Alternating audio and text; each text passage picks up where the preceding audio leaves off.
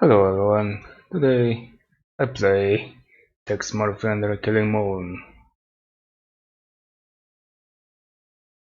Alright, I'm gonna make a new account or a new player name, So, they found it again, have they? I and thought here we'd we taken go. care of it. The forces of evil are persistent, sir. I'm getting too old for this. Who have we got lined up to deal with this problem? Murphy, sir. Oh, no, not Murphy. Afraid so, sir. What about Spade or Marlowe? Uh, Dead, sir. Isn't there anyone else?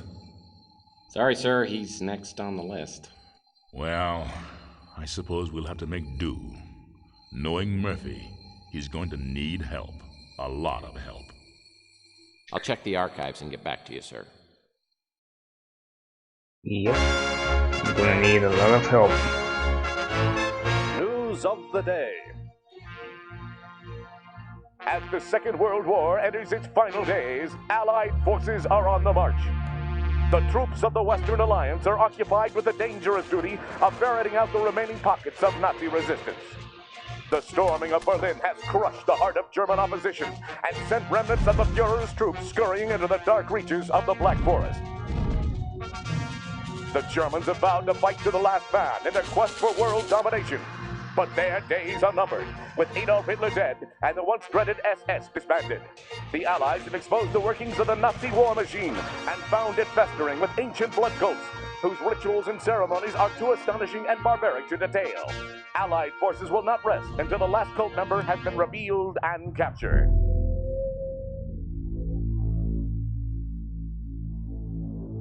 No pestilence has ever been so fatal or so hideous. Blood was its avatar and its seal, the redness and horror of blood.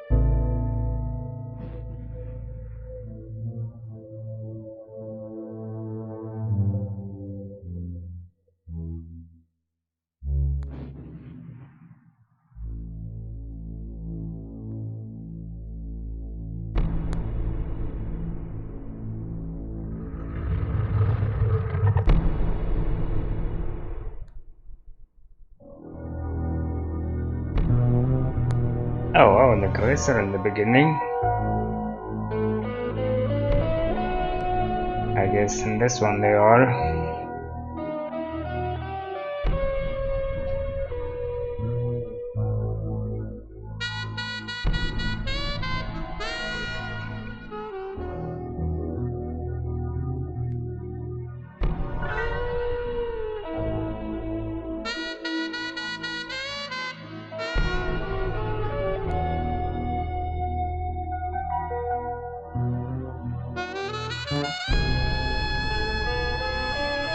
In the moonlight, New San Francisco sparkles like a chunk of cubic zirconium, an island of hollow beauty surrounded by a red sea of radiation.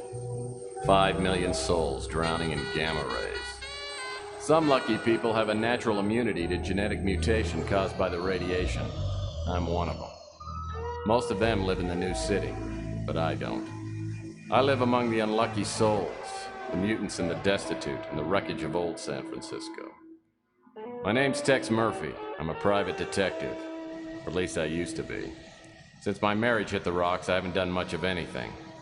I went out tonight for the first time in a week, but all I ended up doing was spending the last of my money on a bottle of cheap bourbon. Now it's past midnight, and I'm staring out of the window of my office on the second floor of the Ritz Hotel. Just like me, the Ritz used to be something. Now it's just another grimy building in a rundown part of town. And I'm almost out of bourbon. My God, Murphy, you look like hell. Really hit bottom, didn't you?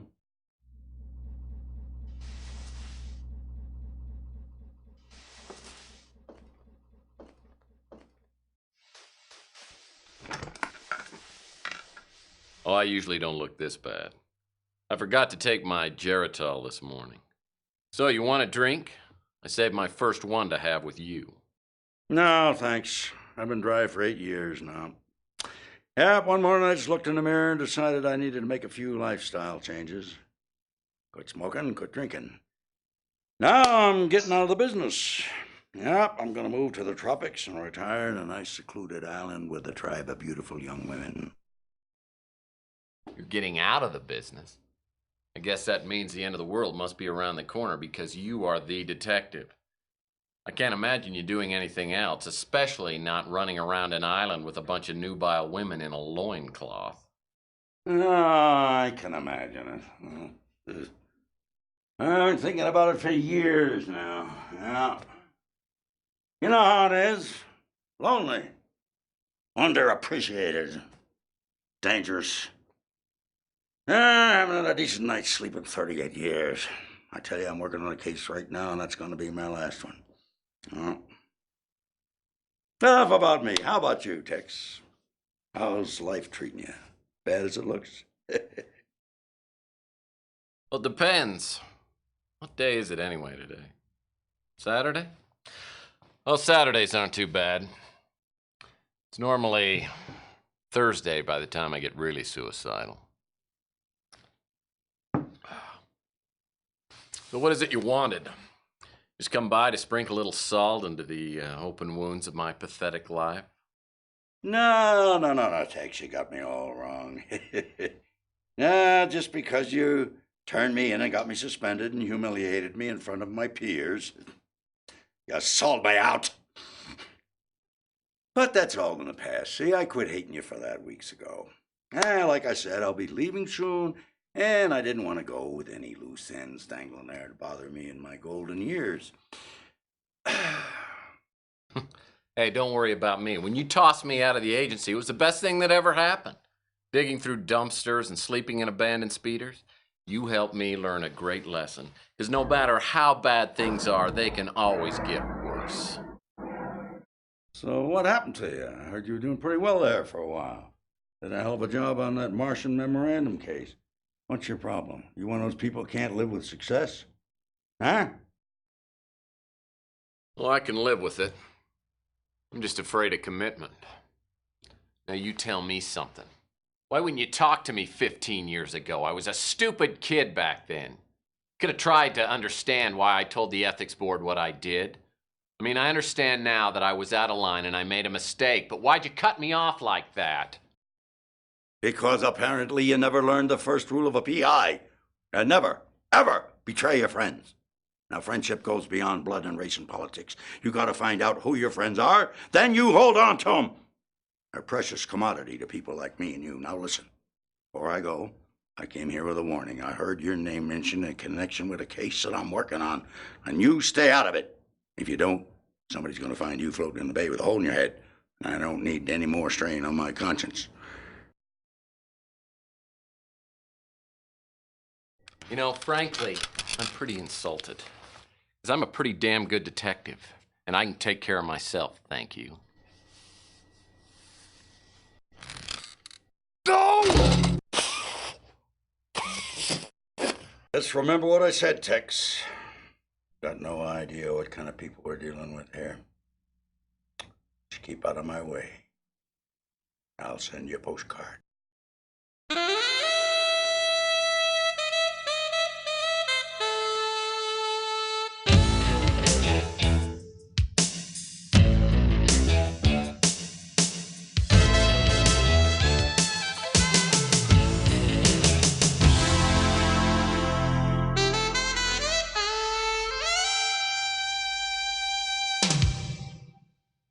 So last night, after 15 years, the colonel walks into my office. It made me take a good hard look at myself. Maybe I have hit bottom, and maybe I do look like hell. Lord knows the only exercise I've had lately is tipping the bottle and flipping cards into my hat. I gotta find some work. Contrary to what the colonel might think, I'm as good a detective as he ever was. Now I just gotta prove it. I'm gonna scare up a job today, even if it means finding somebody's lost puppy.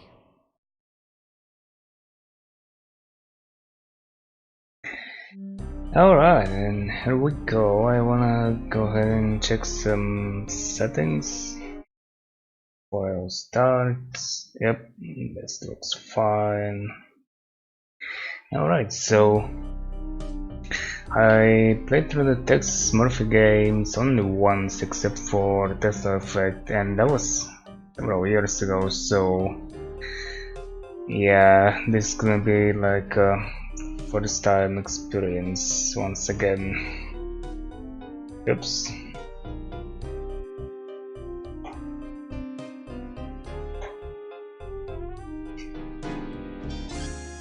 Oh boy, mail.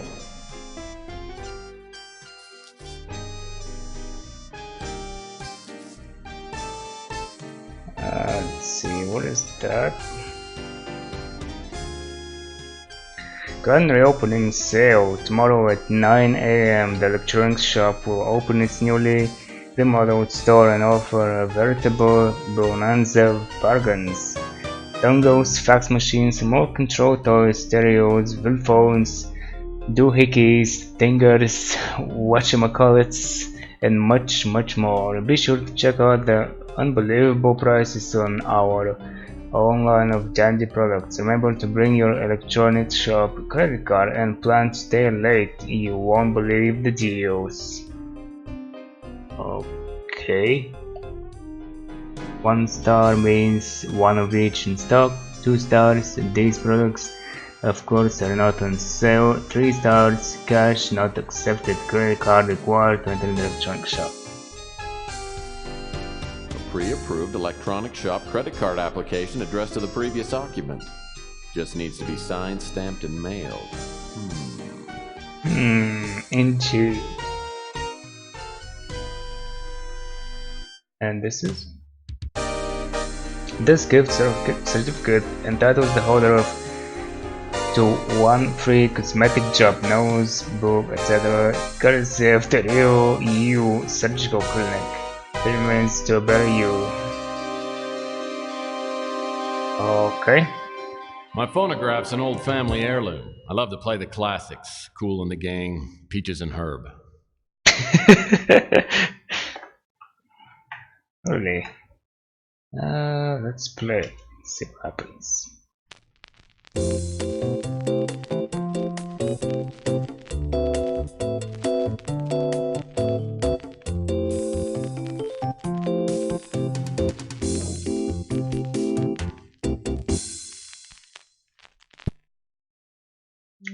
Okay.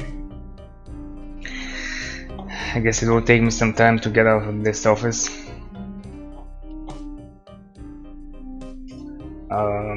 Didn't I change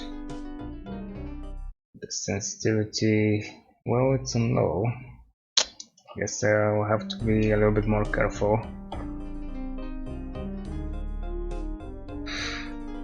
Let's see, what is this? Nothing interesting? The office was actually a dance studio before I moved in, and Latin dancing is a Murphy family tradition. Latin dancing, hey.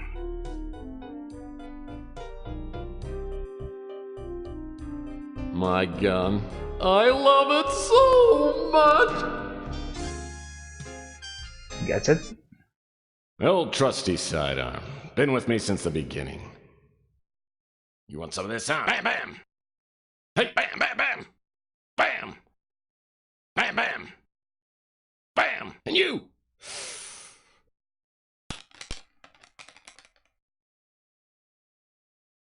Hey, Sonny, can you help me out?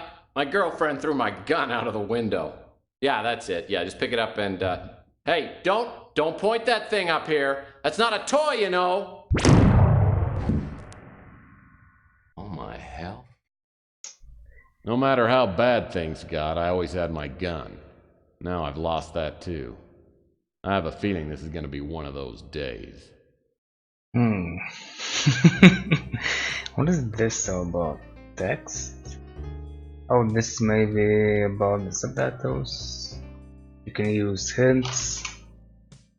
I don't like the hint system in these games because it's based on a point system, so you can use only so many hints. you know, you kind of have to do some work yourself too. This pure mountain spring water is indispensable, literally. I'm out of paper cups. Things look pretty slow on the street today.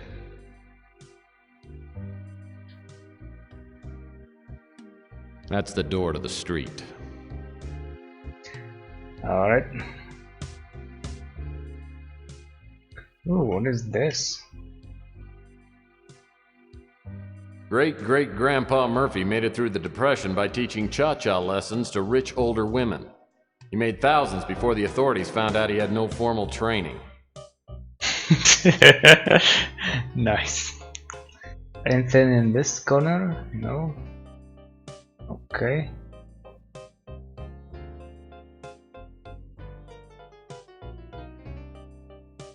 I call this painting, The Big Spill. Aha. That's a perfect bed for a destitute PI. Small, lightweight, no sheets required.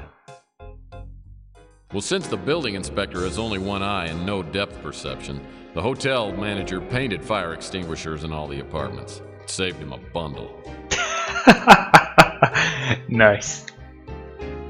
Another pile of garbage. There just aren't enough hours in the day. Alright, so this leads to... Ah, the closet door. Ah. Stupid light switch is stuck in the on position. Could be worse, I guess. Well, okay.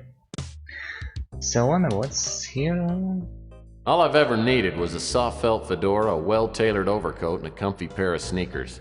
Some people know what they like and they stay with it.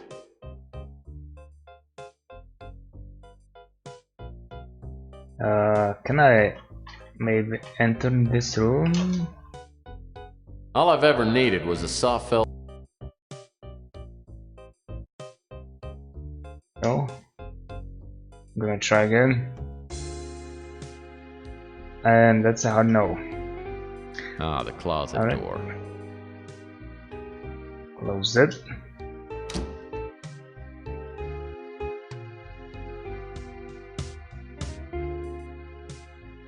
That hutch holds a life's worth of knickknacks, paddywhacks, and the world's largest piece of elbow macaroni.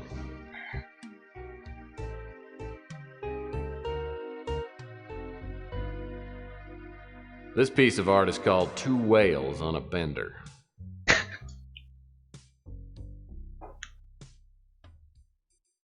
This one really isn't art, it's a placemat from Taco Bob's. Nice. Oh, what is this? Computer of sorts? CrimeLink computer is the only valuable piece of equipment left in the office. By entering suspect information like height, weight, and hair color, I can access the suspect's personal files. Okay, yes, I'm gonna have to use this. I think the one time only. I spent weeks earning this baby. Best $20 I ever spent. Wait, what is that?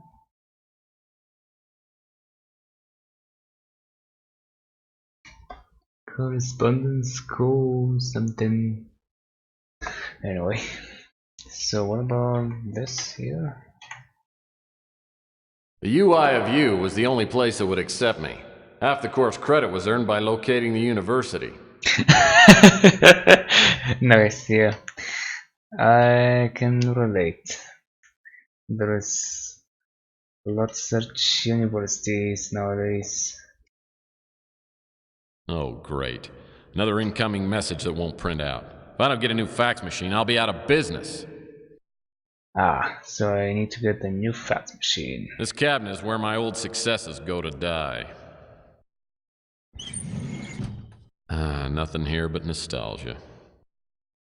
Okay. What about This cabinet is where my old success... No, not you.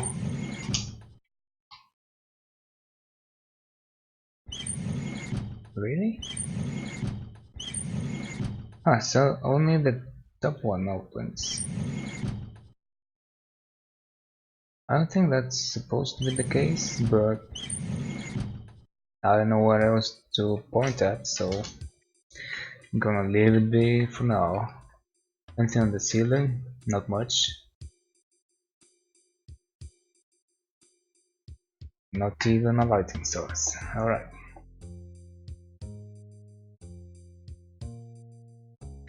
Let's see, what's all this? Toxic Taste is a novel by Lou G. Trundle, the only mutant popular enough to make the New York Times bestseller list. My phone would work perfectly if it hadn't been disconnected. Hip-hop English keeps me up on all the slang kids are using today. I see. World War IV. A dark and reactionary vision of the coming century by Rush Limbaugh III. The fabulous Dior lamp. I bought it for 77 cents. Sylvia, my ex-wife. Whenever I think things can't get any worse, I think about her and how she totally screwed up my life. She's a woman who loves a man, any time. I'll never forget the day I came home early and caught her with the upholstery man. Oh, there you are. I just got done with the chair. I'll be sending the bill to your husband. Oh, Rudy. Let's not think about my husband right now. I was watching you upholstery and you're so big and strong. Do you really think so? Well, yes. God, I've only known you for 10 minutes and I feel like I've known you forever. Oh, yes, look. And look at this muscle. Oh. The way you hold me, Tex never held me like this. Oh, kiss me, Rudy, and set my lips on fire. Okay.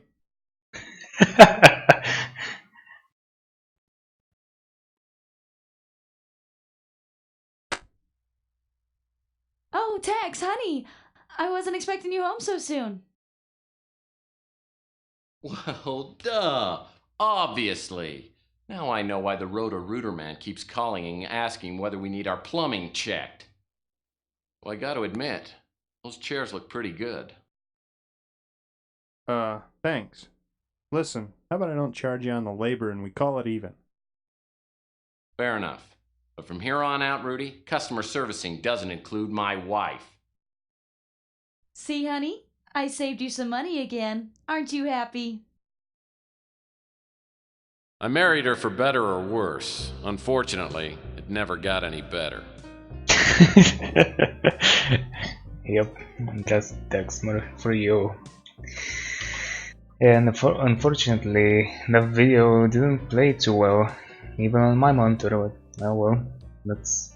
The Scotch guard that Rudy's upholstering service put on my office chairs will stand up to anything, and I ought to know. Alright, as much as I can do for now. What about this? I love my comfy chair. I just wish it wouldn't be so easy to tip over whenever I got drunk. Okay. There was something else over here. I love murder mysteries. To be a fictional detective. Everything would be so much simpler then. I love murder mysteries. Okay, let's open this. Let's see, what are we having here? As usual, it's a mess. Really? Nothing to pick up? Oh, what's this? This is probably the only writing utensil that works in the whole office.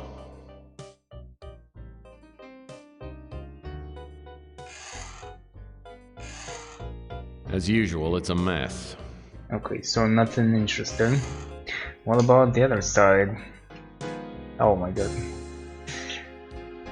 Moving around is a little bit tricky. As usual, it's a mess. What do you mean it's a mess? There is nothing inside. As usual, it's a mess. Okay, and the last one? One last $10 stamp waits patiently to be licked and mailed. Okay, get it? Yes, please.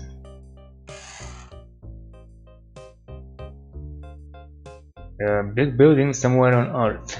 Nice. Okay.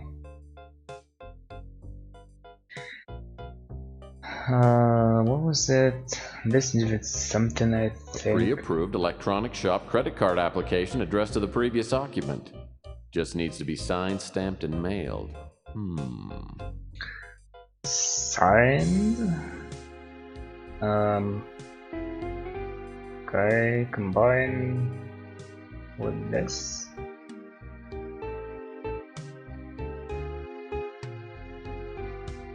Stamped.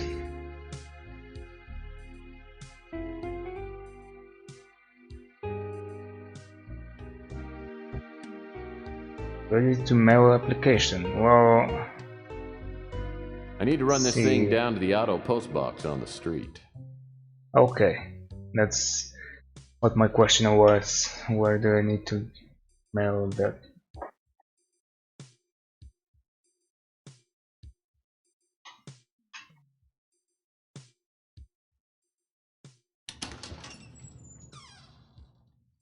And out we go. The air outside feels thick, like I'm breathing through a pair of dirty gym socks. It's a high radiation day. Most everyone will be staying inside, but I need to hunt for some work. I always like to start the day with the traditional PI breakfast. That hits the spot. Alright. Oh, now getting down the stairs, that's gonna be tricky. Thankfully there is no damage or health. Just in case you know you control the character with the mouse. Moving forward, turning around, that's how the mouse. Only looking up and down is controlled by the arrow keys. And there is, as far as I know, no way to change that. Okay, so what is that mailbox? This looks like a mailbox, maybe? Is it? I heard this newspaper box got destroyed right after Chelsea opened her newsstand. Coincidence?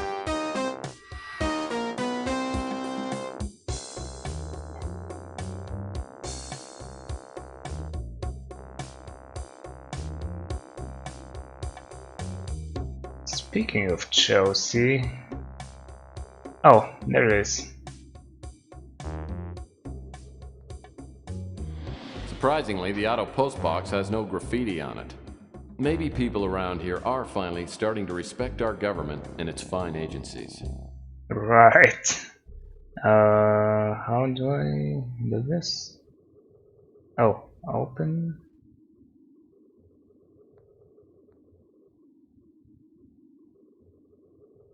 I thought so. The open text record. Oh, sec. Surprisingly, the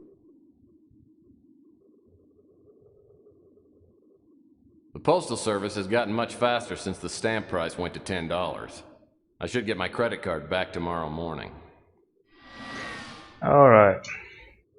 There we go. And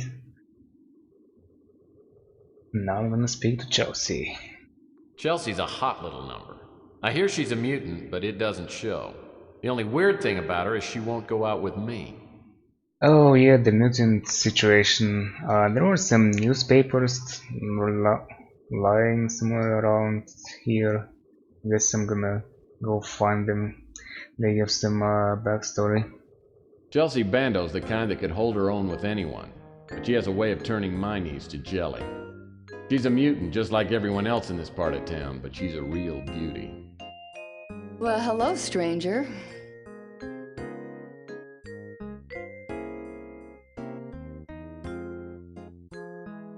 Chelsea, you're breaking my heart. Why? Because I've got a steady job? Oof.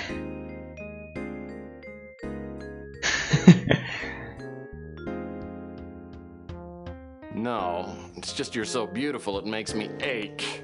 Let me buy you a drink and I'll tell you where it hurts. G-Tex, you know, that kind of talk could get you into trouble. But I don't drink with customers.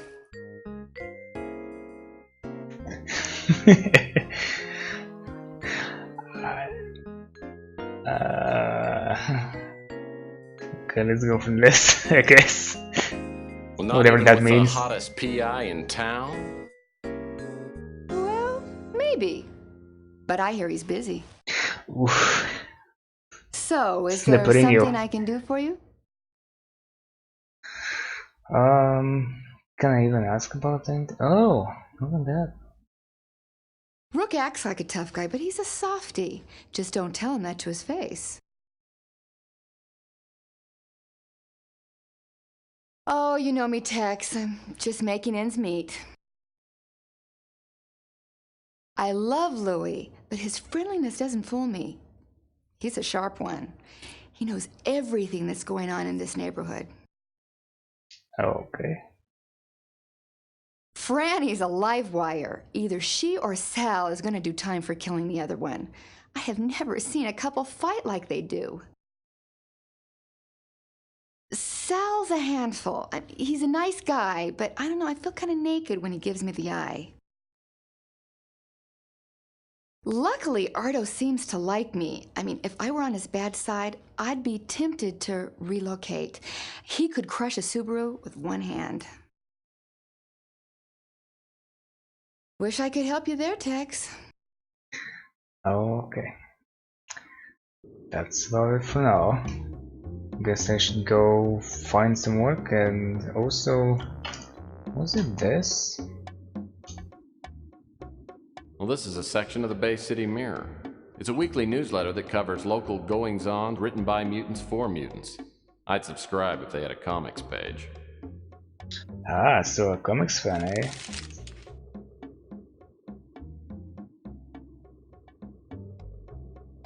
Oh man, that's a lot of text.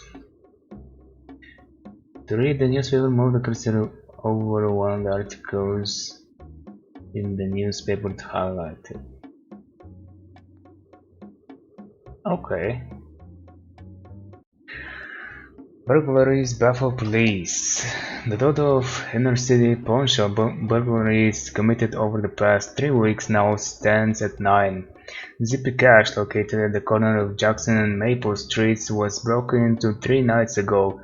Pawnshop owner Urban Robbie did not report the crime until this morning, thinking it was simply a practical joke played by his friends. Tragically, this was not the case. Of the 9 burglarized pawnshops, Zippy Cash was the second not owned by a mutant.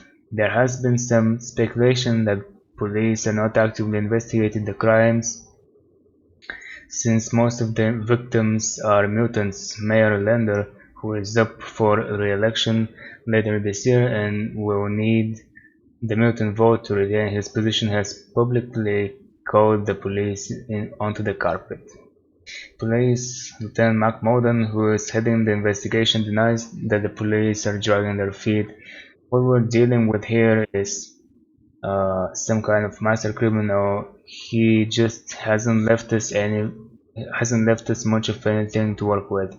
Lieutenant Moden is sure that the burglaries have all been committed by the same person. The MOs, methods of operation, have been almost identical. A girl goes to a pawn shop, hawks a piece of jewelry for a large amount of cash, then the shop is broken into that same night.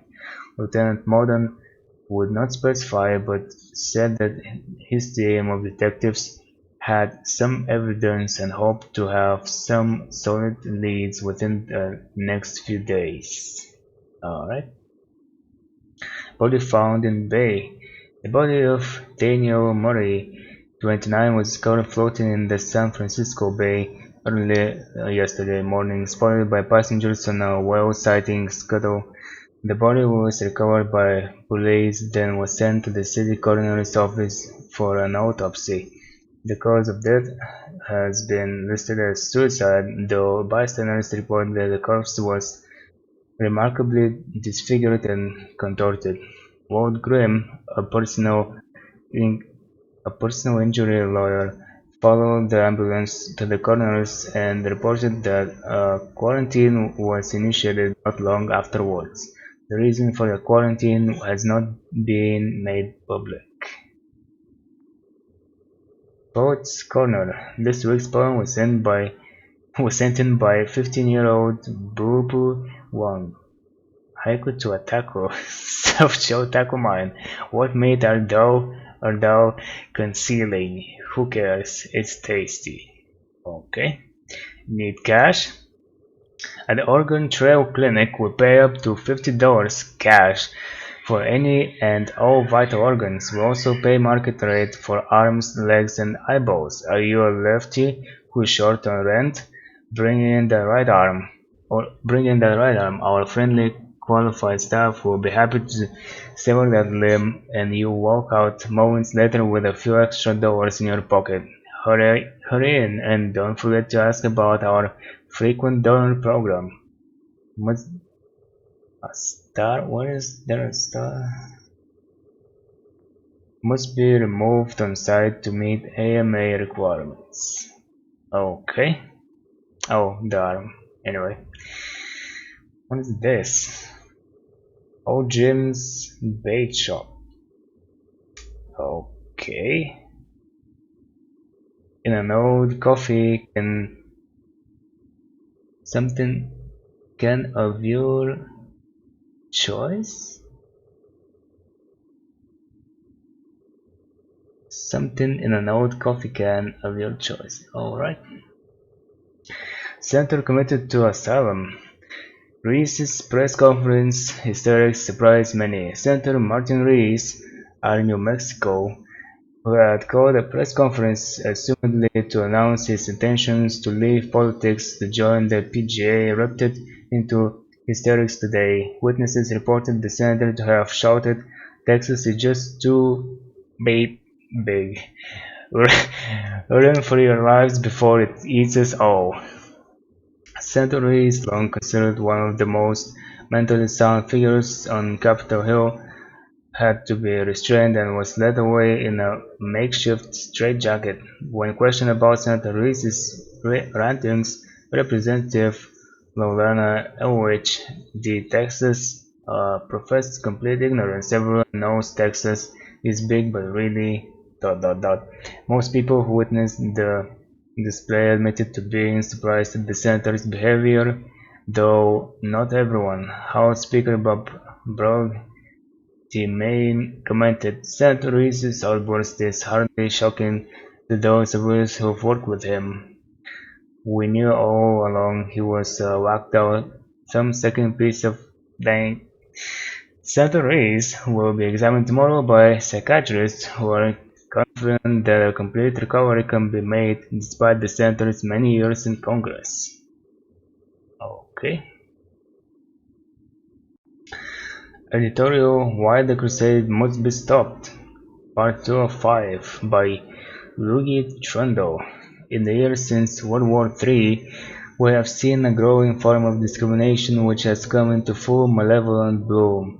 Thankfully, we're not talking about racial or sexual bias, both of which are no longer the blights on society they once were. The social disease that afflicts us now is genetic discrimination. There are in this world evil forces that exist with the specific purpose of separating the genetically unchallenged from the rest of the population. This eugenics movement, the classifying of humans by their genetic quality, has been around since the late 1800s, but in those days humans were already classified by skin color and gender. Several significant movements in history have attempted to exterminate an entire race, and I believe that we're witnessing yet another. The crusade for genetic purity is spearheading this dark movement. Reverend Shepherd, and in the guise of a placid benevolent teacher, is in reality a hate-monger. His words, softly spoken, plant the seeds of hate between those with genetic flaws and those without. And now the crusade has trumpeted the arrival of the Moon Child, the so-called refuge of the pure, supposedly a religious retreat where the faithful crusaders go to take part in spiritual ceremonies. It is in reality a symbol of divisiveness, a jewel in the heavens where only a few may go, the rest excluded by a condition they did not ask for and cannot change. When will each and every inhabitant on this earth open his or her eyes? I hope for the day when we'll all be uh, able to look upon each other as human beings and not as man or woman, black or white, mutant or norm.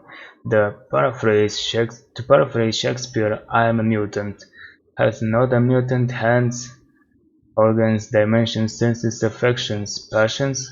Fed with the same food, hurt with the same weapons? If you prick us, do we not bleed? If you poison us, do we not die? Okay. This, I guess, the more interesting part.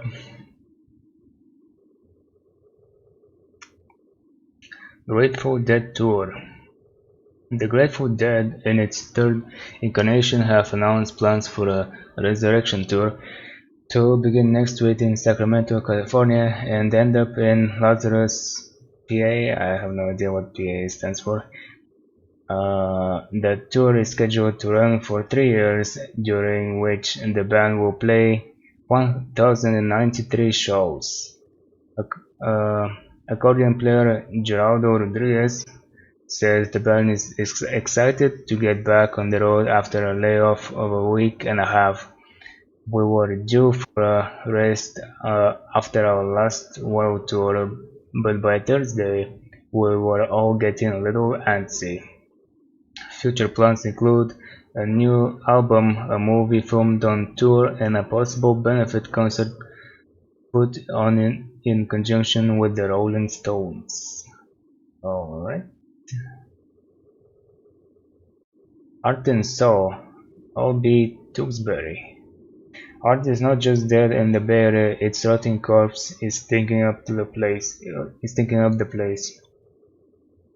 The latest excuse for an art exhibit was unveiled at the Ink and Oils Emporium, or the Stinkin' Spots Emporium, as I am wont to call it.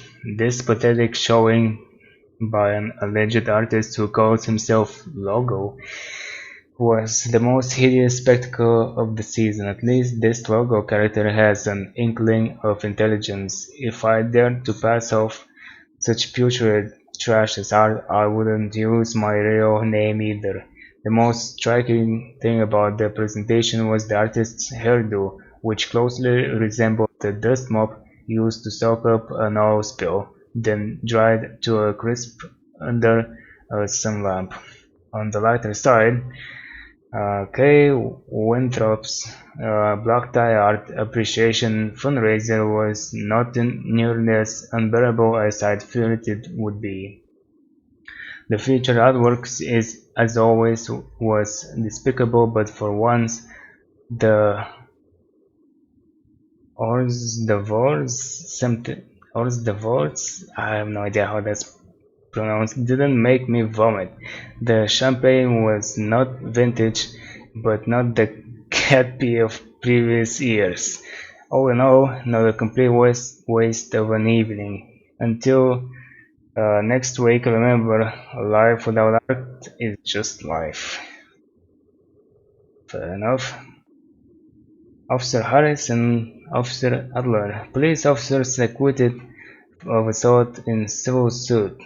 Angry protests were staged today outside the 5th Precinct courthouse when two Northern police officers, Joey Harris and Dean Adler, both incidentally members of the Crusade of Genetic Purity, were found not guilty of assault and battery on a private citizen. Emo Dooley, an unemployed homeless mutant, had brought a civil suit against the officers, saying they had randomly picked him out of a group of stragglers and beaten him senseless. This is the fourth civil suit brought against Northern members of the SFPD this year alone. Each trial has ended in an acquittal. Undoubtedly, this has given police an added sense of immunity, leading to more mutant accusations of civil rights violations. The two mutant 10-norm jury deliberated for only 3 minutes 18 seconds before presenting the non-guilty verdict. Juror Lance Fox explained the reason for the quick decision made by the jury. The prosecution never convinced us that Mr. Dooley has not always looked the way he does. The ACLU announced that it is planning to appeal. Okay.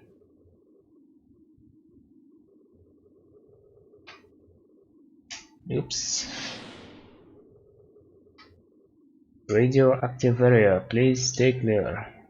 Have a nice day. I assume that's what it There are says. signs of radioactivity everywhere.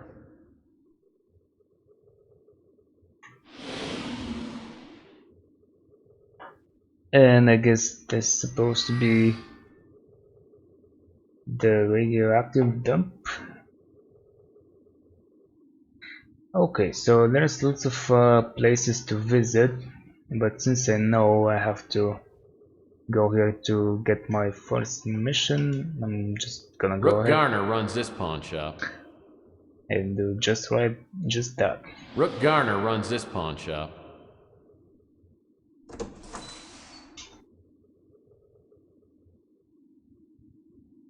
Rook Garner runs this pawn shop. He's a crusty old World War III vet with a face like a raisin and a tongue like a butcher's cleaver. World War III vet. What do you want, Murphy?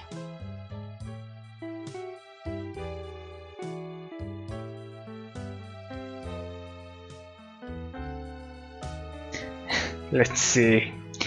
What does this mean? Looks like someone didn't get enough fiber in his breakfast this morning. Shut up, Murphy. The last thing I need right now is a yappy-mouthed wise guy.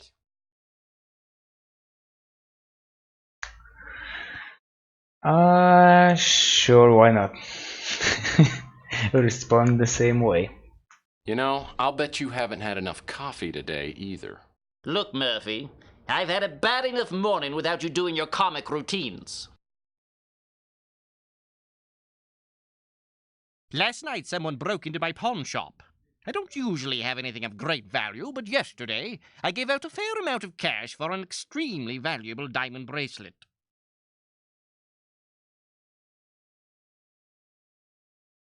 I want to be investigative, but at the same time I'm curious about the detective humor. I wonder also what this is. Oh, okay. Never mind. Let's see, detective humor. My deductive powers tell me the bracelet's no longer on the premises. Brilliant work, Murphy. Oblivious to sarcasm. Wow. Sarcastic, apologetic, and oblivious to sarcasm. Alright. Thanks. So what happened? The bracelet was pawned by a young girl named Cymon. She said she hated to hawk a family heirloom, but had no choice. She said she would reclaim the bracelet in a month. Well, since the bracelet was worth 10 times the 8,000 I loaned her, it was a good deal for me.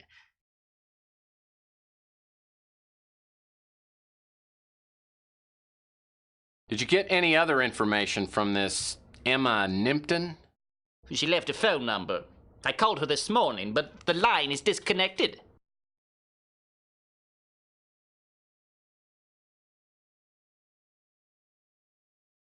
Sounds like my vast experience as a PI could come in handy. Yeah, it couldn't hurt. The police are no help. A mutant is on his own when he gets robbed in this town. I'd appreciate your help.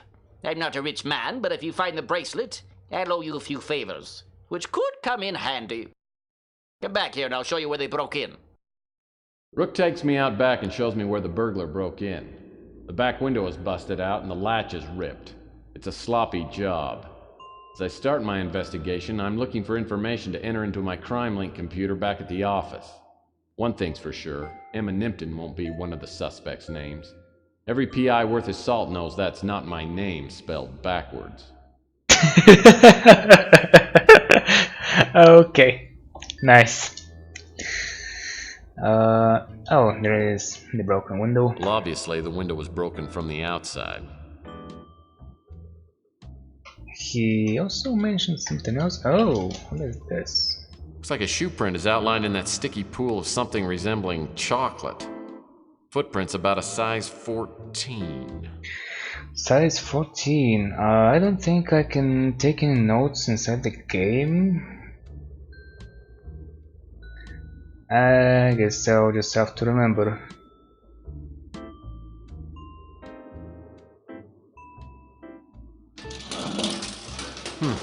Looks like a key of some kind.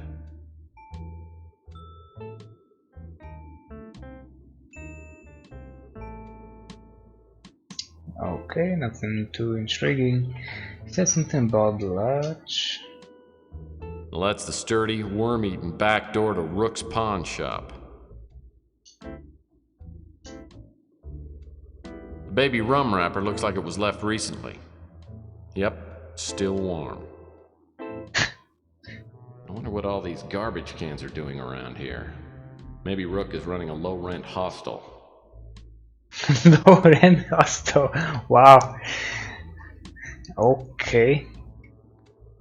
I thought that was something, but it's not. Anything else?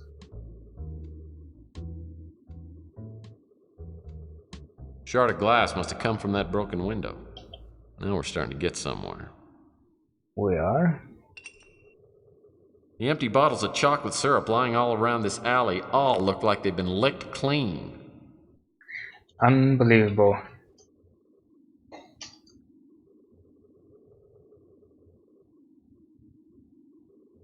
Okay. Whoever uses these garbage cans is either a terrible shot or is saving them for that special piece of trash. Every time I see yellow-gray water oozing out of a gutter, I just can't help but thirst for a cup of coffee from the brew and stew. Wow. Is that how coffee looks there? I guess so. What's this? Whatever's on the other end of this power box must be out of commission. The gauge is as dead as my love life. Wow.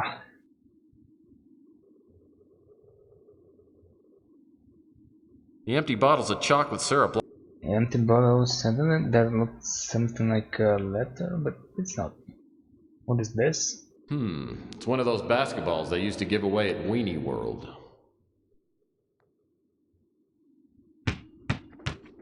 "10 seconds left. Down by 1. Murphy has the ball. He fakes. He drives. It's a 360. He's foul. Nice. Okay. Anything else around here? Oh, what is this? Wow, a recyclable paper can. Finally, a glimmer of ecological responsibility. I didn't know Rook cared. Open it.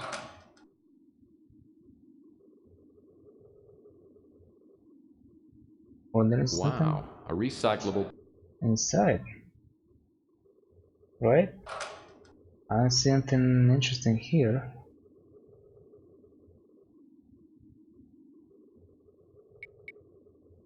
Okay.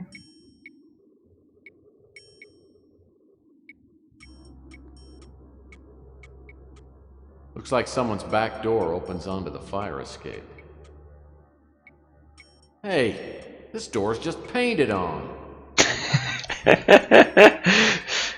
Nice. Feels like somebody's watching. Someone really weird. Someone really weird. Okay. Ooh, what is this? What's this? Reminds me of playing hoops when I was younger, in the days before my lower vertebrae turned into petrified rock. And then this. Another billboard advertising cosmetic surgery. It's big business these days. Mutants with money will pay anything to look like norms.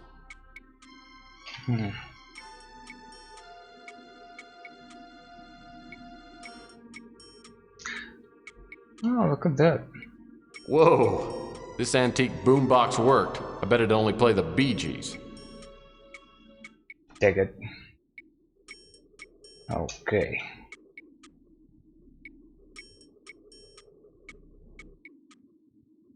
And there was a little surprise here. Oh man! This dumpster smells like 20-year-old mayonnaise, and I ought to know. Well, I'll be darned. Except for the filth and stench, the interior isn't much different than the average studio apartment. In fact, it's nicely furnished. Someone's been living here, and I wonder if he saw anything.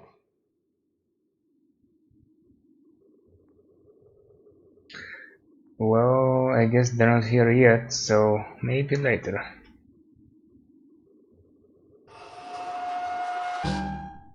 Okay. So what did I get? Glass shard and key from the alley, and that's about it.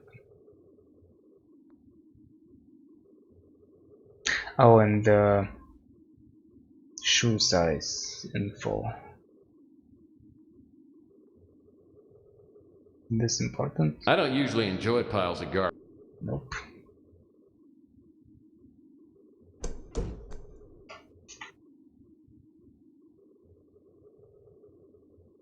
So, Murphy, have you come up with anything yet?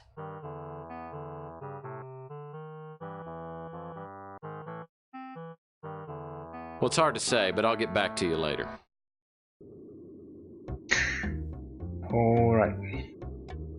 So I guess I'm just gonna have to run around and speak to everybody. Oh, that's a little bit too fast.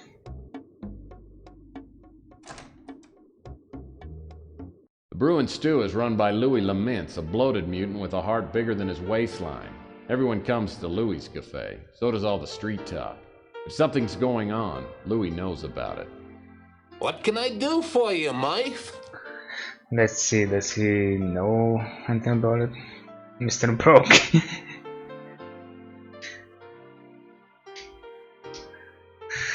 Ear bending. Nothing for me, Louis. I just dropped by to chat. Okay. What's on your mind? Ear to the ground. Let's have a little small talk first. So how are things here at the world-famous Brew and Stew? Yeah, things are a little slow, but I'm getting by. Having to lay off some of my kitchen help hurt my pride more than anything. Oh, that's about it. Rook's an ornery old cuss, but me and him are old buddies. We fought in the big war together. He's one person you can trust in these troubled times. Chelsea acts tough, but she has to be with all the scum around. And she's as smart as she is pretty. She knows a lot of what goes on in the shadows of this city. Yeah, things are a little slow, but I'm getting by.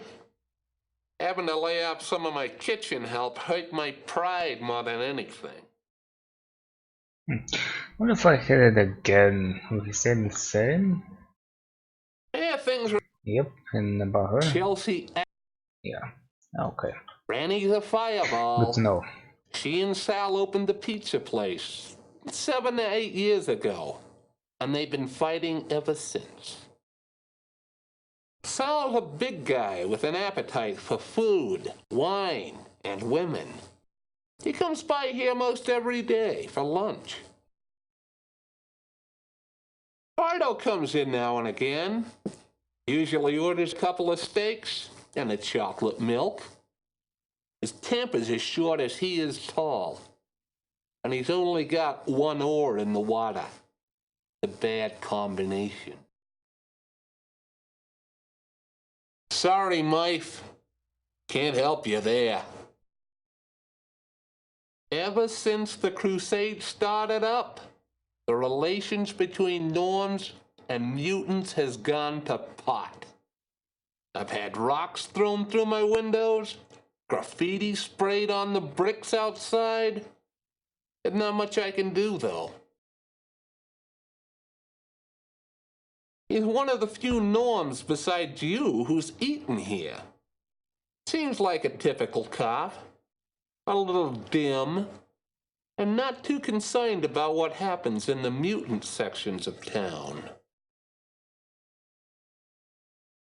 Rook told me about the bracelet. but I don't know anything more about it. Rook's been robbed before, but he's never had anything really valuable taken. This is gonna set Rook back for a while. Too bad the cops have turned a blind eye.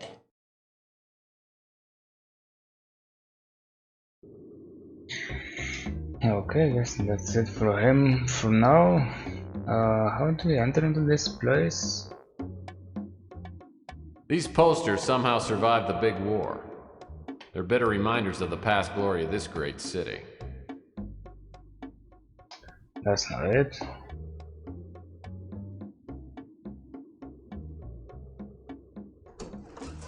Francesca Lucido makes the spiciest pizza in the city. The only thing spicier than her cooking is her imagination. And right now she seems to have a thing for me. Oh, really? Well, it's that handsome P.I. Tex Murphy. Have you come to take me away?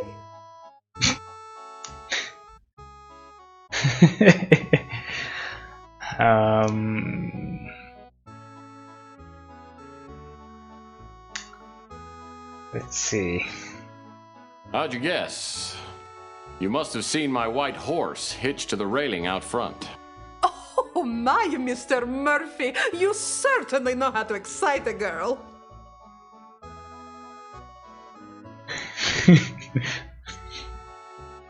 Oh, come on. Get more formal, I guess.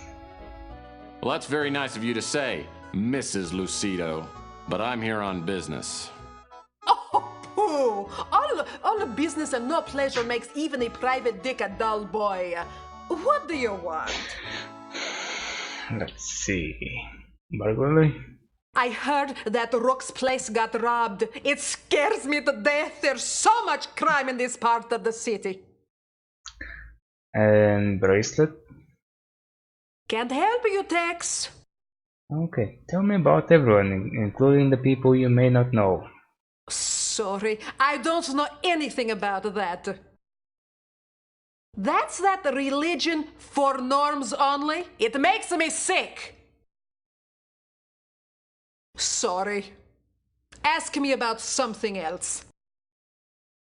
Ardo is an overgrown kid. He comes in here for the all-you-can-eat buffet, and I've got to kick him out every time. If I didn't, he'd eat everything we got. Me and Sal got married too young, and it's been up and down ever since. I've had enough of his drinking and the womanizing, and I'd divorce him in a second, but he's got a couple of buddies who are top lawyers.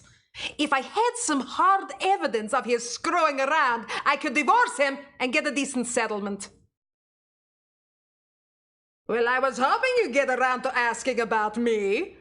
I'm just a lonely, hot-blooded woman who needs the love of a good, strong man. I like Louis. He runs a nice place, and I go over there and chat with him when the business is slow. Chelsea is a nicer girl. Sal tries to flirt with her, but she doesn't give him the time of day. Rook is a tough old geezer. I've known him ever since we opened the Slice of Heaven back in '32, but I can't say I know him very well. Alright, that's gonna be it for now. Who else? I guess I can speak to her again. Chelsea's a hot little number. Hi, Tex. How's the investigation going? Is there anything I can do to help?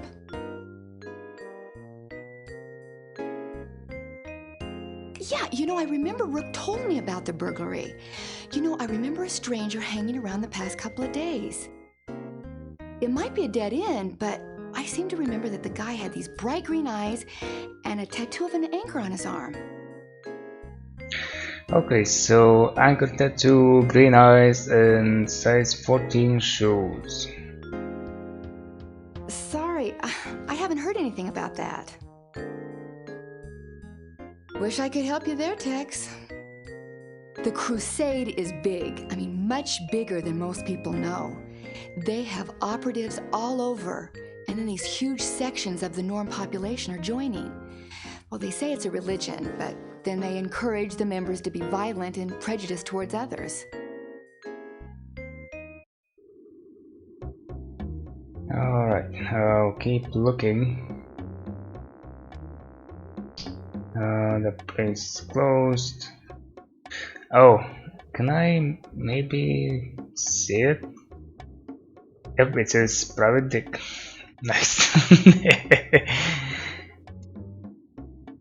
On the top floor of this place is where I hang my hat. It's not much, but it's better than... well, it's not much. I see. Okay. Anything here maybe? Coit Tower was once a majestic landmark. The wiener stand on the patio at the base of Coit Tower made the best chili dog in town. No one's here right now, though, so I better check back later. Alright.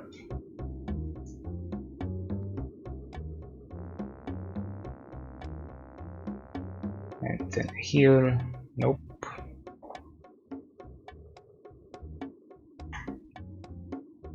Yeah, looks like someone's locked the door. Open it. Yeah, looks like someone's locked the door. Alright. The Acme Warehouse is the former Snow White dry cleaning building. Nobody's used this place in a while.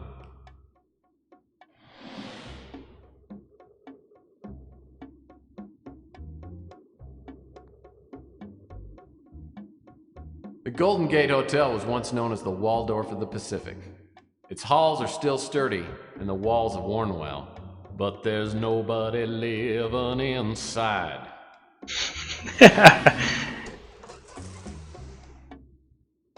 Ardo Newpop is a gigantic goon who works at the front desk at the Golden Gate Motel. Ardo's no rocket scientist. In fact, he probably doesn't even know what a rocket scientist is.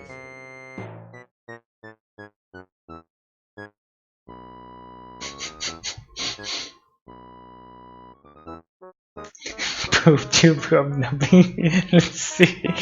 Anything good on the tube today? Uh-huh. I'm watching the Captain Wallaby show, and he's so funny. Ah, I see.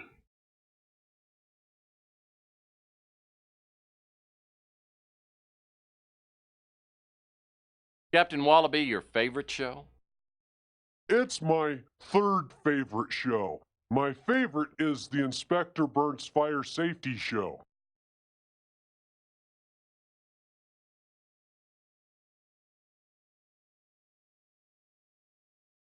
Why is that your favorite show? 'Cause fire safety is very important, and I want to grow up to be just like Inspector Burns.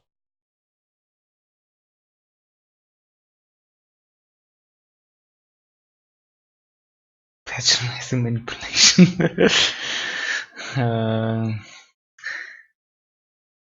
Yeah, I don't know. I think Tex is more on the sarcastic type. Well, not always, but most of the time. Well, I'm sure Inspector Burns would be thrilled. Can I ask you some questions? Okay. I can answer some questions, but first I have to put on my fire hat because Inspector Burns' Fire Safety Show is going to be on pretty soon. Oh, wow. I don't know what that is. I don't know what that is. Okay. I never heard nothing about that. And that's as much as help as I could get from this guy, at least for now. I don't know what that is. I think he was important later on. I heard about that, but I don't know what a crusade is. Wow. I never heard nothing about that. I just want to be like my hero, Inspector Burns, because fire safety is very important. You should probably not come in to my room and see the painted on fire extinguisher. I don't know what that is. She's the lady who makes the best pizza. I eat at her pizza place all the time because I love it. Yeah, she told me about that. He's a nice guy and I like to eat there because there's a TV. Chelsea is pretty cool, 'cause she's got good magazines and stuff. That's where I bought my Inspector Burns fire safety manual. I went to his pawn shop because I thought he would have Inspector Burns action figures, but he didn't, and I got mad at him, so he probably don't like me. Yeah, I can see that. Yeah, just in case. Is it really closed? Bijou Theater used to be quite a night spot. It was condemned years ago and could collapse any day. There's no way I'm going in there. Okay. Oh, what was this? Rusty the Clown's novelty shop. Closed down a few months ago after Rusty mysteriously disappeared. The police suspect foul play, but I think he probably just choked to death on his own bad jokes. Yikes. It's all locked up. The only way I'm gonna get inside is by using my innate cleverness or ingenuity, or maybe a key. Oh, you don't mention inventory?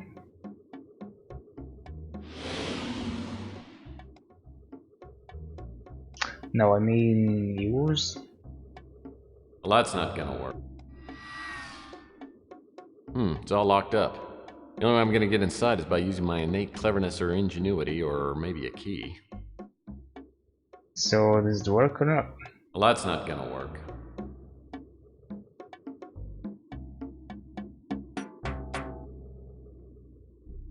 Well, open? No? It's all... So I guess it's not gonna work. Well, that's not gonna... Making sure. Yeah, alright. Why do I have a radio? This old relic probably hasn't worked in years. Hey, there are batteries in here. Okay, that's why. Looks like whoever broke into Rook's window left one of his hairs behind. Oh, look at that. Apparently our burglar is a carrot top. Carrot top. Looks like whoever broke into Rook's window left one of his hairs behind. Apparently our... Okay. Well, based on that, can I make something happen? Maybe?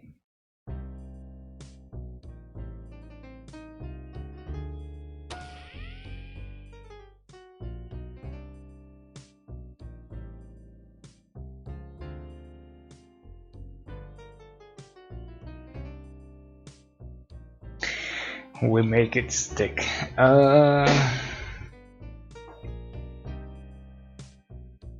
I don't know. Do I have this info? I don't think so.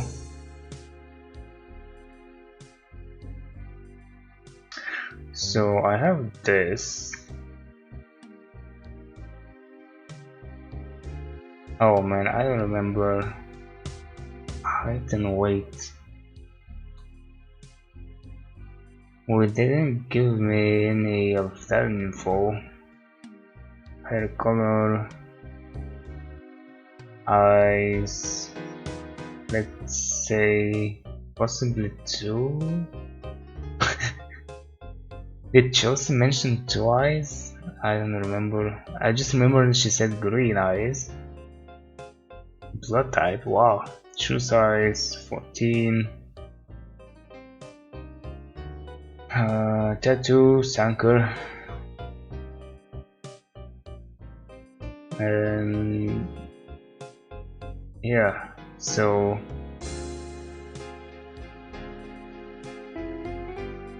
that's not enough.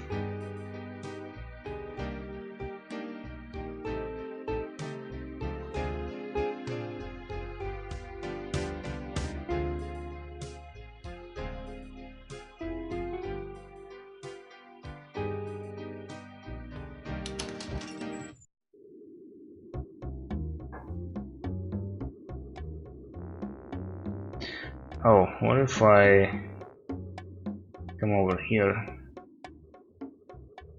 Couldn't I use the little shortcut here? Maybe not yet. What else can I help you with, Murphy?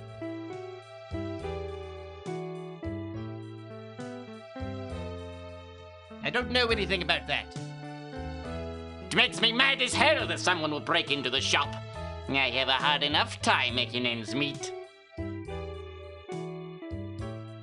It was a beauty. Encrusted with diamonds and rubies and inlaid with gold.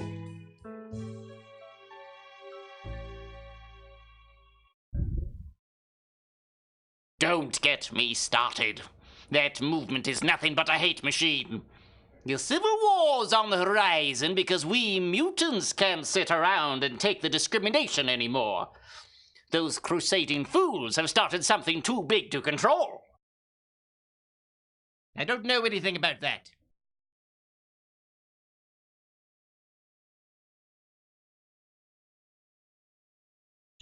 So I can examine and I can combine. I can't ask him about that stuff.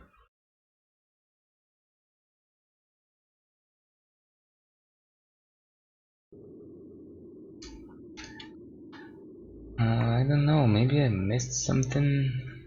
Oh, there it is.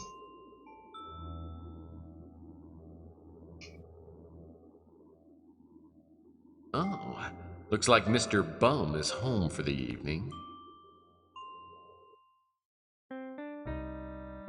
Yeah, what do you want?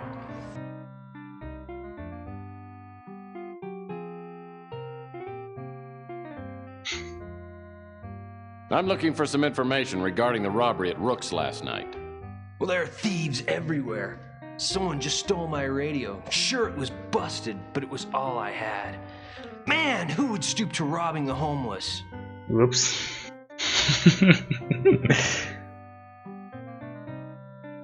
Whoever it was must be a real jerk. Boy, you said it.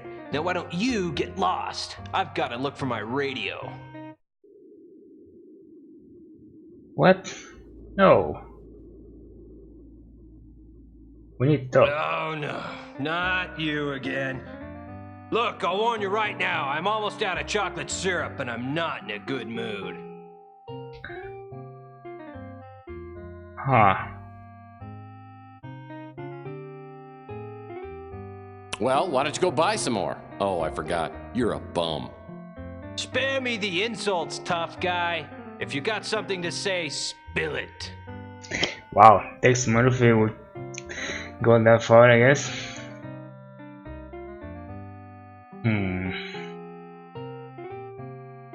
I tried to forget you, I really did.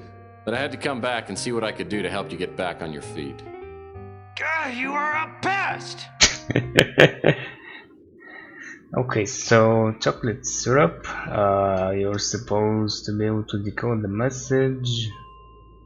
And I don't know exactly how it went, but I also thought there was a shortcut here. Maybe later or in the next game. I think I had to go back to Louis' place and ask him for some. What now, Murphy?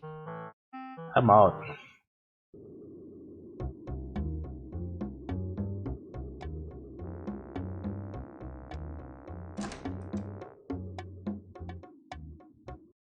What can I get you?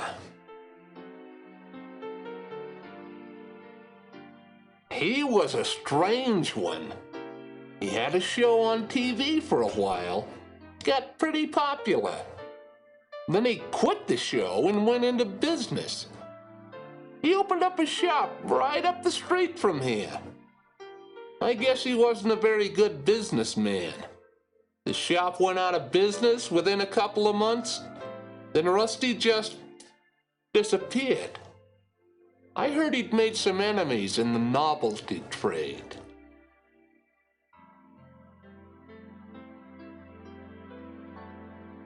More please? Oh. You want to try a slice of my chocolate pie? I can give you a piece to go if you like. Yes, please. Do I have that now? Yes, I do. Alright. Back to that guy.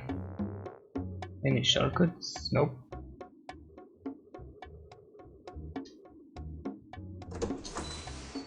Judas, Murphy, can't you find something else to do besides bothering me?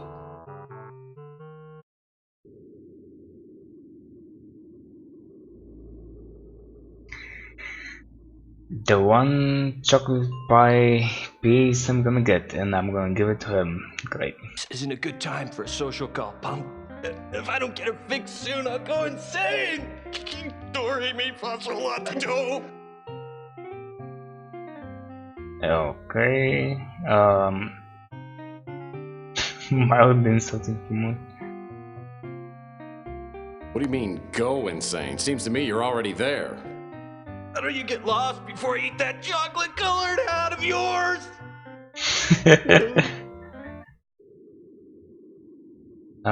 Make an offer maybe? This isn't a good time for a social call, punk. I don't make a practice of helping out addicts, but I think I've got something that will ease the pain. Oh, hold out on me, man. If you've got something, let's have it.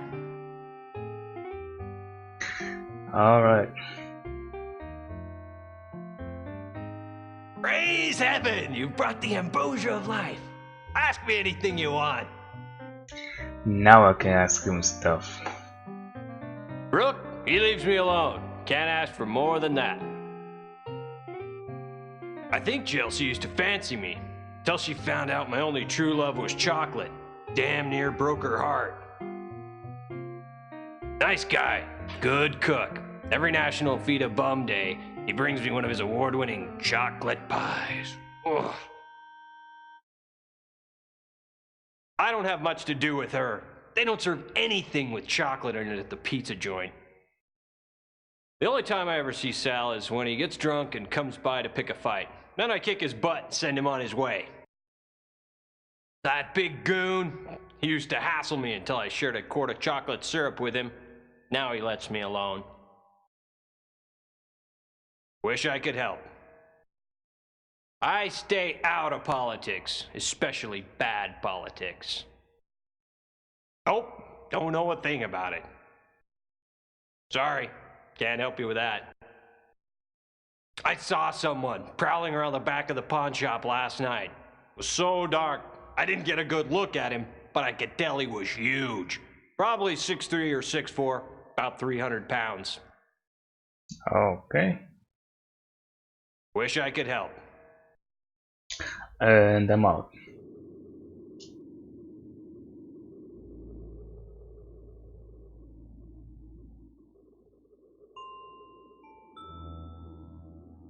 Move the fence for a shortcut? Really? Let's try it.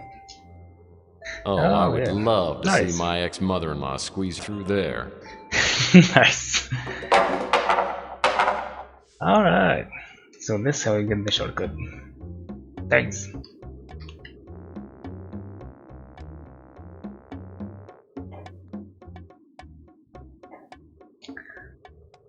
So let's see, do I now have enough on him?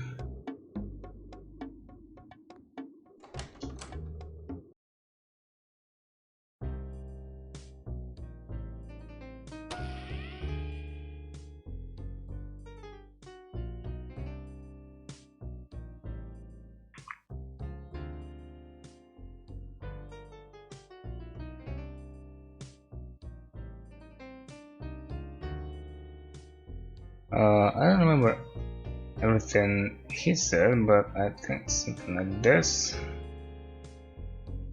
Everything was selected.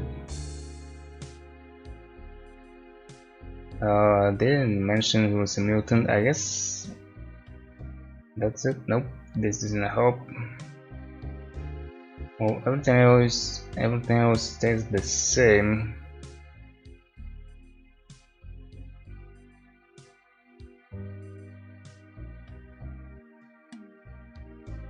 So there is something more I have to find about him.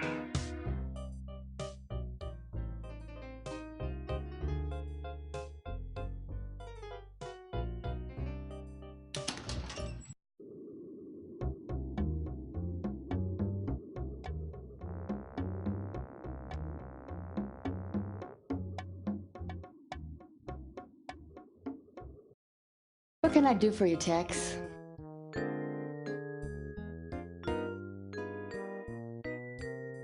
Yeah, I remember Rook told me about the burglary.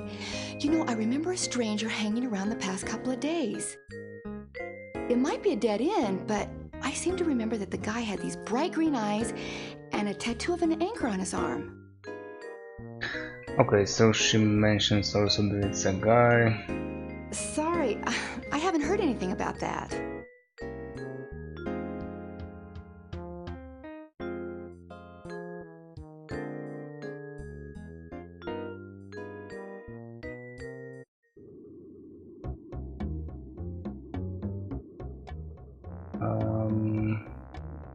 Never found out where the key is from.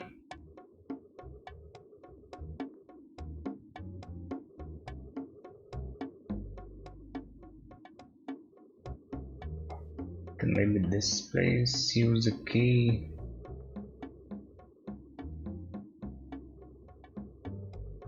Well, that's not gonna work. Okay.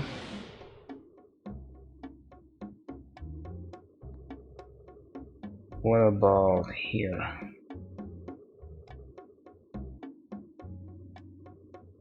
Well, that's not gonna work.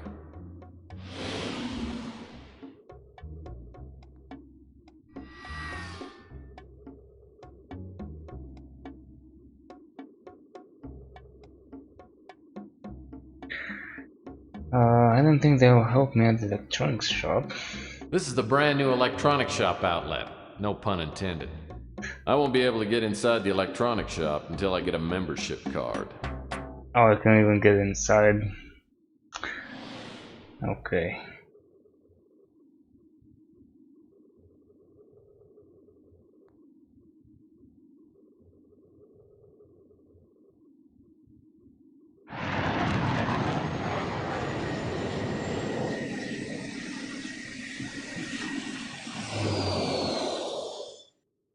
I haven't seen Mac Malden since the Martian Memorandum case. I remember him as a surly, incompetent, fat-nosed cop. As I step into his office, I can see he's changed. His nose is even bigger. Well, if it isn't Tex Murphy. I figured you'd be dead by now.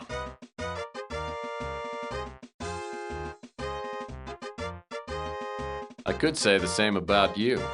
When's the last time you had your cholesterol checked? Still the wise guy, eh, Murphy? It was great to see you. Now get lost!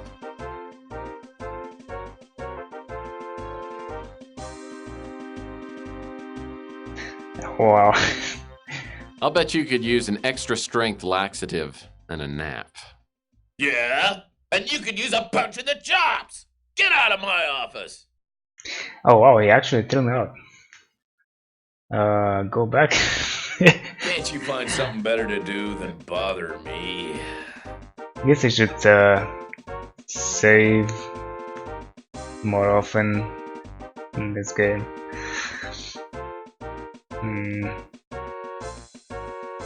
I was planning on it, but you know I couldn't find your sister or your mom. Still the wise guy, eh, Murphy? It was great to see you. Now get lost! Listen, I'm working on a burglary case and I'm looking for a lead. You and me both, Seamus. The mayor's office is all over me again. You heard about the string of pawn shop robberies? We have no suspects, and I'm catching the heat for it.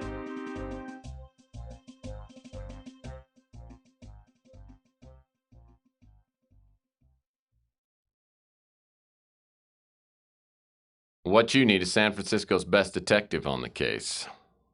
Yeah? I asked him to help out, but he's busy. Now shove off! Oh, really? Come on. Can't you find something better to do than bother me? Okay. Let's try this. No, because I really like to watch your face turn red. Still the wise guy, eh, Murphy?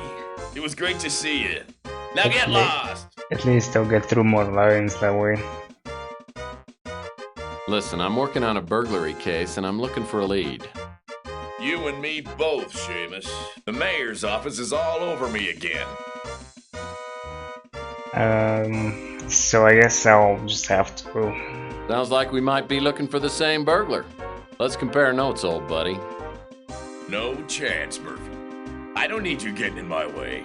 Go play detective somewhere else. Really? Am I not supposed to get help from him? Or do I have to maybe apologize?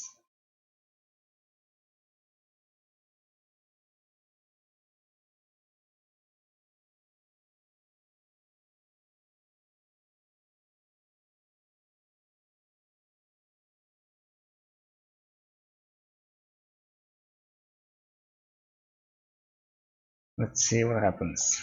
Can't you Since find I'm something already better here. to do than bother me? I don't mean to bother you, but I'm still stuck on this case. Sure you are. Probably a case of cheap scotch.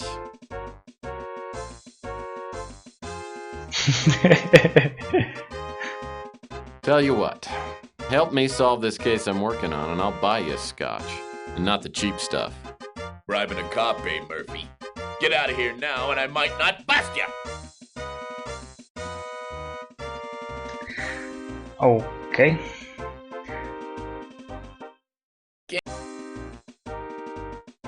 I don't mean to bother. Sure you are. Not me. I hear drinking too much is your department. Hey, I got plenty to drink about. The mayor's office is all over me again. You heard about the string of pawn shop robberies? We have no suspects, and I'm catching the heat for it. So you and your crack team of detectives have no leads? Of course we have leads, you pots. We know he's a Norm, Caucasian, and has AB negative blood. That There we narrows go. down our list of suspects to about 1 million. Now get out of my hair. I got work to do. Okay, so I forgot about this part. I have to hit the right conversation options. Oh, my office.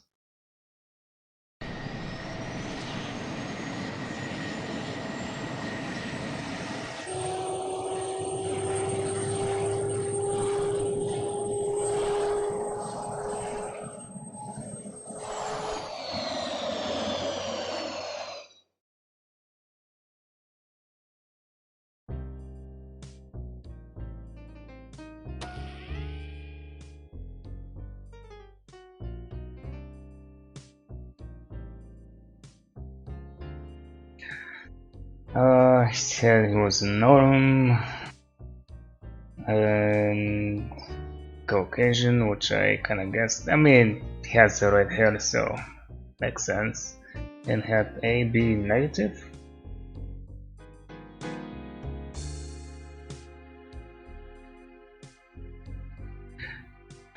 McFlam.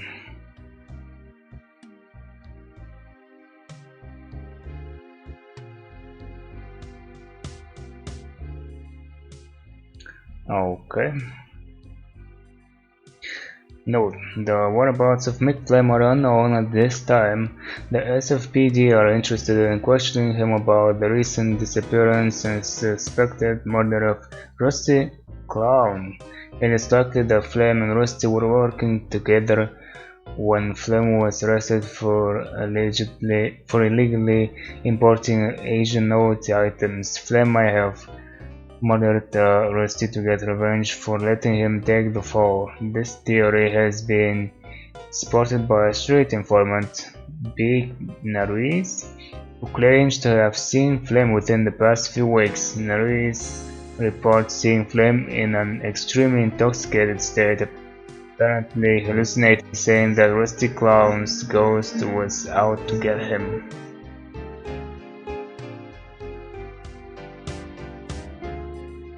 Alright.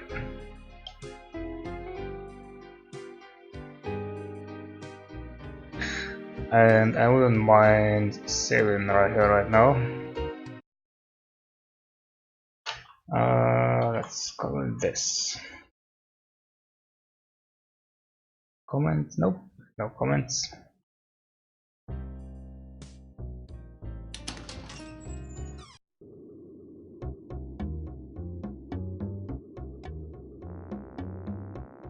Okay, that's one way to go down the stairs. What can I do for you, Tex?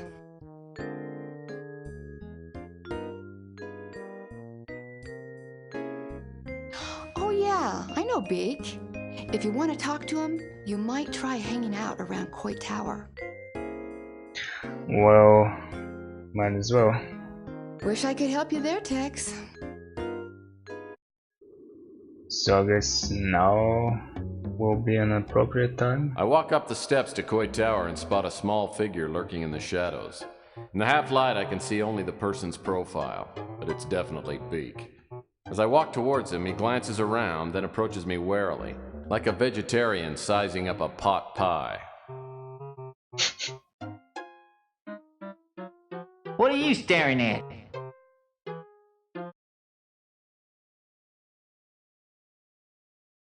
You must be Beak Nerys. Huh? Yeah, that's me. But I ain't smelled you before. Who are you?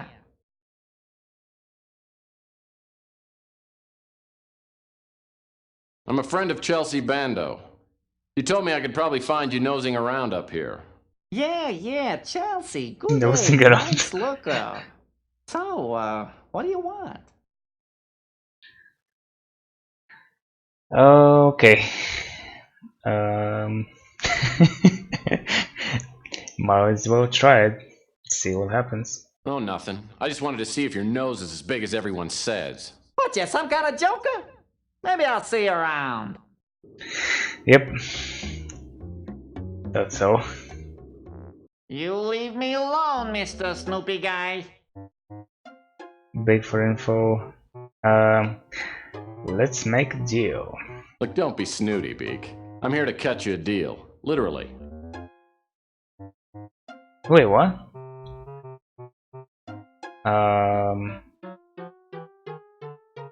I have no idea what he might want. Jeez, you don't have nothing I want, do you?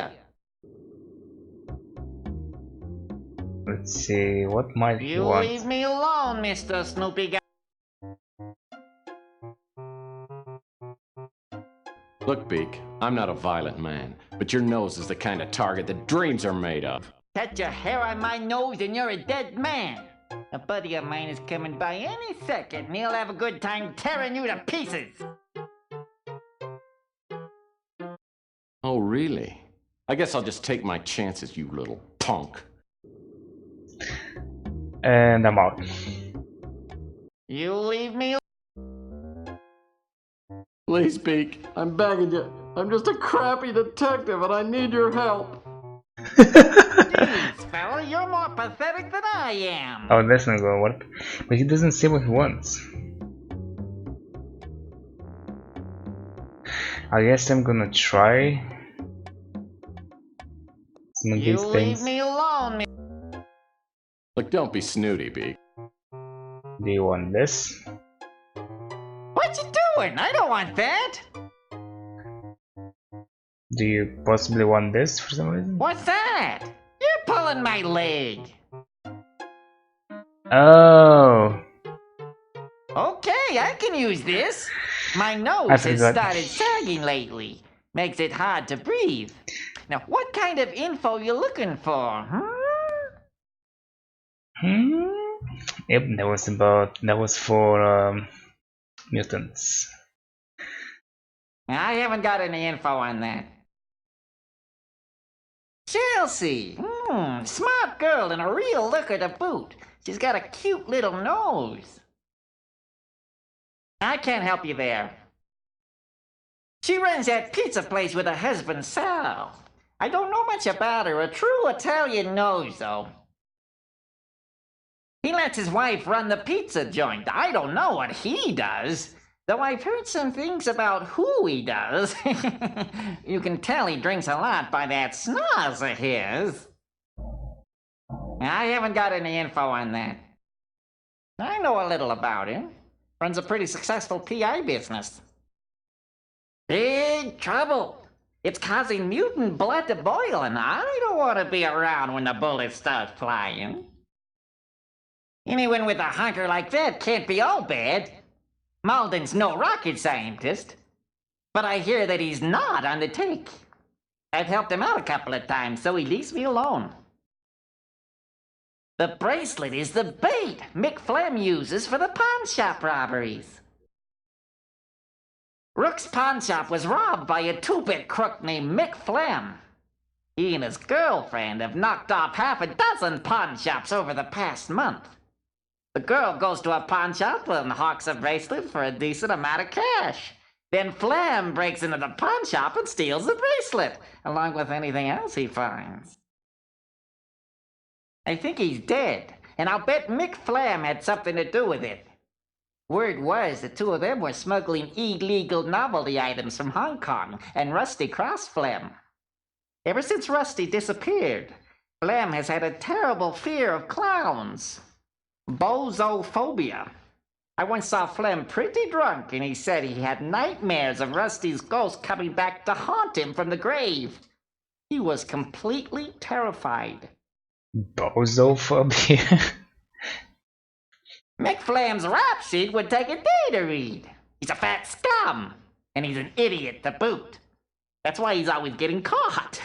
He's been busted for burglary, mail fraud, arson, you name it. Everyone knows he operates out of the Snow White warehouse, but don't tell him. Okay. Oh, I'm nobody. I just try to keep my nose clean and my ear to the ground. Oh, wait a minute. Or was that vice versa?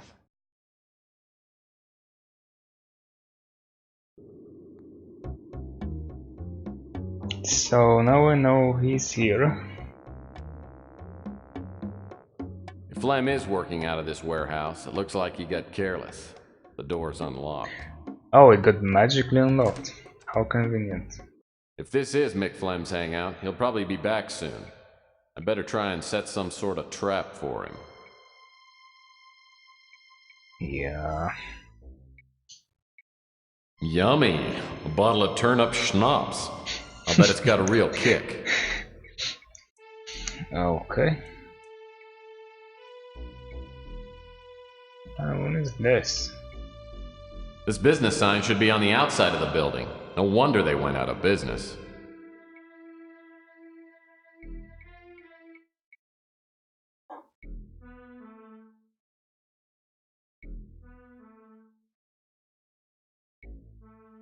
I'll have to remember this stack of 2x4s when I get around to building some furniture for my office. You plan on coming back, Tex? That old piece of plywood doesn't seem to be doing much of anything. Okay. Ooh, this barrel smells like it shouldn't be opened.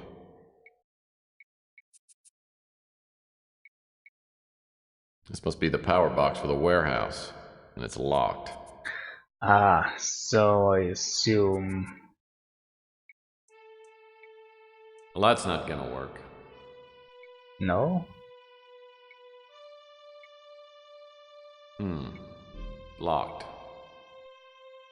Well, I used on it, but... Well, that's not gonna work. Well, that's not gonna... Okay, maybe not. Oh, there's something else here. Well, this is actually a storage compartment.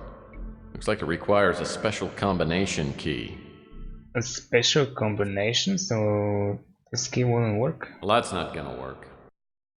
Okay.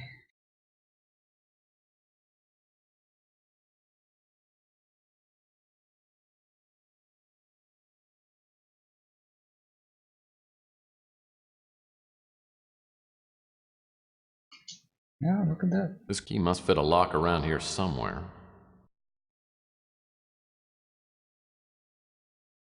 Anything else? Those windows are practically begging to have rocks thrown through them. That hook looks pretty heavy duty.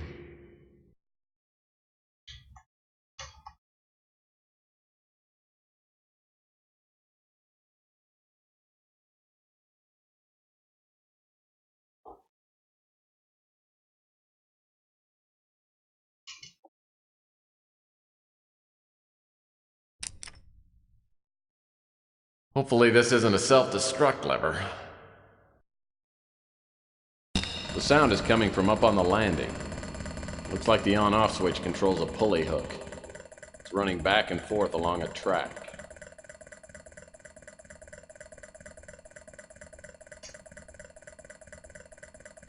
Oh wow. Okay.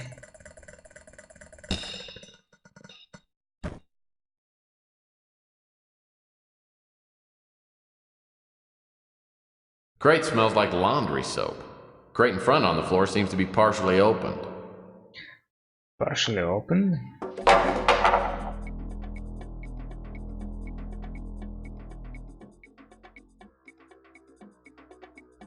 Apparently some fireman dropped off his uniform to be cleaned and forgot to pick it up.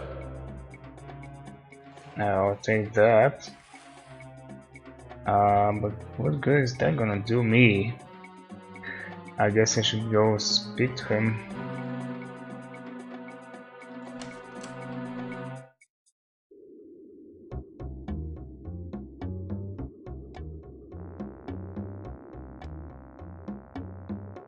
I heard that Ardo shuts the place down every once in a while to do fire safety upgrades. Maybe he's painting fire extinguishers in all the rooms. Right. Okay. Maybe use this here? Well, that's not gonna work. It's not gonna work. Is this open now? It's all locked up. The only way I'm gonna get inside is by using my innate cleverness or ingenuity, or maybe a key. Yeah, but when I tried this, it didn't work. Well, that's not gonna work. Still doesn't work.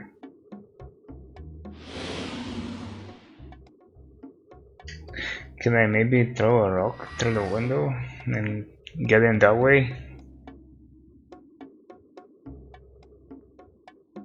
Or a brick or something?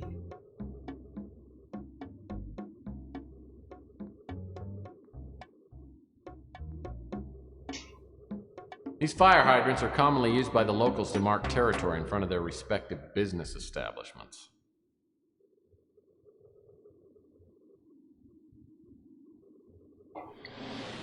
Now I don't see anything throwable.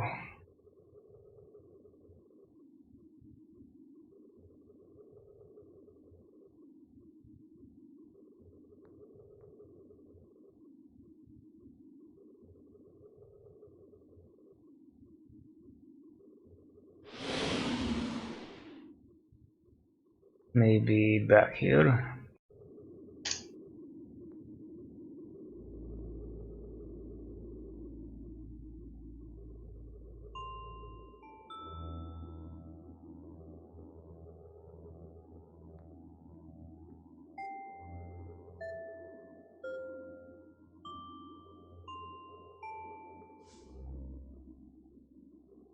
Yeah, I don't think any of those can be picked up.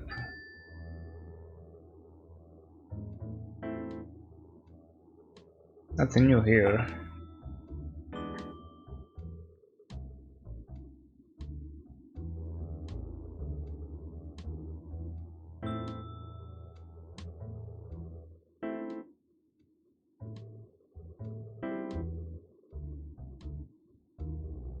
Oh, the doormat? Really? Let's see.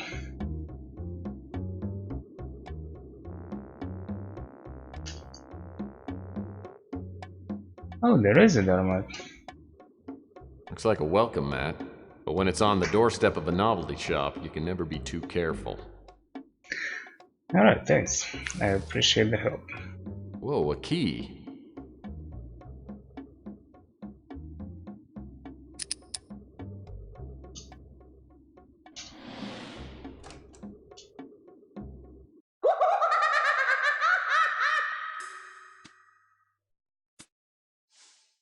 Just a couple of empty old packing boxes.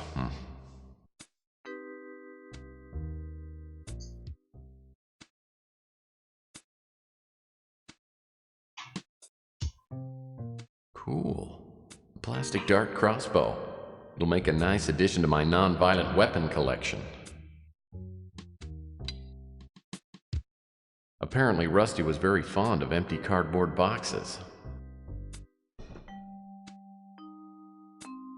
Looks like my 4th grade teacher. Well, this must be Mr. Grimm. He's a reaper. Oh, this is a scary mask. Why, it's Mr. Sloppy Lasagna Eater. I'll bet this is a real popular mask. They all are. Wow, the limited edition Daryl Hannah wig and mannequin set. Okay, so what's here? It's a Rusty Clown life-size doll. Wow. Nice. It's a dead ringer for... Oh, no pun intended. Take it. Alright. Apparently Rusty was very fond of him. Whoa! For a second there, I thought someone had decapitated Inspector Burns and left his head on the floor. What a great mask. Okay.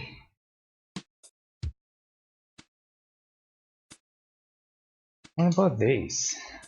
Well, I have no idea what I'd ever do with a stacking ring, but what the heck. Take it. These weapons are all made of plastic. All bark and no bite. They're completely useless. If you say so. Are you sure though? Okay. This wig probably sells well during the Bay Area Yodeling Festival. A mask of the king? That's blasphemy! This wig must be quite popular with shy people. Whoa, this wig would even make someone like me look glamorous.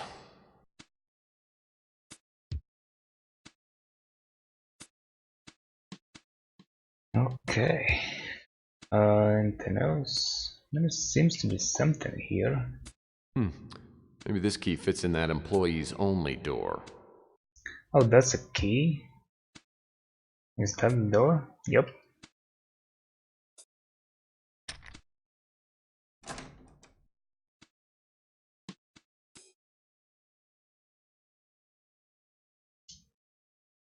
A plastic suction dart can be formidable ammo in the hands of an expert like myself.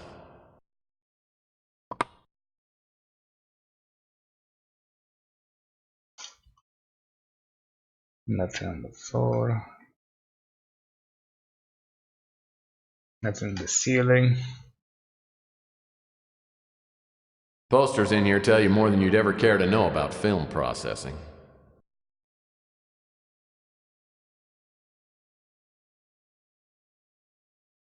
A balloon strategically located near the water faucet. Looks like Rusty didn't go down without a fight. The sink must have been used for developing photos. Not much use for it now since all the developing equipment's gone.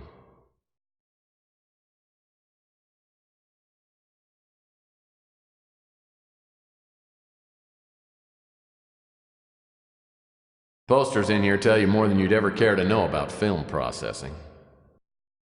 Posters in here tell you more than you... Why in the world would Rusty keep a barrel of toxic acid?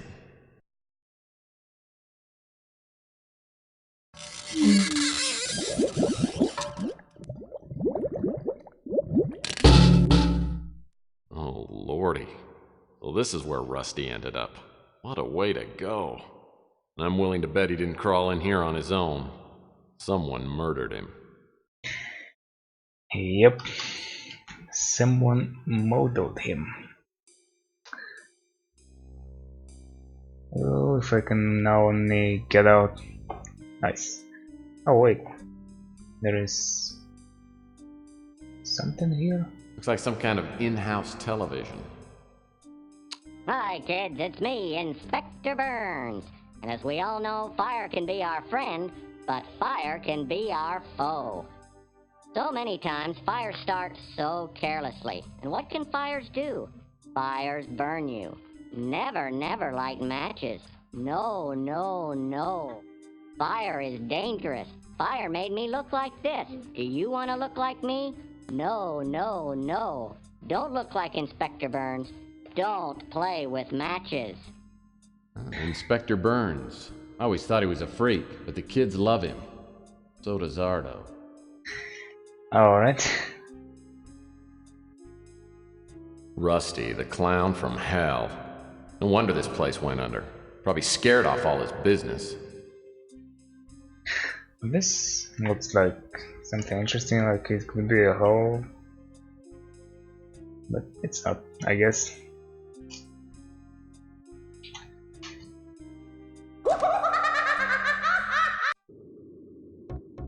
Alright, I think I now have the necessary parts to solve this puzzle.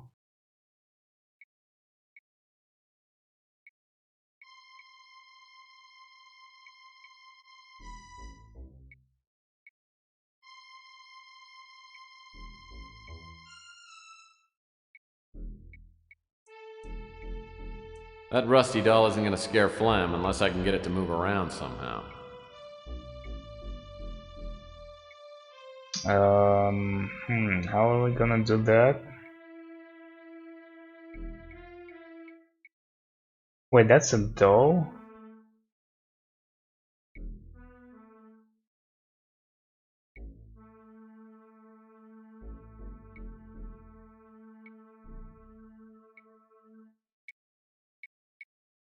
The heavy footsteps I hear must be Flem. Luckily, my rusty trap's all set. I'll need to find a hiding place as close as possible to the pulley control box. When Flem least expects it, I'll throw the pulley lever and bring Rusty back from the dead.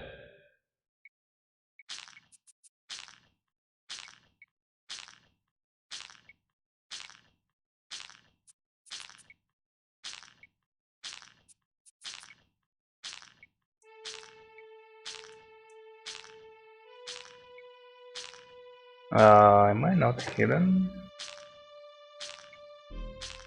So, this actually operates the pulley up on the landing. No. Oh, there we go. I didn't have to activate it.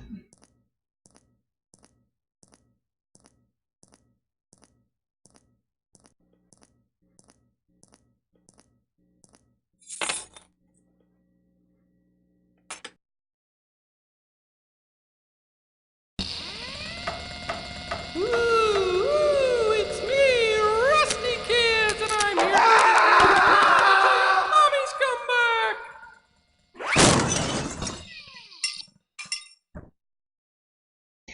Yep. That's how it's done. What is it now? Oh, I cannot inspect that. He has nothing to say. I'm surprised.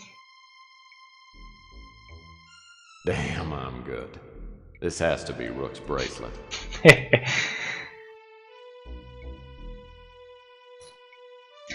And the keys? Mick ran off without his keys. I'll bet at least one of these will come in handy.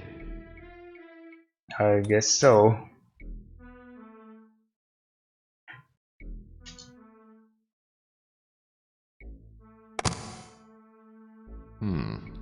A locked box within a locked box. It must contain something worth having. What is the other key?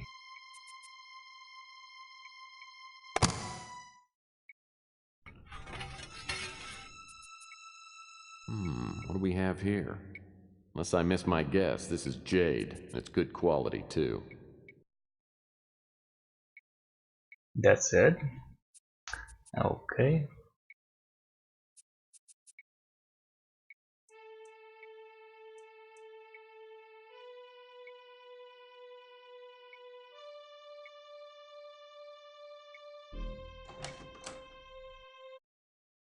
I'm telling you, it's impossible. It can't be done. I've tried everything. The prophecy is very clear. We can't go on until this step is completed. Surely your unique skills give you opportunity. My ability has gotten us nowhere. Capricorn got there before me. They're always one step ahead of me. It's like they can read my mind. We can't let them stop us. Maybe we can use your skills on someone else. I've made inquiries. And if he hasn't gotten himself killed, maybe he's just what we need. Murphy. Tex Murphy.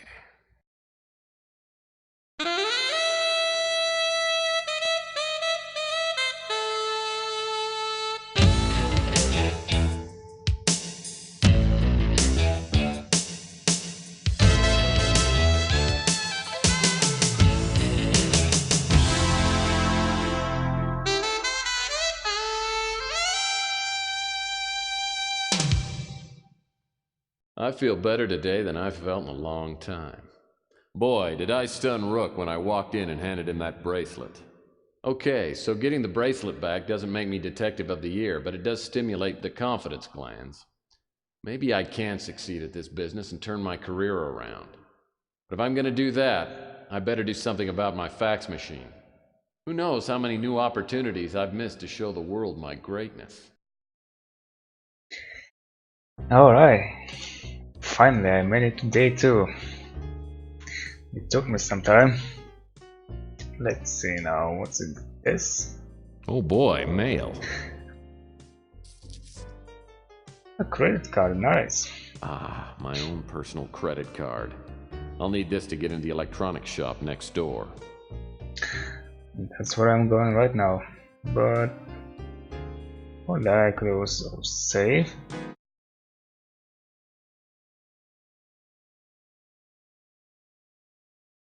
And I'll be right back.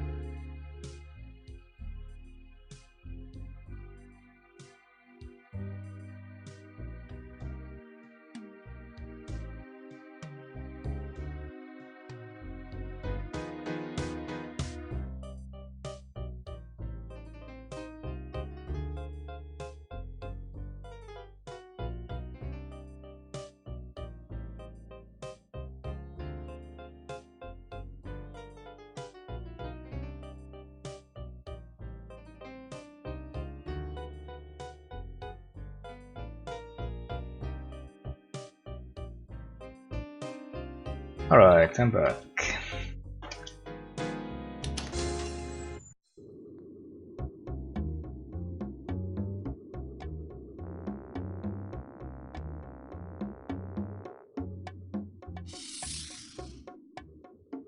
This electronics shop outlet has just moved into the neighborhood. I've heard that the manager's name is Ham Underwood. Everyone knows they sell overpriced junk, but it is conveniently located. Okay. Now that's interesting. Looks like an alien pineapple. Speaking of aliens. Ooh, Plan 9 flying saucers. Very cool. Looks like a core sample from an old sofa. An old 1286 with an ancient super duper wowzer VGA monitor.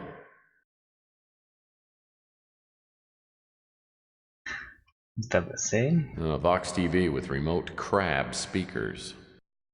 I can move it? Okay then.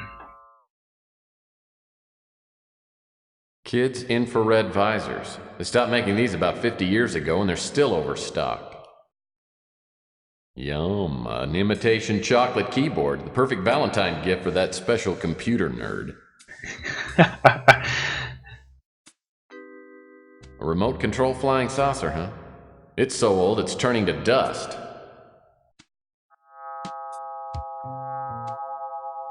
Now that's interesting. Looks like an alien. Yum, an imitation chocolate keyboard. The perfect. And that too. A teeny disc tote box. Too bad they quit making teeny discs 10 years ago.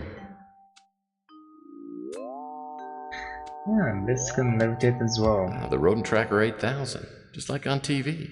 Because household pests never build up an immunity to bullets. Looks like some kind of space chicken. This is space chicken? Okay, whatever you say. Ah, it's the plasma ball, the season's hottest new toy. Unfortunately, it cost $18,039.99. Yikes. Various connectors, accessories, and doodads. Probably there for decoration. Yeah, seems like it. Well, that's either a model of a space station or a 4-pack of mineral water. I don't know what this is, but it's got a real nice handle.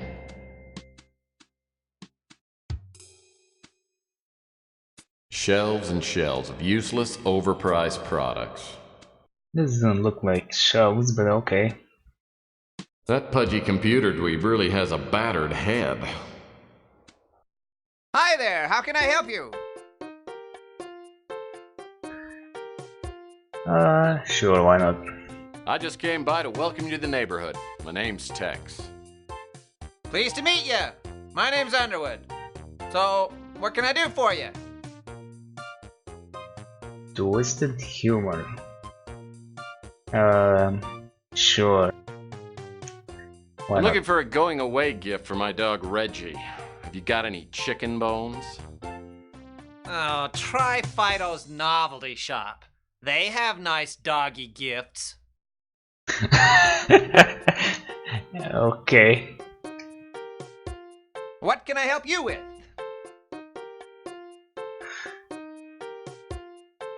If you aren't too busy, I'd like to ask you a few questions. I'll be happy to help you make a purchase, but I don't like small talk.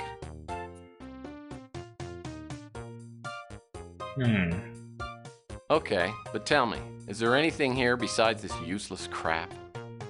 Well, what are you looking for? Do you have fax machines? Sure do. In fact, there's one older model in the blue light special box. I tried not to stare, but it threw me off when I saw how cross-eyed Ham Underwood is. I'll have to keep in mind that anything he says is on the left is probably on the right.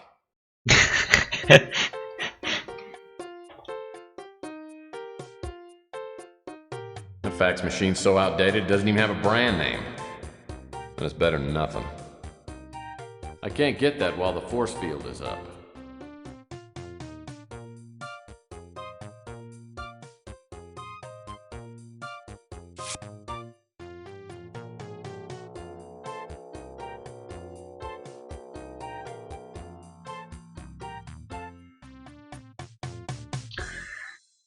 Okay.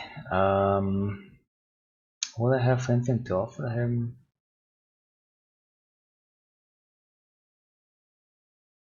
How's it going? You here to do more shopping? No, I'm sure I'll be back for some more shopping, but still. Can't we talk? No, I came by to get some information from you. I sell gadgets, not information. Feel free to look around, but the only questions I answer are about the merchandise.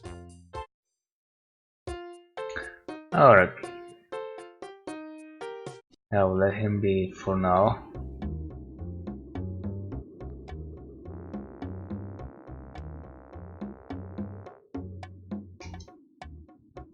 Do you have a fax?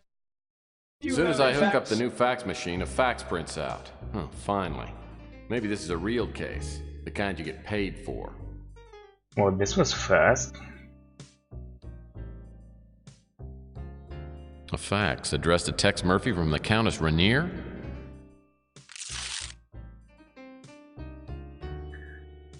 Let's see. Dear Mr. Murphy, you have been recommended to me as someone capable of handling delicate matters with both competence and discretion. I am prepared to pay you handsomely in exchange for your services. I would prefer to give you details in person. I do not wish to seem impertinent, but time is of the essence. Please meet me at my residence as soon as possible. The address is 1329 Fillmore, Pacific Heights. Countess M. Rainier. Okay.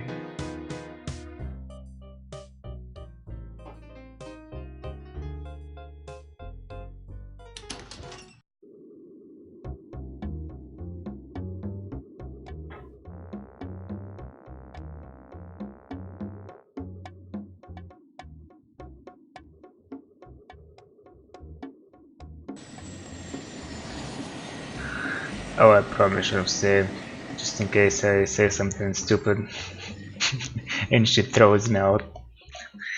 The Countess Rainier. That name smacks of money.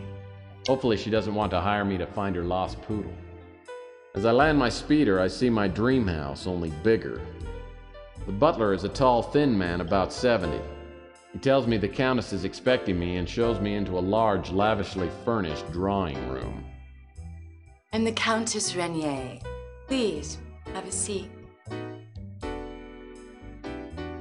Thank you. You know, I pictured you being, well, older and heavier. No one is born old, Mr. Murphy. Now, shall we discuss our business while we're still young? Oh, by all means. Pardon my interruption. Your services have been recommended to me by a trusted friend who prefers to remain anonymous. Suffice it to say that your unique abilities are what I need right now. Which of my unique abilities are you referring to? I'm sure you have many unique abilities. The one I would hire you for is your talent of locating people and things. I've been told this talent has made you some friends and many enemies. Well, correct me if I'm wrong, Countess, but wasn't it Roy Rogers who once said, "You can't please all the people all the time"? Save your homespun humor for a more gullible woman. What I'm asking you to do may make you very unpopular with some people. Exactly how unpopular are we talking here? Let me give you some background information, then you can decide for yourself. Some time ago, a family heirloom was stolen from this bungalow. I do keep most of my valuables on my estate in Europe, but on this visit, I brought the piece to show a friend. Within hours of my arrival, I found it stolen, and I have made extensive inquiries trying to retrieve it, but I found out nothing. Well, I'm sure you have more resources, talking about cash, than I do. You should be able to buy all the information you need. What makes you think that I can help you? Oh, I don't. I remembered what my friend had told me about you after I had exhausted every other option.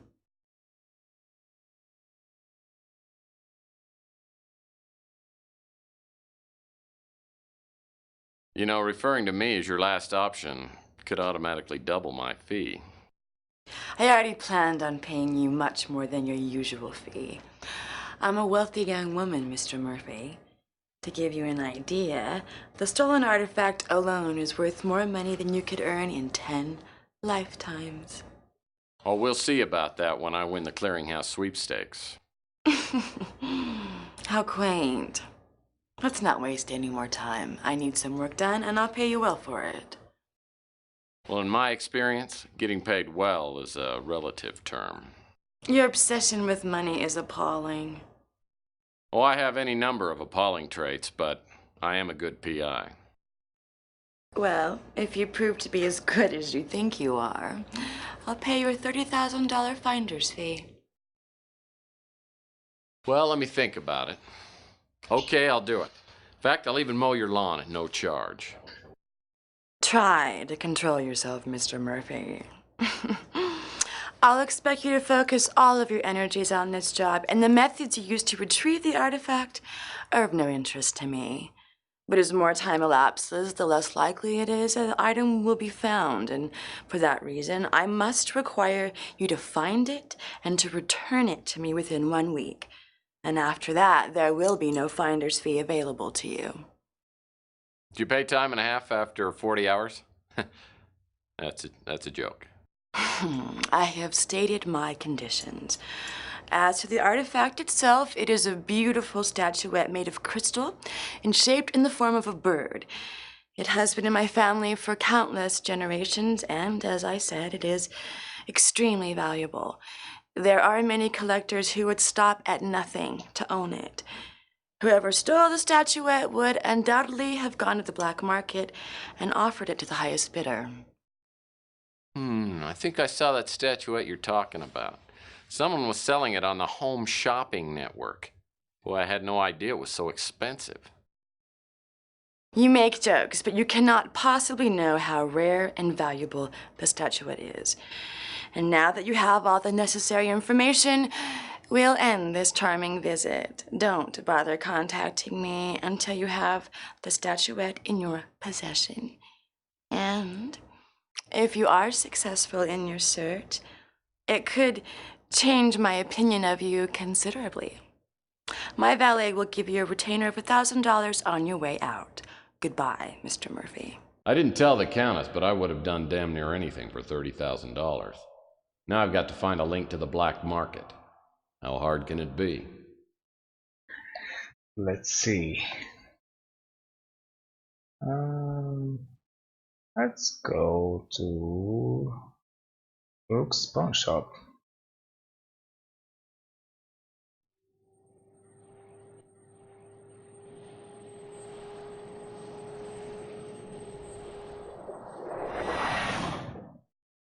What else can I help you with, Murphy?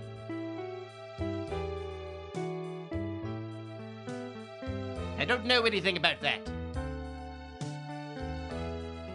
I don't know anything about that. I don't know anything about that. Really? Huh. Okay.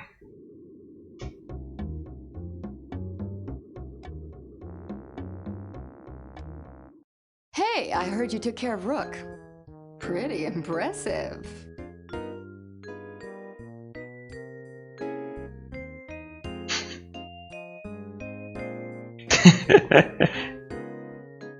Let me show you my investigative abilities. Then you'll be really impressed.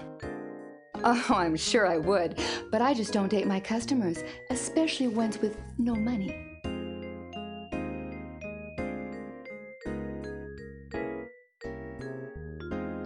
I have talents that money can't buy, and some that I charge for. Oh, how intriguing. So, is there something you came to ask me about? Yeah, why not? He's only been here a few weeks, and I don't know much about him. Sorry, I haven't heard anything about that. Apparently, it's a real hot item. The top commodities dealer in the city is named Franco Franco. He probably either has the statuette or knows who has it. I don't know how you're going to find him, but if you do, be careful. Okay.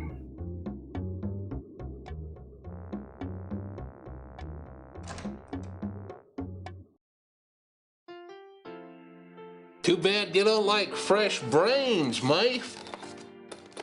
Hot off the grill.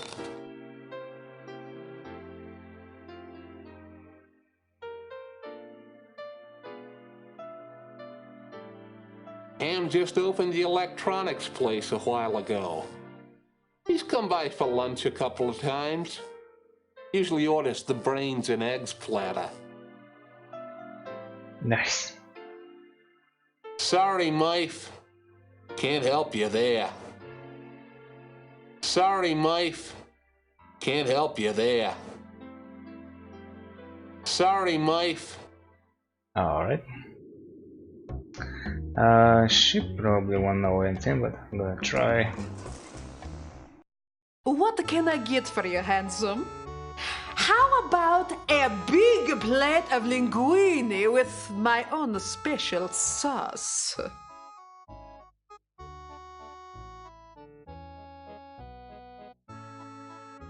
Sounds delicious, but what I really need is some information. He opened that radioactive shack across to the street. I haven't spoken with him yet. Can't help you, Tex. Sorry, I don't know anything about that. Sorry. Can't help you, Tex. Okay. This guy could possibly talk.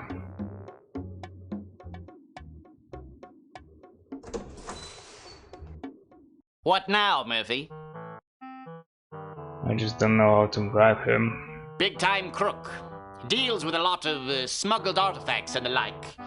He's pretty well connected with the mob and black market here in San Francisco. Okay. I heard that Ardo shuts the place down every once in a while to do fire. Hiya, Murphy. Well, you see my new nose. I'm so excited. I'm gonna look and feel like a new man.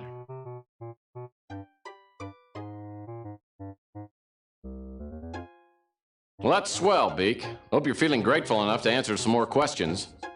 Yeah, sure. Anything. Wait, what? Oh. I can't help you there. Alright. I haven't got any info on that. And this guy? I've heard his name in connection with some smuggling and illegal importing. I don't know anymore.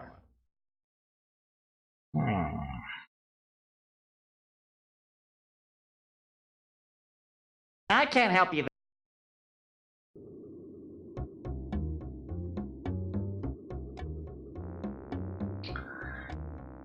Well, I'm gonna try the tree for whatever his title is.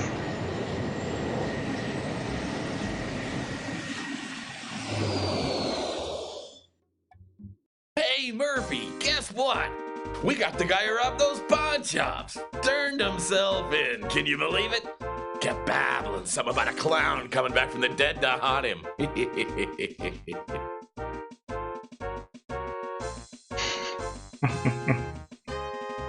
Actually, I know all about it. Because I'm the one who put the fear of Rusty in him. Sure you did, Murphy. What can I do for you? Sorry, Murphy. Can't help you with that. Geez, Tex, you think I know about everything? Yes. He's a big-time crook. Deals with stolen and illegally imported merchandise, especially jade. Oh, especially jade. Sorry, Murphy.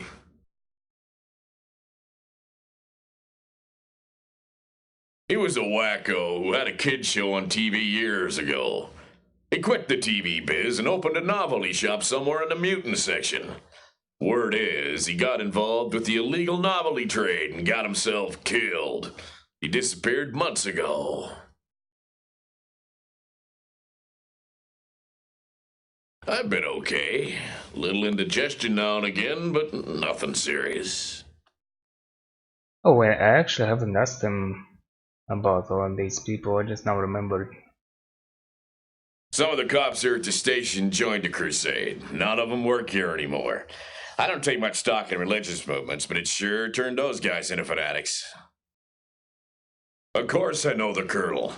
Didn't he teach you the business? He's the best PI I've ever worked with. No offense. We scratch each other's backs. He's been busy with some case, and I haven't seen him for a few weeks. Can't help you with that. Geez, Tex, you think I know about everything? Sorry, Murphy. Can't help you with that. Geez, Tex, you think I know about everything? Sorry, Murphy. Did Louis say he comes by? Can't help you with it. Oh well. Geez, Tex, you think... Okay.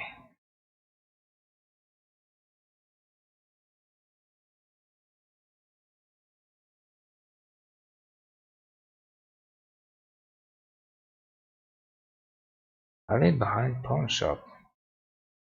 Nah.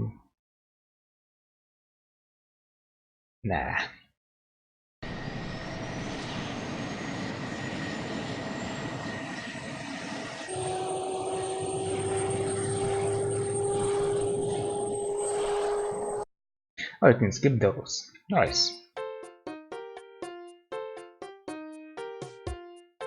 How's it going? You here to do more shopping? No, I came by to get some information from you. I sell gadgets, not information. Feel free to look around, but the only questions I answer are about the merchandise.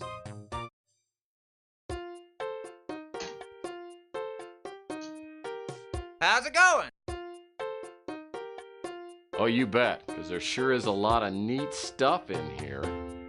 Well, go ahead and look around. If you see something you like in the blue light special box, just insert your card. We'll be happy to bill you later. I tried not to stare, but it threw me off when I saw how cross-eyed Ham Underwood is. Yeah. There was an option to make a deal before. How's it going? Not anymore. Maybe. I'll have to see what you've got that I can waste my money on. Well, go ahead and look around. If you see something... I tried not to...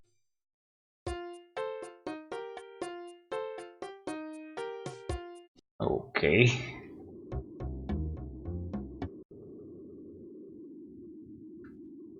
Ask away. You probably won't know about that stuff. Wish I could help. What the heck? Oh, don't know a thing about it. Sorry, can't help you with that. Wish I could help. Oh, don't know a thing about it. Sorry, can't help you with that. Wish I could help. Alright.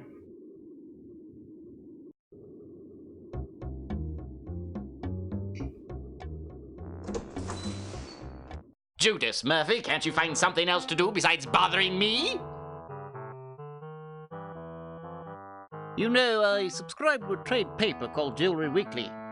In the last issue, it seems to me I saw an advertisement by someone named Franco, who was looking to buy jade. There wasn't anything of interest in the trade paper, so I threw it out.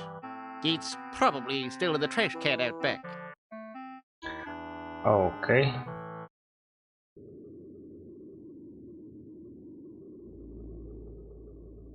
Over here, I assume. This must be the trade paper Rook mentioned. Wanted private collector interested in acquiring a piece of jade will pay top dollar trade. Contact Franco at the Alhambra Theater. Okay.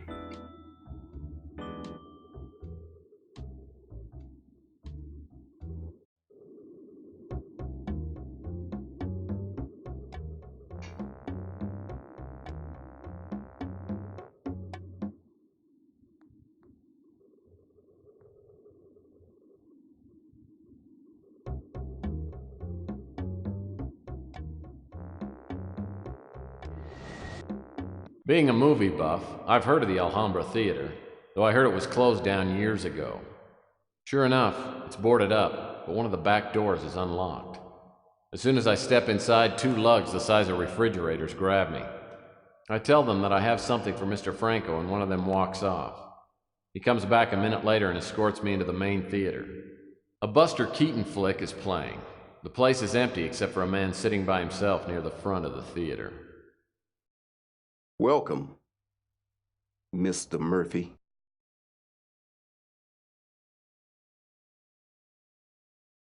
Pleased to meet you, Mr. Franco. Tell me, do you do most of your business in dark theaters? How and where I do my business is not your concern, Mr. Private Eye. As I'm sure you know, I'm strictly a legitimate businessman. Express considerable doubt that could get me possibly killed. Get down to business with a bad pun. That seems good enough for me. Yeah, you may be legit, but I understand you're pretty jaded. Nice one. Oh yes, that I am. Speaking of which, did you bring the item? Alright, here it is. Ah, a lovely specimen. It will make a fine addition to my collection. Whoa. Now, I will answer one question to the best of my knowledge. Okay.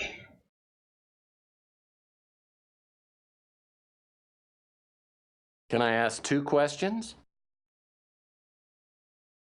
No. Well, that was easy enough. There.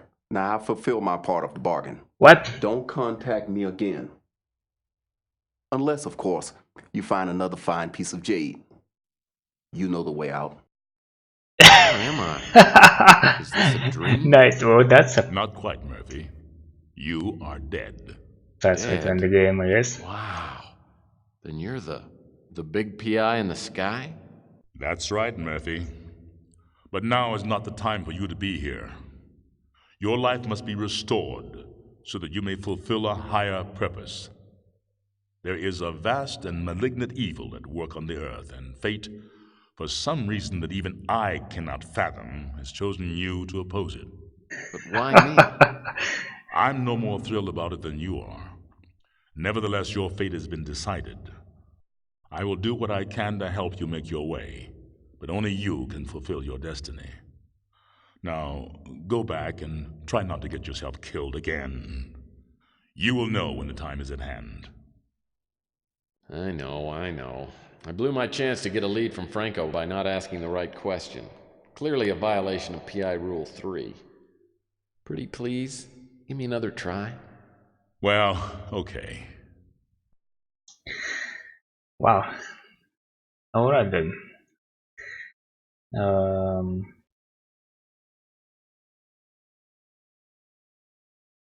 Yeah, that seems to be it. Resume, I guess. Alright.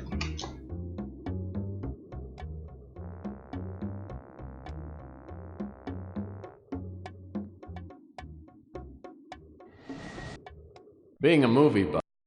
Welcome. Pleased to meet you, Mr. How and where? As I'm Down to business.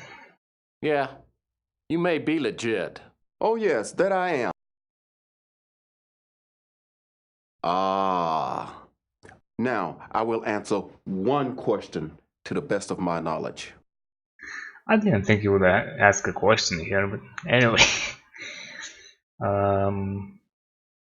The mysterious artifact, I guess. There's a statuette in the shape of a bird that recently came onto the market. You know who has it? I know the statuette you're referring to. There were several bidders for it. But I believe it ended up in the hands of Eddie Ching. I can say no more about it. There. Now I fulfill my part of the bargain. Don't contact me again.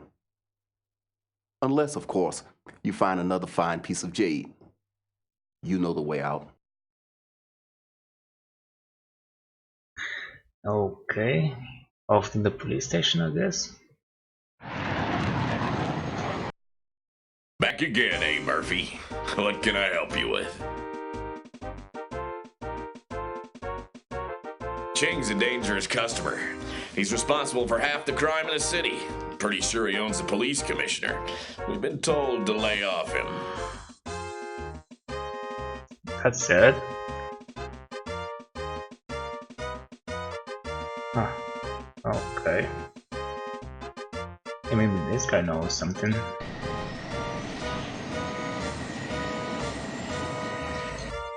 Hiya, Murphy! You didn't hear me say this, but Eddie Ching owns this whole section of the city. Very well.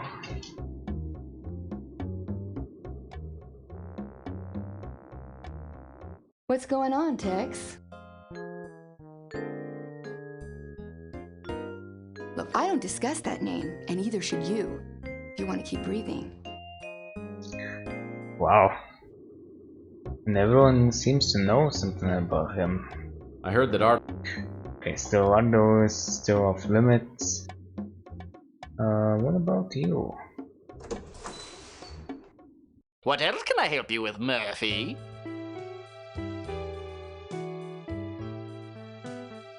Ching is a big man around here, with eyes and ears everywhere.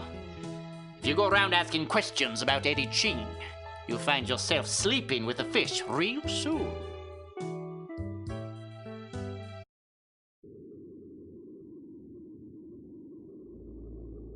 Ask away. Nothing? Nope. Don't know a thing about it. Okay.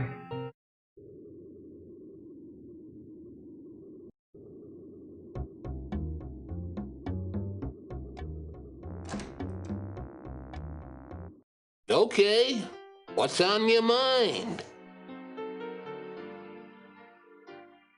I've heard his name, but I don't know anything about him.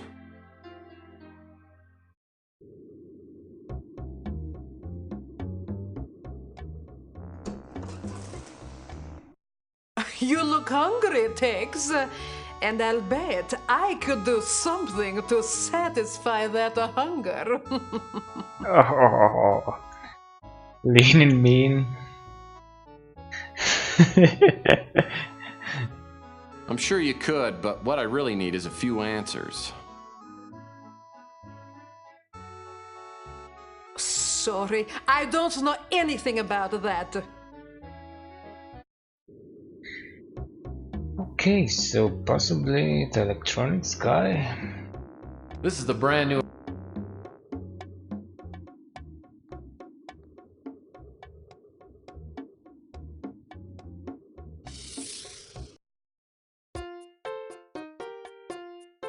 How's it going? You here to do more shopping?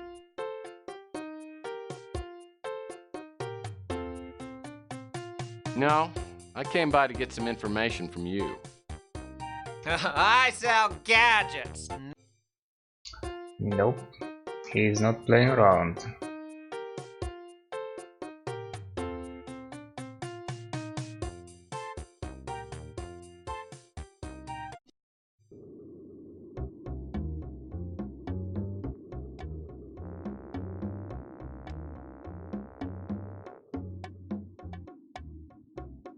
Do you have a fax? Do you have a fax?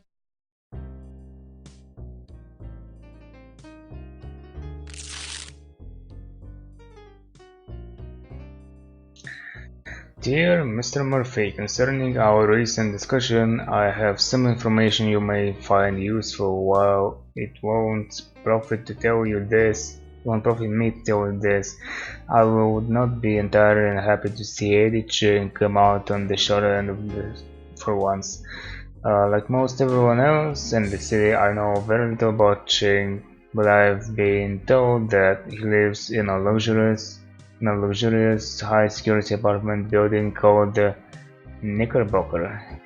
But a number of powerful underworld figures live there. I don't know which apartment Ching lives in, but if you have connections with the police, they may be able to help you. Franco.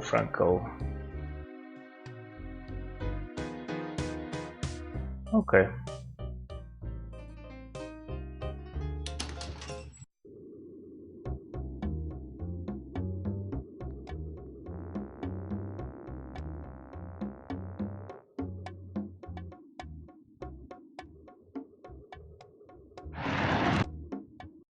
What now, Seamus?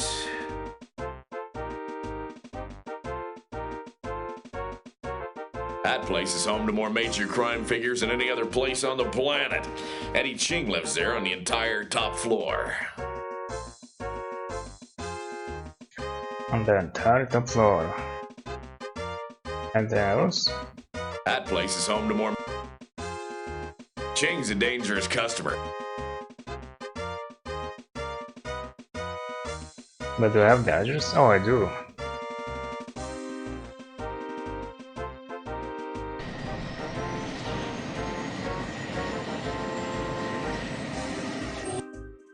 Looks like no one's home. This is gonna be easier than falling off a horse. This window doesn't want to open up. Maybe if I...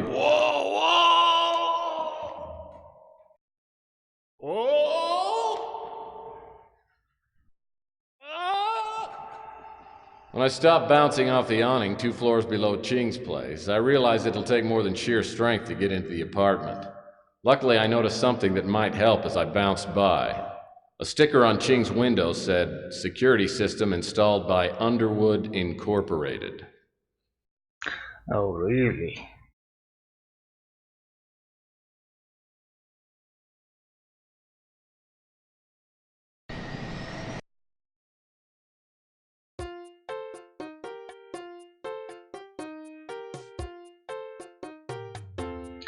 I have no idea, but this might be also another good place to save. That pudgy computer. Back again, huh? What can I do for you?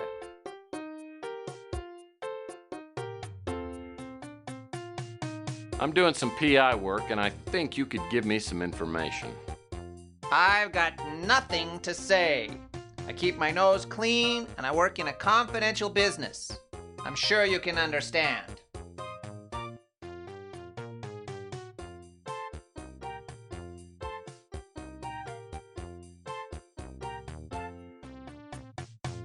Yeah?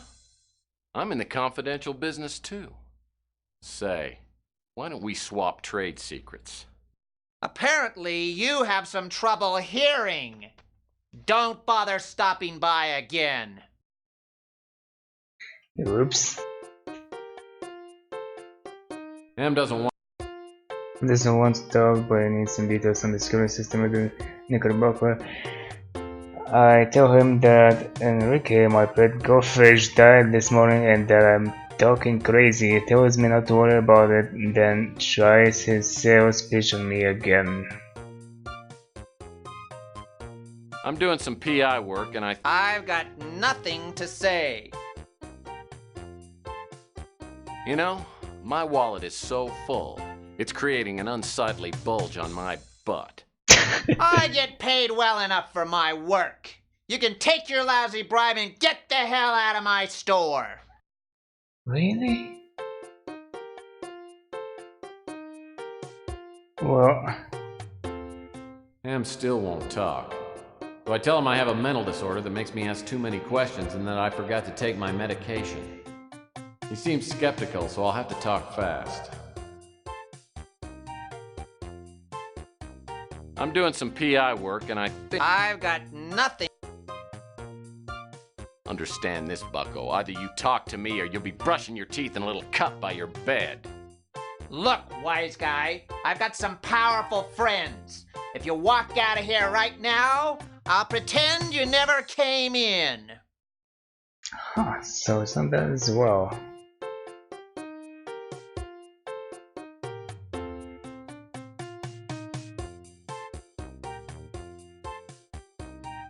I apologize to Ham for prying into his business and tell him that I'm really just a lonely guy looking for some pleasant conversation. He senses a kindred spirit and I start my subtle interrogation all over again. But... I understand you installed the security system at the Knickerbocker building. Killed the bees?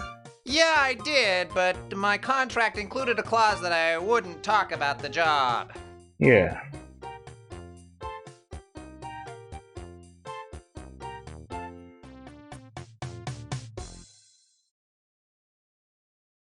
I don't think Cash is gonna do it.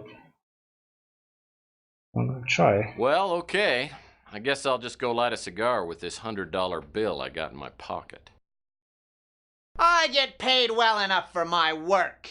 Yep. You can take your lousy bribe and get the hell out of my store. I apologize to Ham for prying into his business and tell him that I'm really just a lonely guy. Alright, so get to the I point. understand you installed... Yeah, Let's see. Look, I'm a PI. I need some information. I'll keep my mouth shut if you help me out. I've got nothing That's to not say. enough. Oh, this again.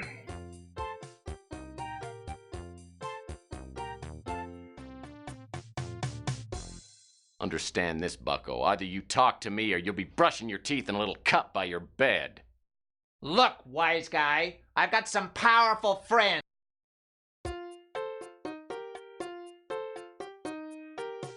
I apologize to Ham for prying into his business and tell him that... I understand you installed the security system. Yeah, I did. Well, what if I said I was in the security business myself? No kidding. Where have you installed security systems?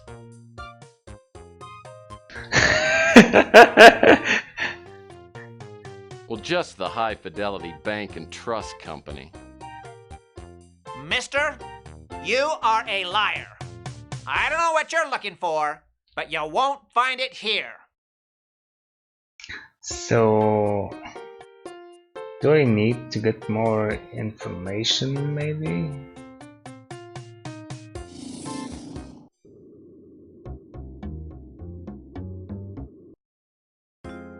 Talk to me, handsome.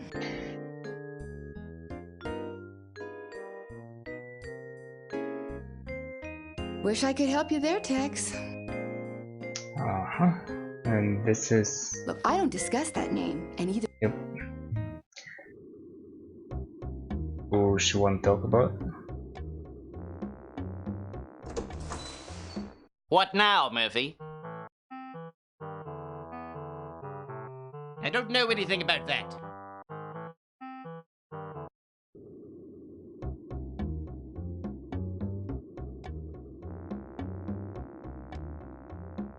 Hiya, Murphy. Well, this guy maybe knows more. That's where Eddie Ching lives. That's all I know. Oh, man.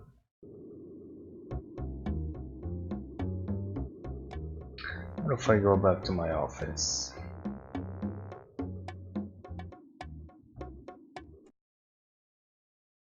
No news. No mail.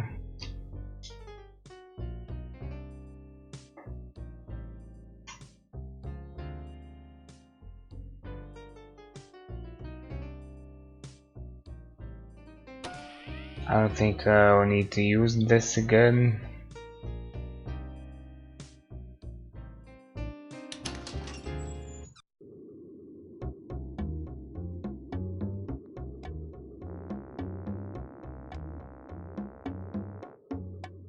So it seems like I just basically need to hit the right spot here in this current station. I apologize to Ham for prying into his business and tell him that I'm really just a lonely guy looking for some pleasant conversation. He senses a kindred spirit and I start my subtle interrogation all over again. All over again. I understand you installed the security system at... Yeah, I did. Well, what if I said I was... No kidding. Where have you installed security systems? The mayor's private squash court. Mister, you are a liar. Yep. Based on what the answers say. I apologize. I understand. Yeah. I fear as much. The University of San Francisco's Mutant Lounge. Mister? Okay.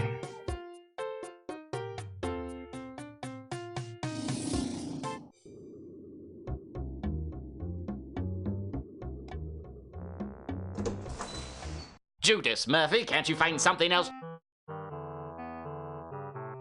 I don't know anything. I don't know anything about.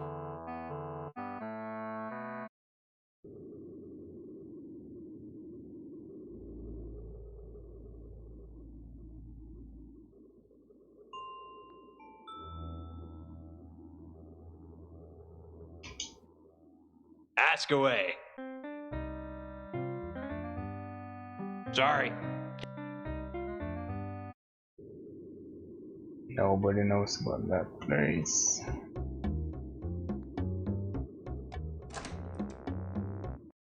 What can I get you? Ham just opened the electronics place a while. Sorry, Mife.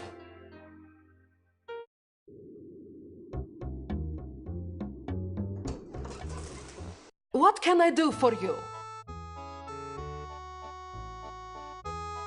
Sorry.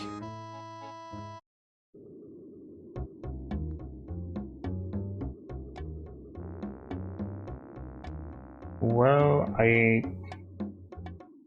asked pretty much everyone. Back again, eh, Murphy? What can I help you with? That place is home to more major crime figures. doesn't say much.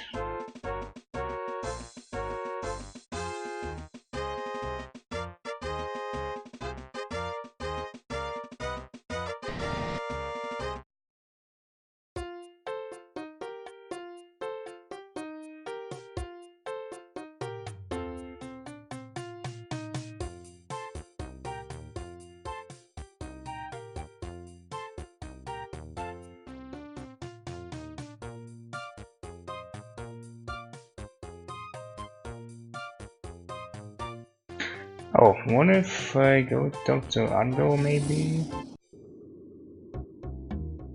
Is he open?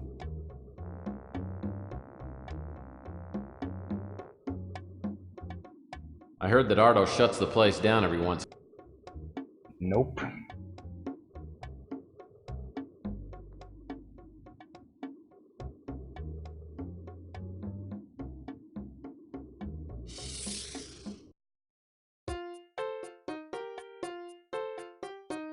I apologize to Ham for prying into. Let's see, what are these other options? I'm doing some PI work, and I think I've got. He completely refuses. Understand this, bucko. Look, why? Yep. And I apologize. I understand that you and I are in the same line of moonlighting work. Really? You do security systems too? Oh. I don't remember having these options before. Well, sometimes. Here, let me see if I can find one of my business cards. Don't worry about it. I always misplace my business cards too. What types of security systems have you worked with? Oh man. The casino on Mars. I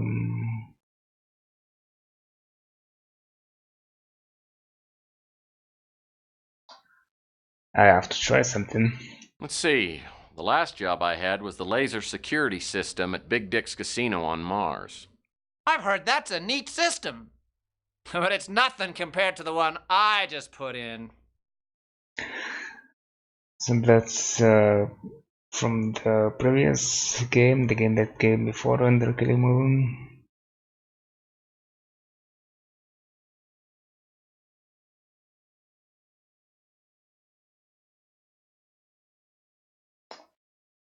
I don't know, is this gonna work? Let's see. Well, sorry, but I'm not easily impressed. Just ask my ex-wife. Well, this security system would impress you.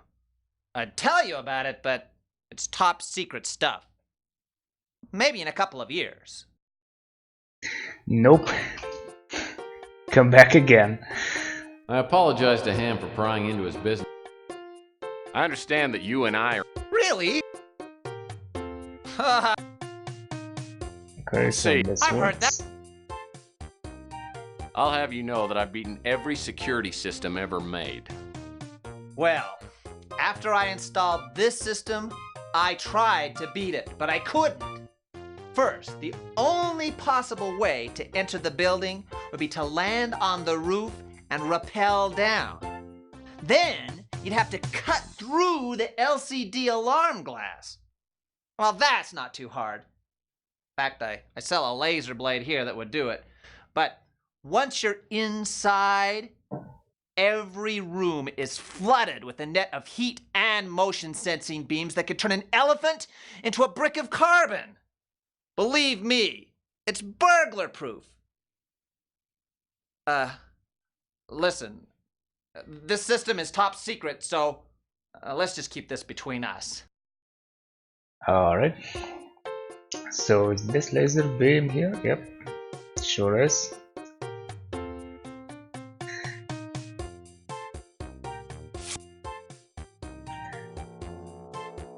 The Laser Blade 2000. Worthless except on glass.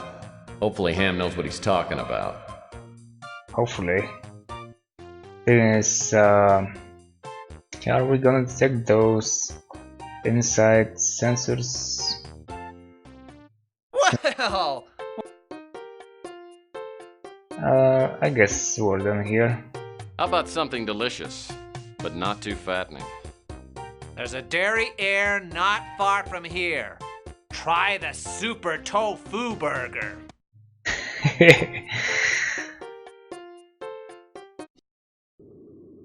Okay.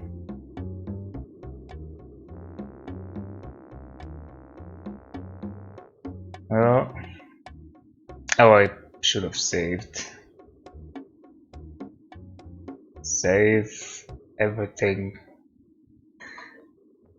and everywhere.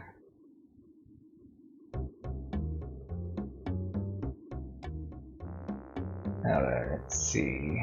What is this library thingy? Like the same place, maybe?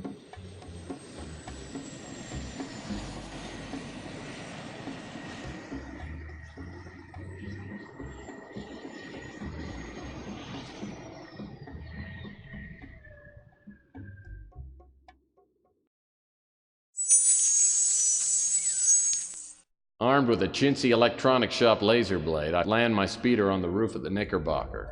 Hoping for the best, I rappel down the side and pull out the laser blade. The laser beam cuts through the LCD glass like it was butter. I gingerly crawl through the hole in the window and find myself inside Eddie Ching's library. Either I'm exaggerated or the laser fields aren't turned on. This must be my lucky day. Well, maybe there are no laser fields in this room. Hey there, little Buddha. What's this? Looks like some kind of emergency override panel. Okay. Whoa, these clownfish are really valuable, especially the red one. He's got a cute purple growth on his forehead. It's very rare.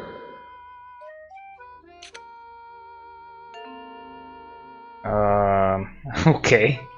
Will I maybe try something like this? Well, that's not gonna work. No?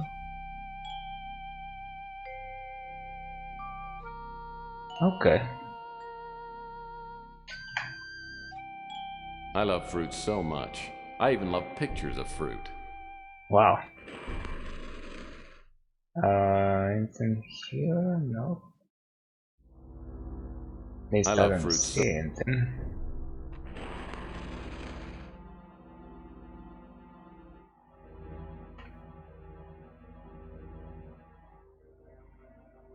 Wow, these plants aren't plastic, they're real. Ching must have paid a fortune for these. No, not the plants. You know, this painting's one of my favorite subjects, languid women. Wow, these plants aren't plastic. Oh man.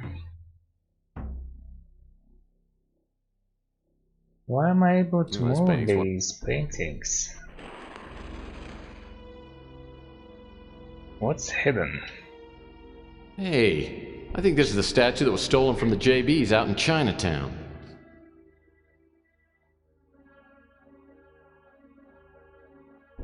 Boring. Hundreds of magazines and not a single issue of True Detective. Unbelievable. Seems like there's also nothing I can get. Oh, what's this on the top? This book seems out of place somehow. There's something different about this book. Just call it P.I.'s instinct. Aha, I knew it. A key. Aha!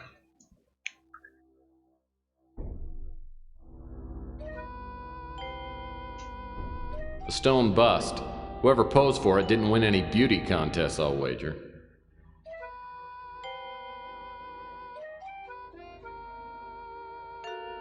Okay, so 2 doors. Impressive closet door.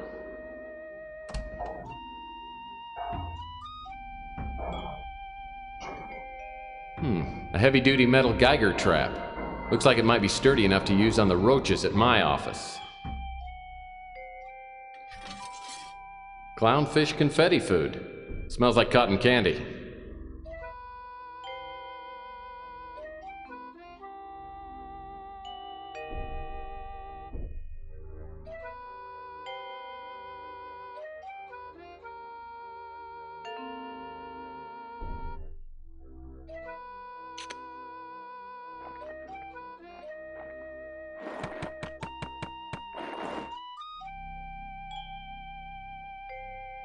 What the heck?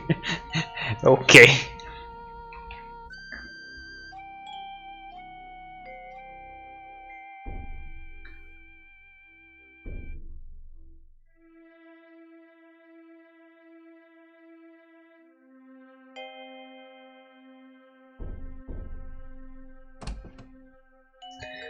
Ah, here we go.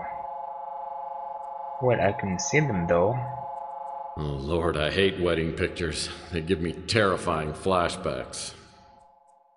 So these are the laser nets Ham was talking about. There's a power box at the far end of the hallway with a button flashing. Maybe if I can hit that button, it'll turn off the laser nets. Maybe. Let's see what I can do about that. Nothing on the floor.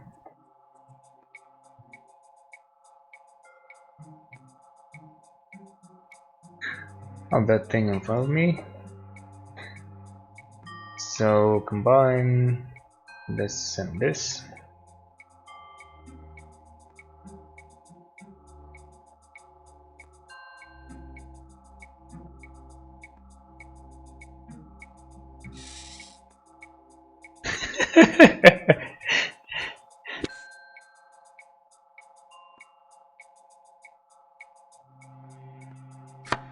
Man, this security system is tough. My brilliant shot didn't turn off the beams, it just popped open the power box. Looks like there's a lever that needs to be pulled down. Hopefully my old horseshoe tossing skills haven't left me. I'll need to find something fairly heavy. Alright, here we go. I actually forgot where I found this, but as well. Well, that's not gonna work. No?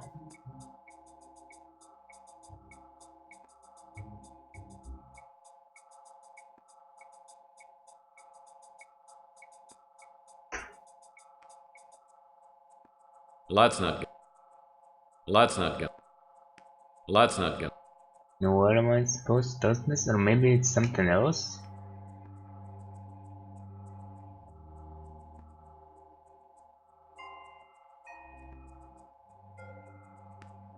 Well, that's not gonna.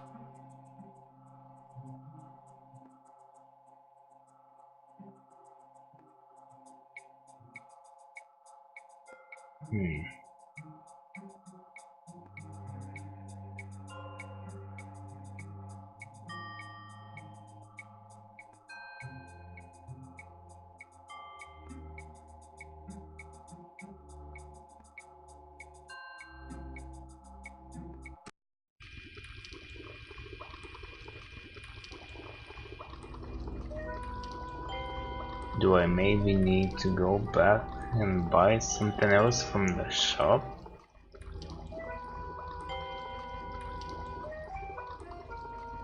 Laserblade did a nice job cutting through the window.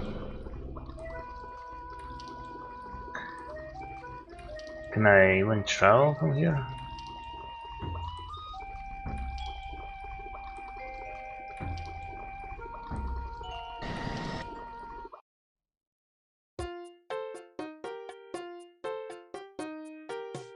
Nope, nothing to buy.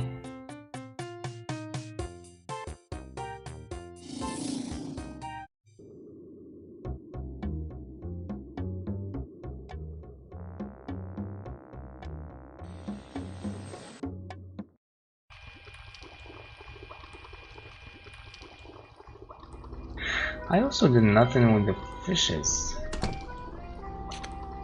Why is that? This aquarium has less algae in it than my water cooler back at the office. Well, that's not gonna.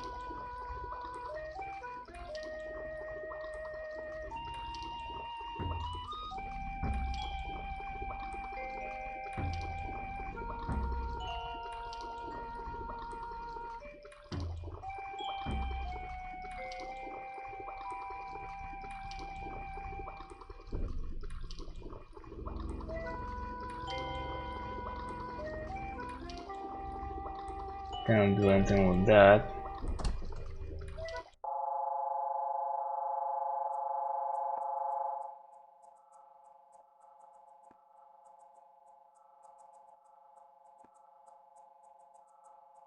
That's not gonna work. That's not gonna work.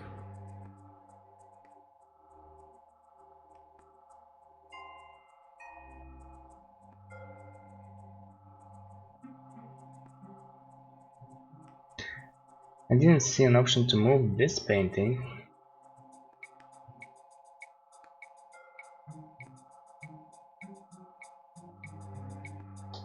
Nope.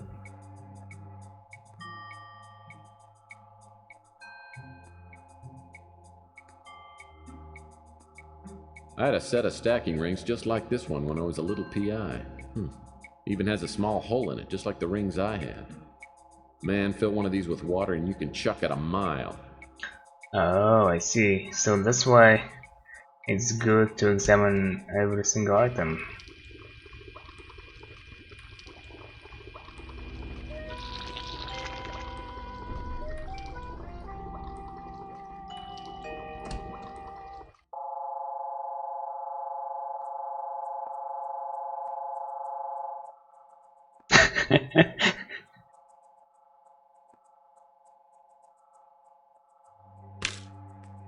As soon as the ring hits the lever, the laser net shuts down.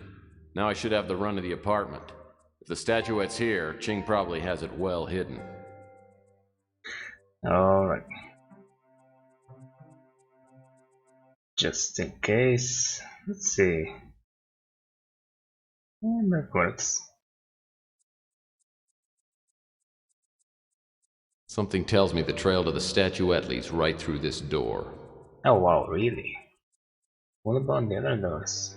Should I be worried? Oh, can I maybe collect my items? I doubt I'll be needing this ring again, and a good PI always travels light. I see. I doubt I'll ever be needing this dart again, and a good PI always travels light.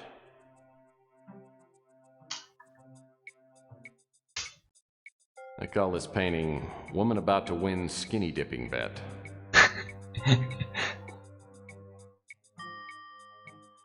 Her voice is coming from beyond that door.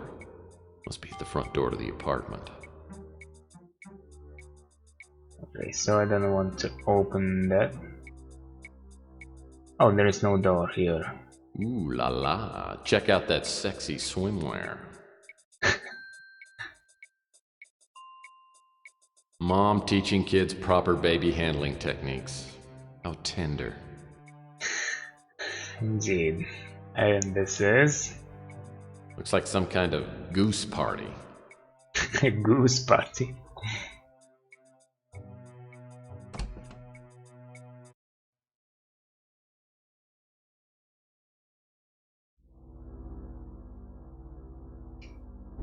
Real nice door as bathrooms go.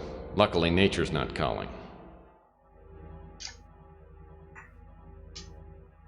Well, this must be the mythical Buckaroo Buddha riding his headless steed, Tumbleweed. Oh, don't tell me. A man taking his cat for a walk. Antique vase filled with flowers. And this is? This door exits the apartment. The voices outside must be security personnel.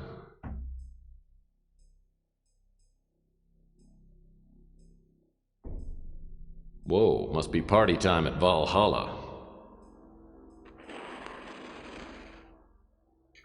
Still nothing. These marble obelisks look real expensive.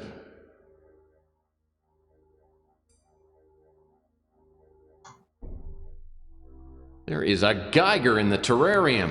Little bugger's a land piranha. It's illegal even to own one of these. Should I maybe... Well, that's not gonna work. Okay. We're not attempting that.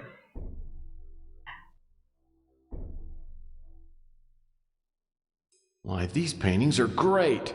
Just look at the nudity. I need to visit more museums.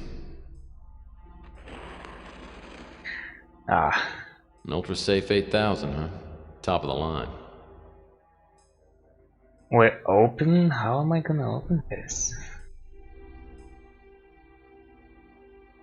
An extremely dense and heavy Saturnium ball suspended over a gravity pad. Check. No? This Victorian cabinet's nice, but it's just for show. Looks like it doesn't even open. Cool tiger. Looks real enough to nip my finger.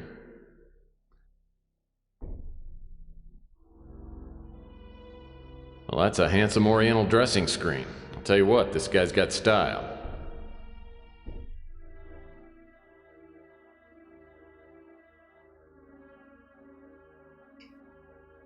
Small mirror provides the opportunity to touch up the old hairdo. Whoa, a 6-foot-long pole with a leather noose. This must be great fun at parties. I'm not sure what that is, but it's ugly.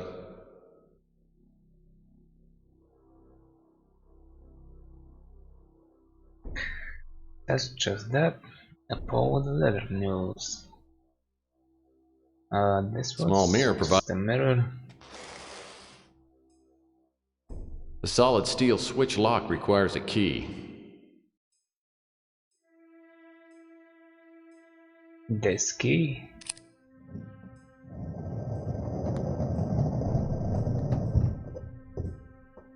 Sounds like something big moved back in the library when I used Ching's key on the switch lock. I better go take a look. Okay. Must be Venus before the big breakup.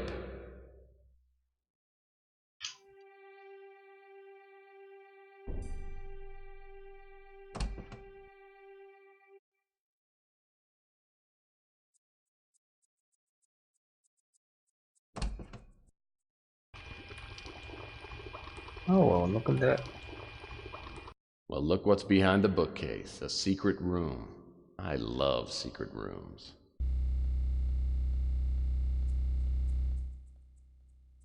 This must be the Countess statuette.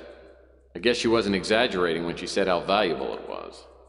If I try to reach the statuette with those laser beams on, they'll light me up like a Duralog.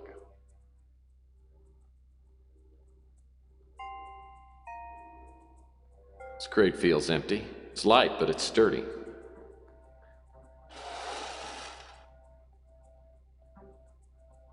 This collection of matching Samsonite crates must have cost Ching a bundle.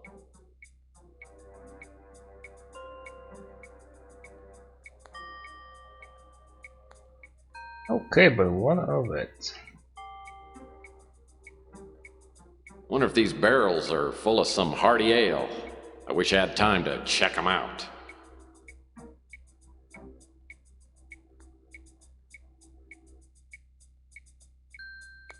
I'd call this painting Young Boy with Fiddle Asking for Allowance. So that's what the ocean used to look like. This painting is really green. This painting sticks out from the wall more than the others do.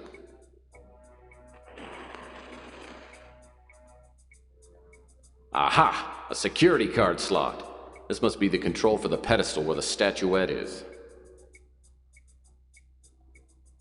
What the heck? Oh, it's probably in that locked up safe thingy. Man, who in his right mind would pay big bucks for a painting of flowers?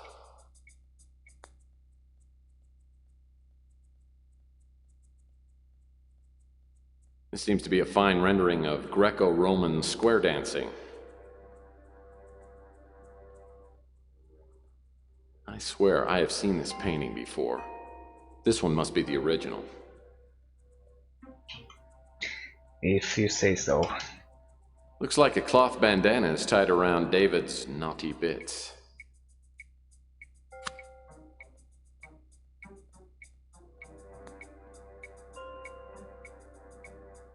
Just that. Nothing special about it. Well, Ching must have money to burn if he's walking around on rugs like this. Nothing special about those crates.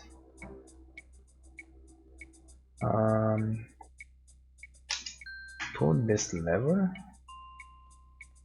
Are you sure? The sign apparently has something to do with the lever.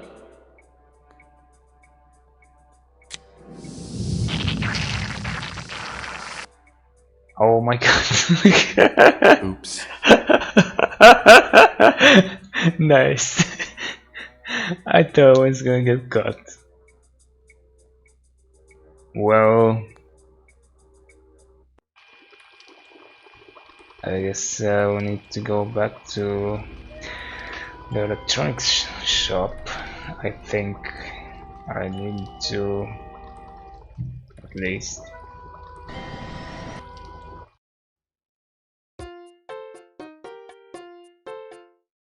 Well, what are you looking for?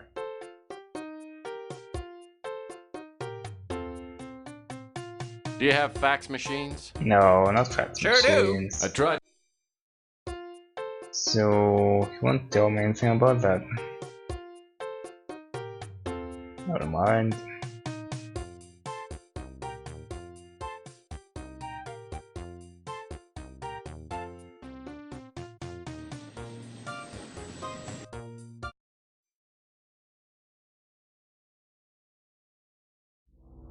An Ultra Safe 8000, huh? Top of the line. Ultra safe 8000. Open. Yeah.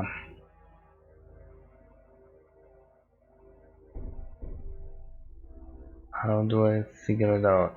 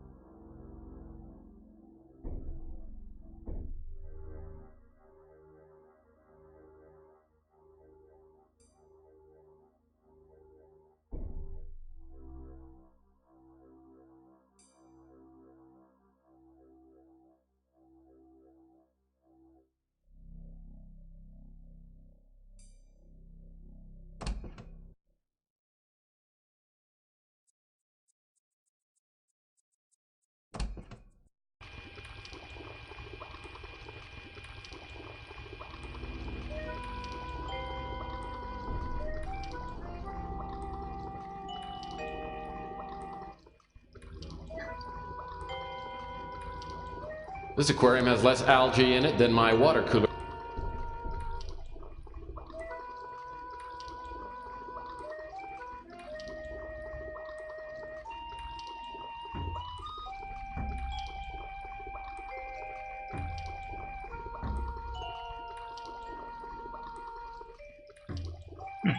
I wonder, am I supposed to combine these two maybe? Oh my god, yes I am. Inspector burns these guys. Okay.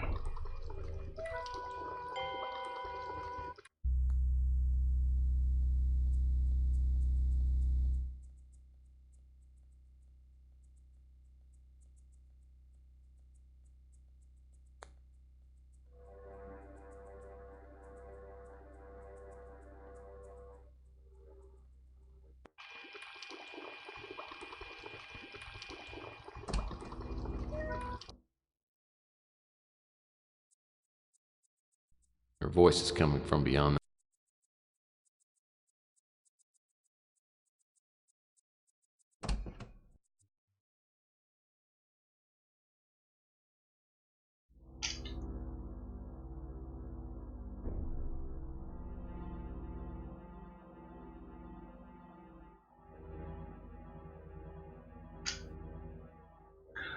And they opened that secret room. There is a Geiger in the Well, that's not gonna work. Well, that's not gonna.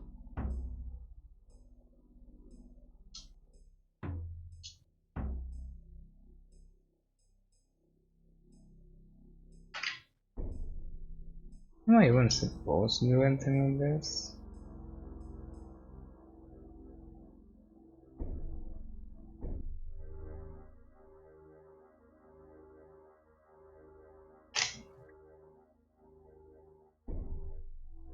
An Ultra Safe 8000, huh?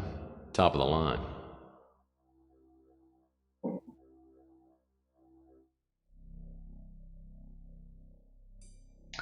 Yeah, and I thought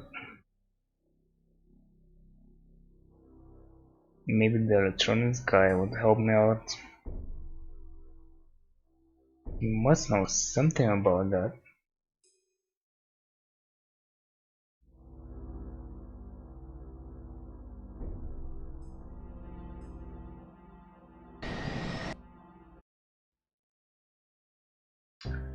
Nope, no new info here.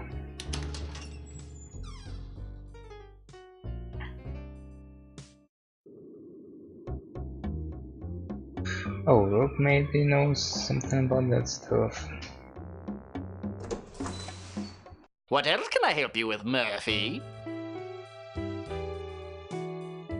Nope, I can't even ask about it.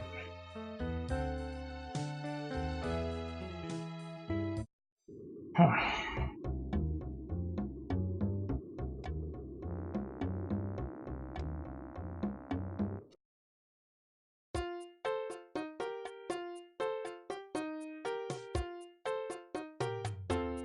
Looks like a core sample from an old sofa.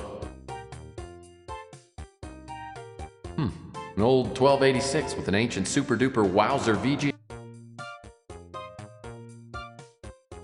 This must be the new 10-key laser printer pop-up toaster unit.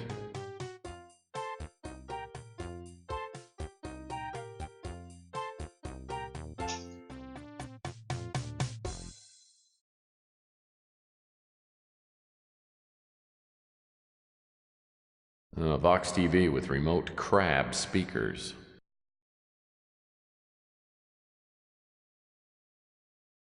Well, what are you looking for?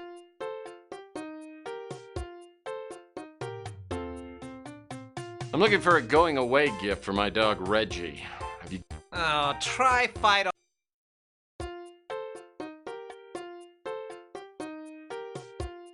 Well, he's not gonna give me any info. I can't even ask people about that stuff. So I guess I'm supposed to figure it out somehow.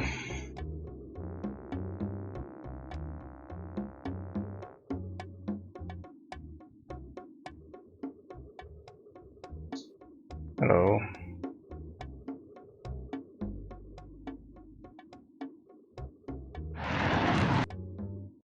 What now, Seamus?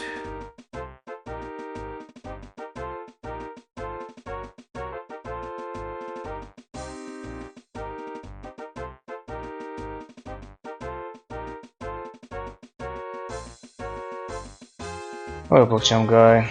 Welcome.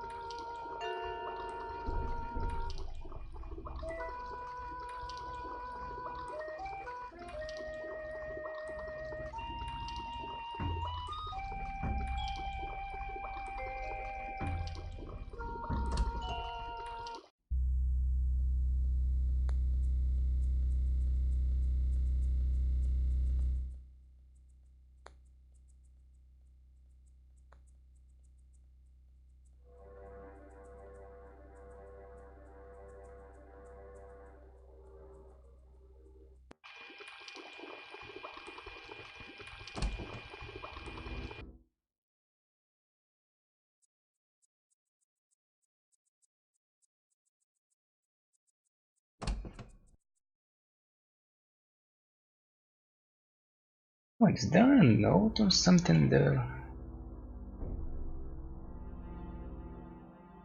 Nope. Just in things. Alright, I'm gonna try some random stuff here. Well, that's not gonna work. That's not gonna work.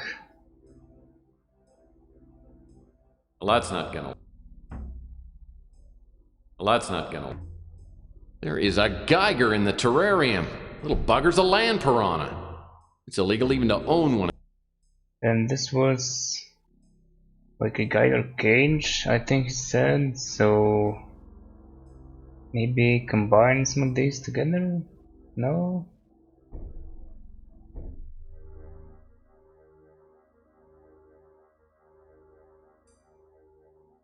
I really have no ideas.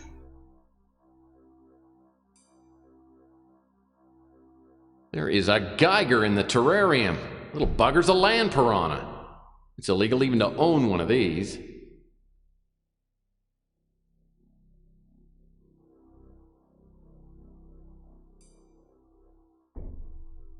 Well, that's not gonna... Well, that's not... Well, that's not gonna work. Well, that's not gonna... There is a Geiger...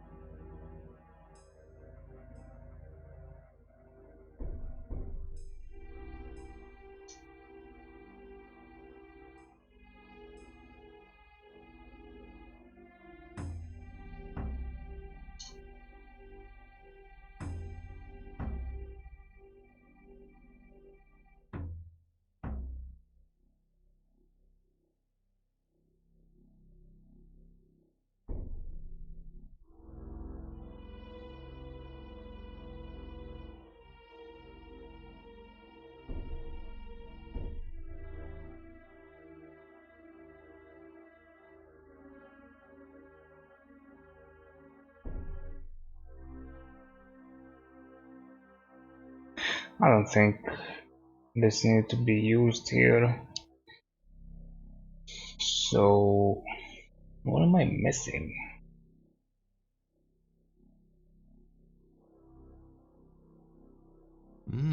Geiger chow. It's got real roast beef flavor and makes its own rich gravy. Look at that. I just now noticed this.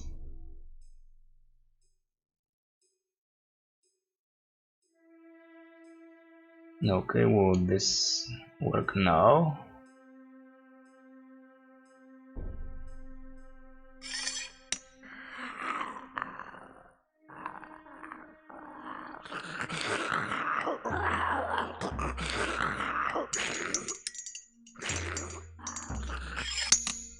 I don't know what I'll do with a small, ravenous Geiger.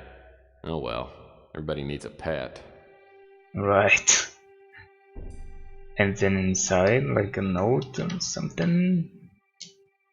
Nice terrarium. Must have cost him a bundle. No.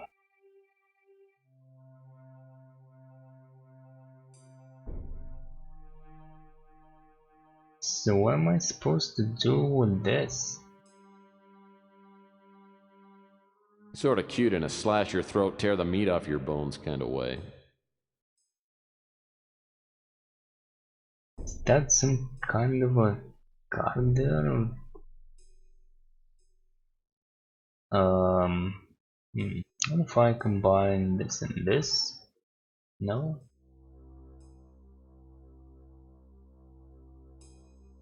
Sort of cute in a slash your throat, tear the meat off your bones kind of way.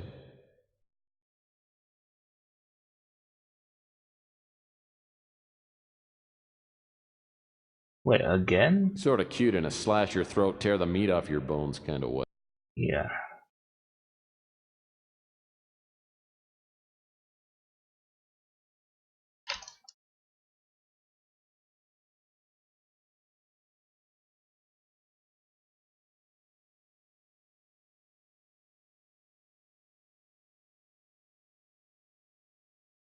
I don't know, maybe if I put him in the fish tank, let them eat each other or something. Well, that's not gonna work. No?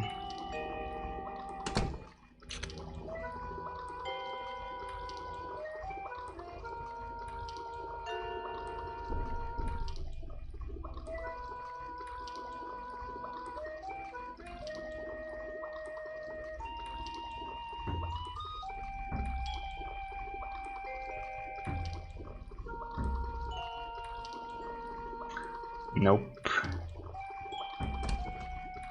Seems like there might be a note there, but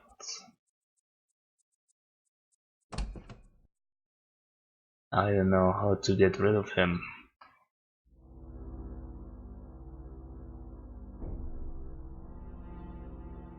Yep. Nice to. Again, nothing here.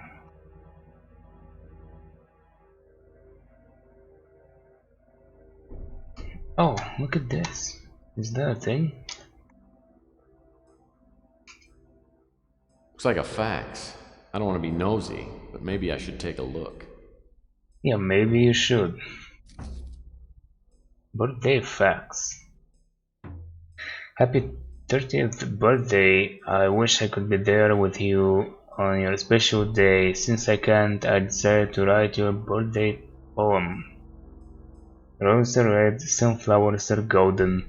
I'll buy you a present when I get brought in 8 or 9 years. Love, Mom. Wow.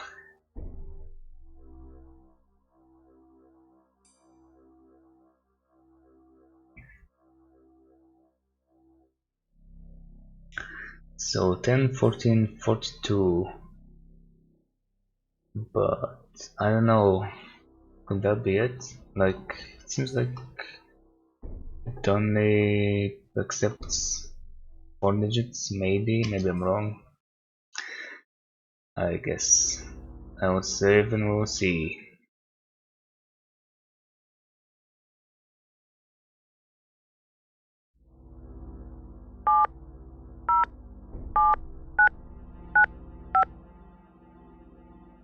So?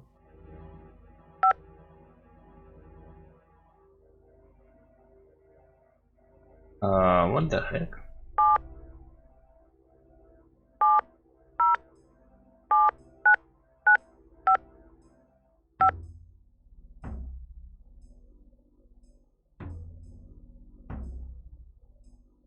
So I guess it didn't happen. I don't even know how many digits I have to enter.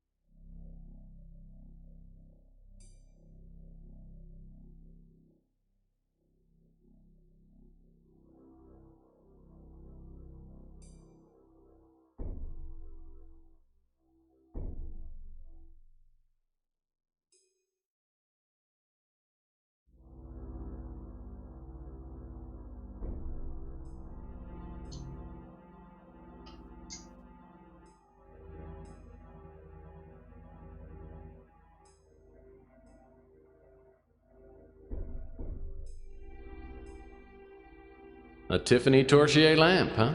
Very lovely.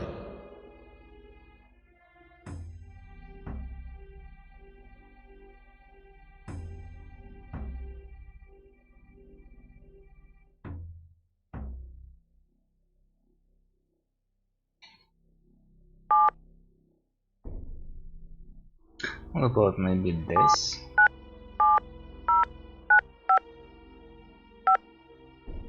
Nope. That's the right it? Yes, it is.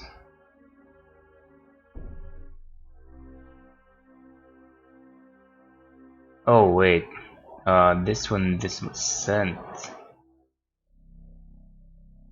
Maybe?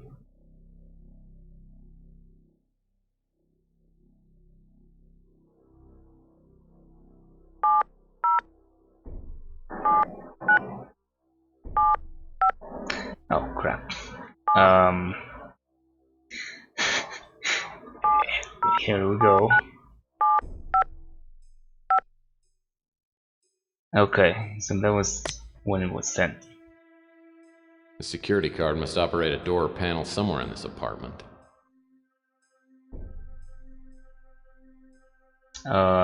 Take it.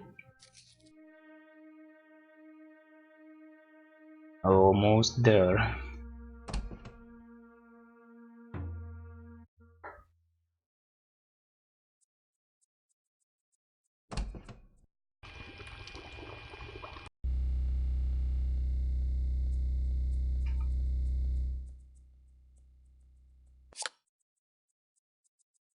And This must be the Countess statuette. I guess she wasn't exaggerating when she said how valuable it was.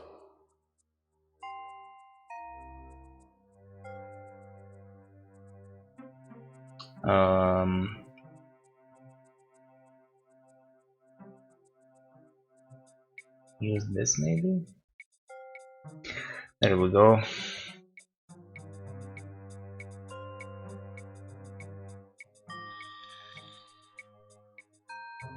Come on.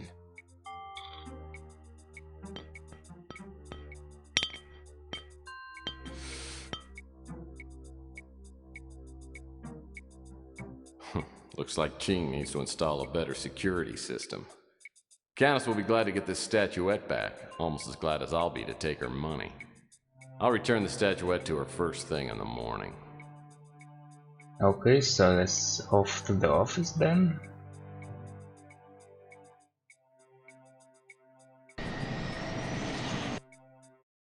Oh, I am one tired hombre. I can't wait to... Oh, shoot. I go through all that work to get the statuette out of Ching's place, and I leave it in the damn speeder. And I didn't even roll up the windows. I am such an idiot!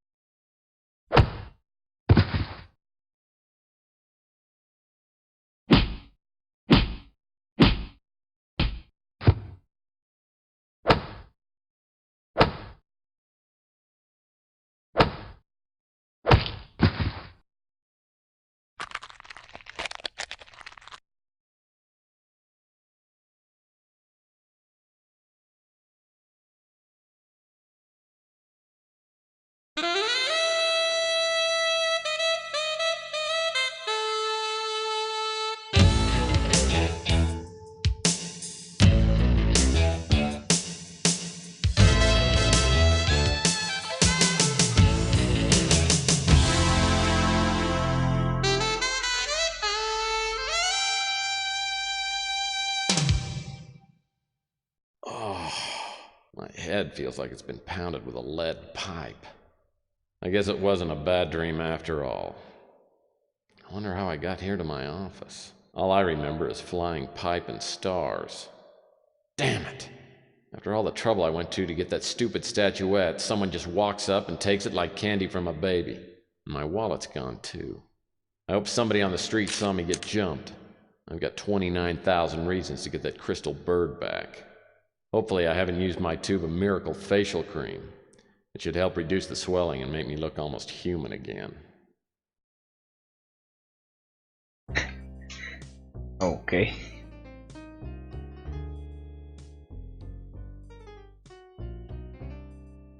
No new facts. Might as well save.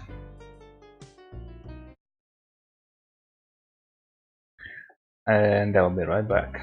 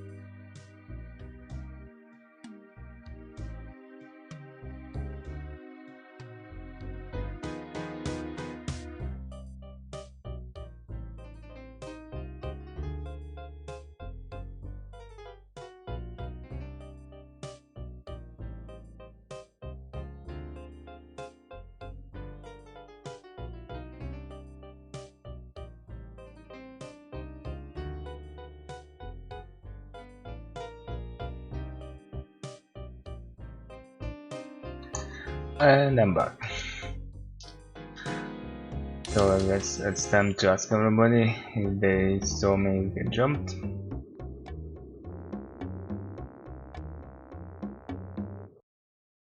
How can I help you, Tex?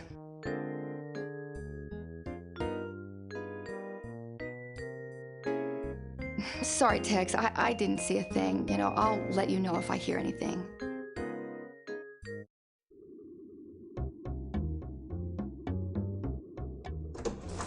What now, Murphy?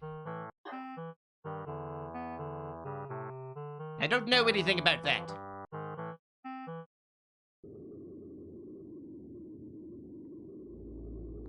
Ask away. Wish I could help.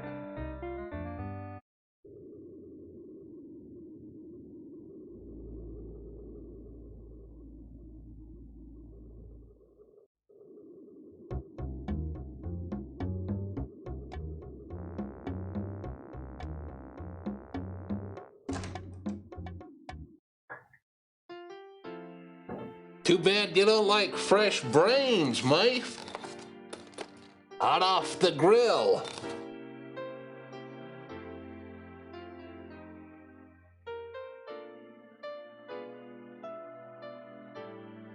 Franny told me you got whacked. I haven't heard any word on the street about who would have done it. Alright. That's something. Oh, Tex, why can't all the men be like you?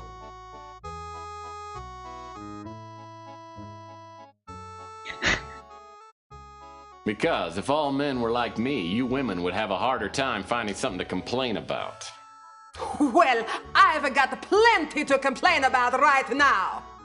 Sal's gone too far this time, and I've got to do something about him. It's humiliating the way he's been flaunting his latest affair with some floozy.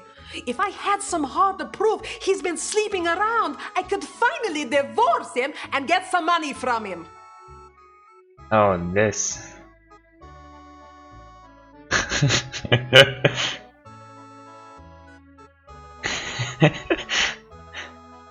You know, Fran, a good PI like myself can come up with hard proof in his sleep. I bet you can, mister. And that's why I'd like to make a deal with you. I saw you get jumped last night. Sal told me to keep quiet and that telling you would put my life in danger. But I'm willing to talk if you'll get me some proof that Sal is having an affair. Then I could divorce him and get some of the money he's been hiding away all these years. Figure as much. Try for free information? Nah. It's a video game, we all know that's not gonna work. You drive a hard bargain, Francesca. But I need a lead on my case, so I'll see what I can dig up on Sal. I don't know anything about the girl Sal is seeing. I've gone through his things, but haven't been able to find anything except for this note. I think it's meant to be a coded message. I'm sorry I don't have anything more for you to work with. Let me know when you've got something. Okay. Yeah, seems like it. I still have this creature with me. Does this guy maybe sell?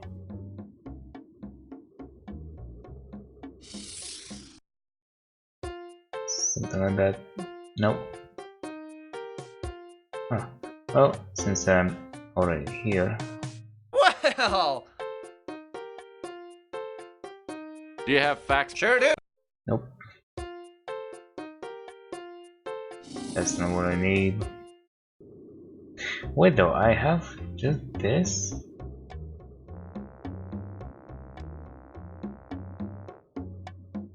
Huh. There really isn't much. What's going on, Tex?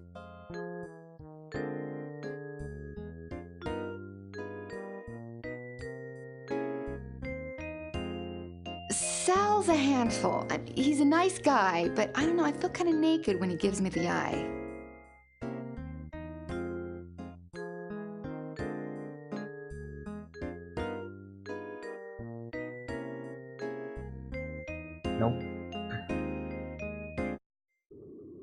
Okay. What if I go back to my office?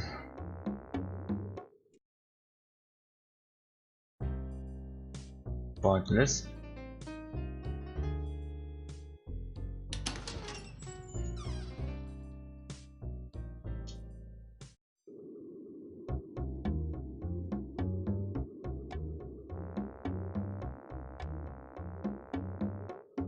Oh, is he open? He is. Hey, Mr. Detective Guy, how's it going?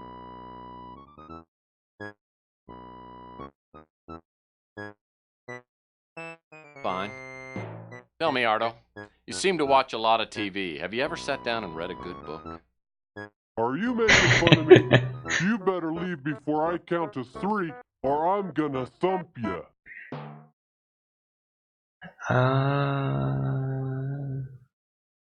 You know, Ardo, you'd make a great junior detective. Would you like that? 2. What?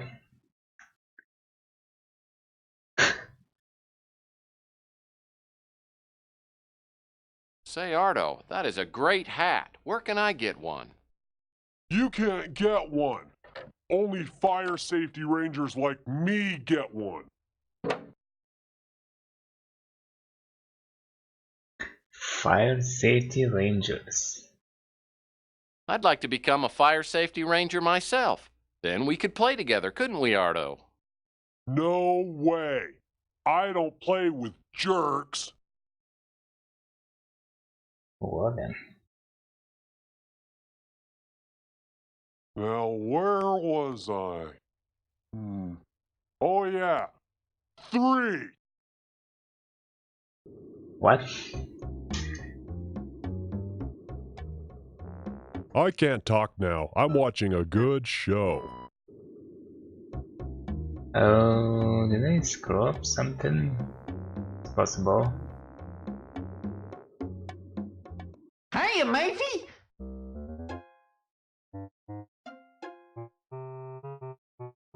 He lets his wife run the pizza joint. I don't know what he does.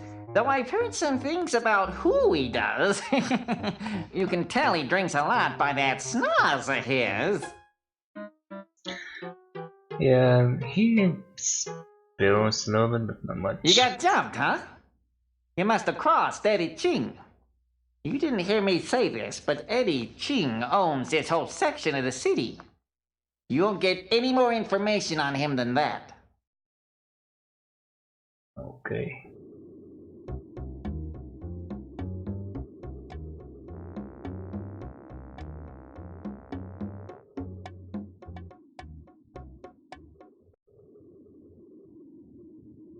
Ask away.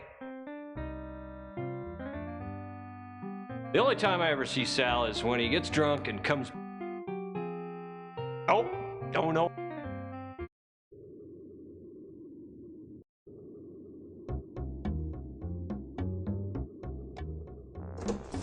Judas, Murphy, can't you find... Sal's a brute. Funny as hell, but he can get pretty bad after a couple of drinks. He and his wife Franny have a real love-hate thing. Makes me glad I never tied the knot. Sal leaves running the pizza. Yeah, he already told me I don't that. know anything about... There's no intent. Maybe Louis would know something more about him, even though I already mentioned him. What's on your mind? As a matter of fact, he just left. Oh. You'd probably be interested to know that he tore up a note and left it in the trash. Louis tells me he just took the garbage and dumped it in the trash can just outside the Bruin stew. Alright, thanks. Oh wait. No, he said there's no intent about the mugging.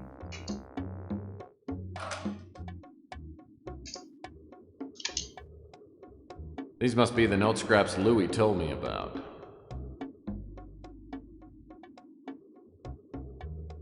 Oh man, to move the note scraps, press and hold down the left mouse button, then slide the mouse to move the scrap. Rotate Press and hold left mouse button. Press the left or right arrow key on the keyboard. I see. Okay, well, this is gonna take some time.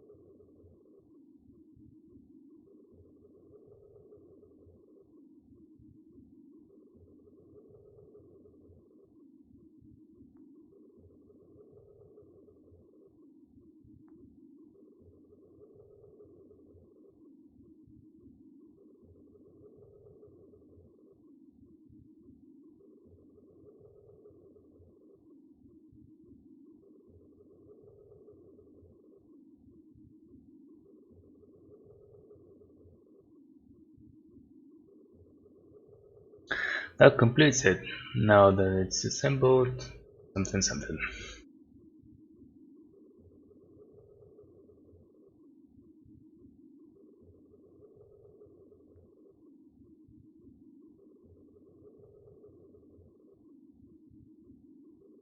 Oh, what the heck?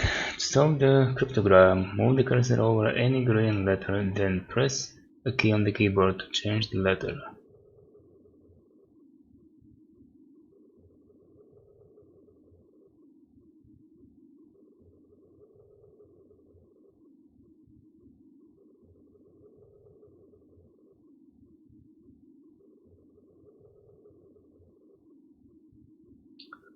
Wait though, what was here initially? I wish I hadn't deleted it. I think it was this.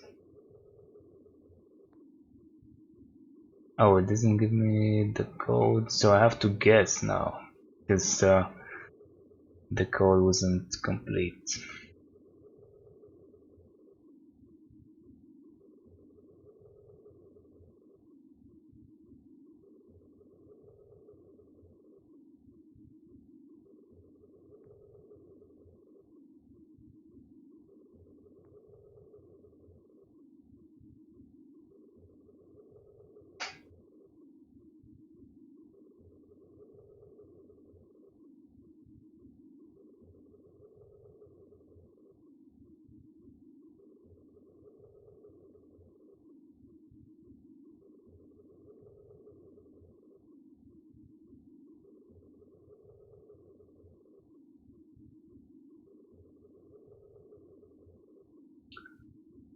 Well, I have no suggestions. Also, can figure out what would this be? Could be like initials for a name, maybe, or something.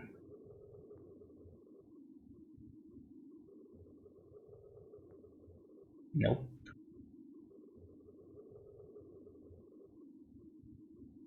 Oh, nope. It's not that.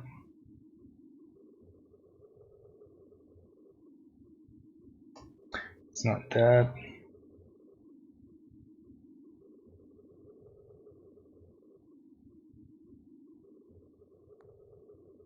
There we go. Let's probably this.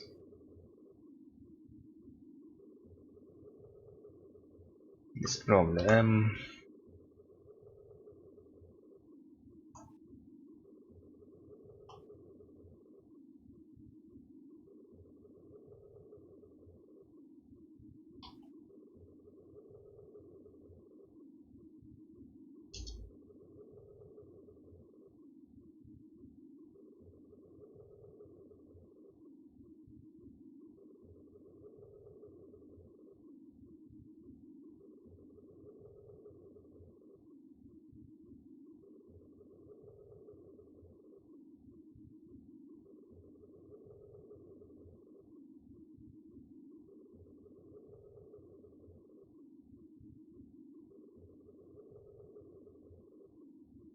Alright, so this seems to be it. We have confirmed your appointment with Chastity at the suite in the Golden Gate Hotel at the usual time. The password today is Silicon.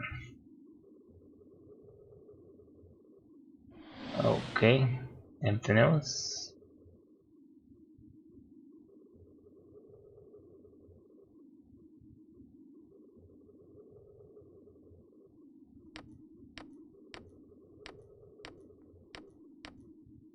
What the heck?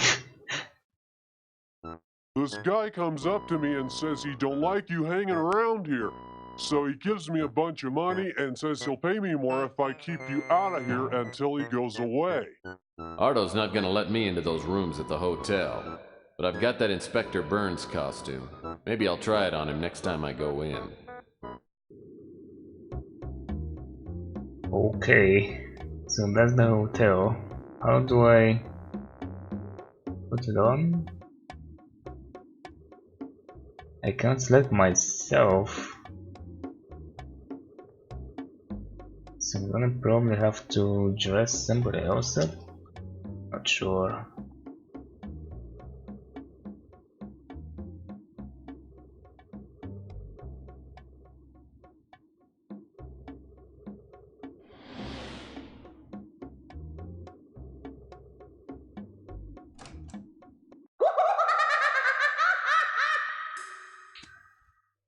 I thought there had to be something else over here, maybe.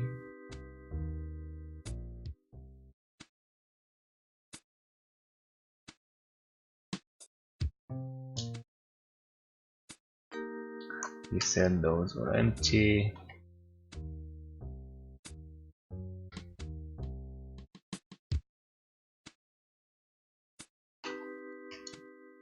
Rusty, the clown. Nope.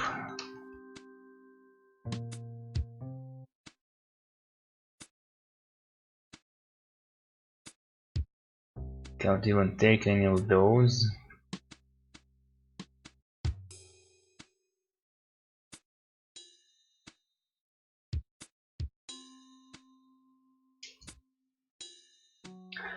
Well, he said maybe I'll have to put it on, but I don't think that's the case.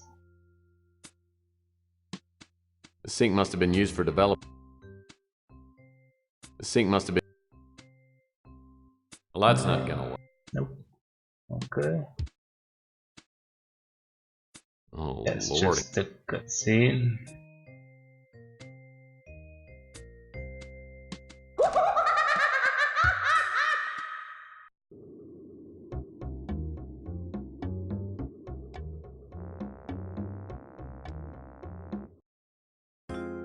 Talk to me, handsome.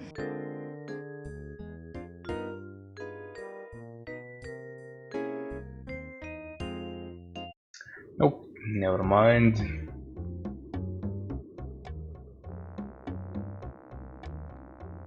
This is the brand new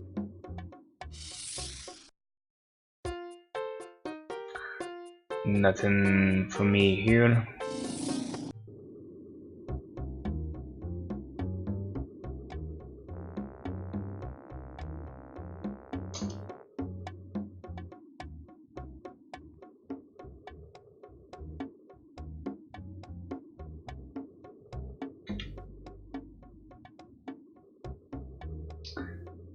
Well, he said maybe I'll have to try it on. Ah, my own personal credit card.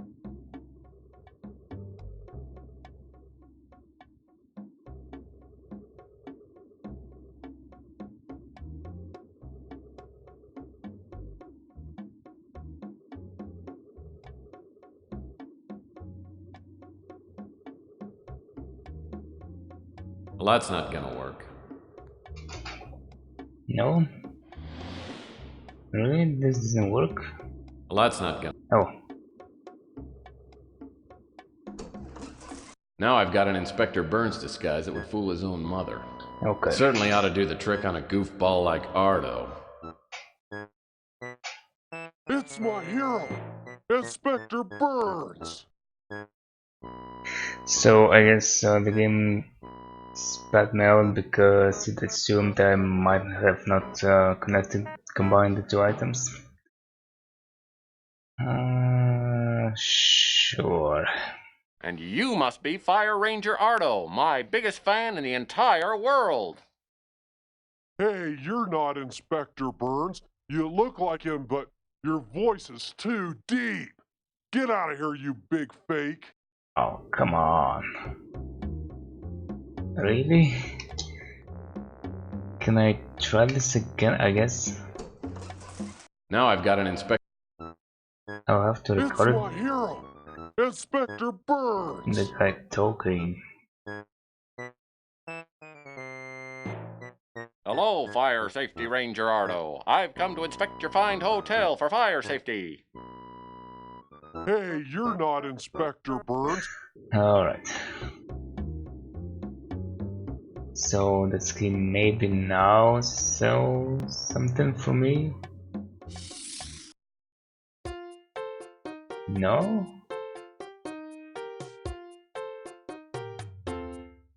Well, Do you have fax machine? sure do. I tried. Huh. So...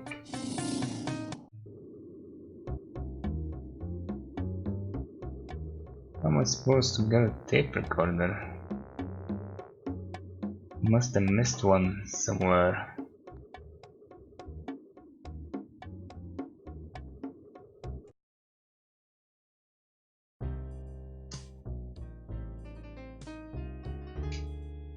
That hutch holds a life's worth of...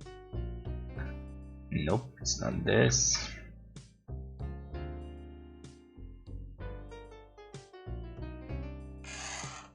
As usual, it's a mess.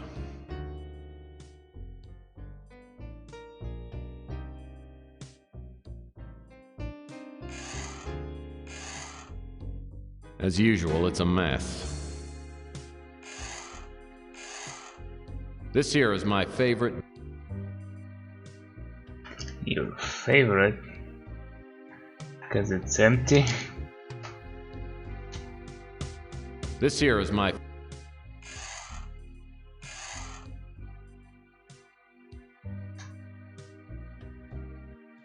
This here is my favorite desk. As usual. As usual. As usual, it's a...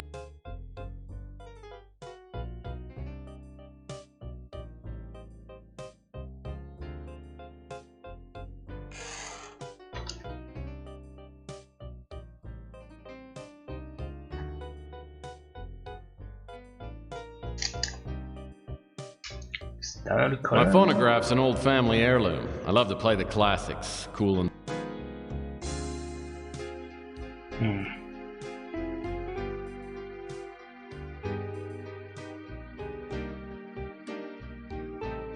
Then, oh.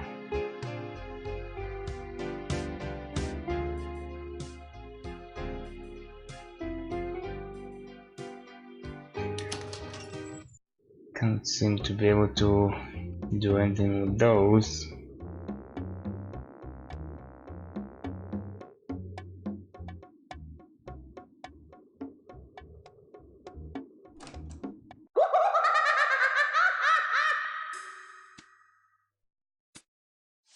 Hi, kids, it's me, Inspector Burns.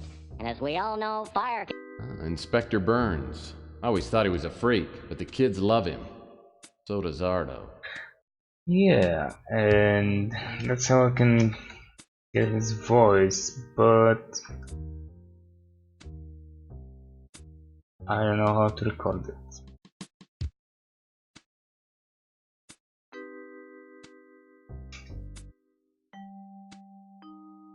Well, that's not gonna work.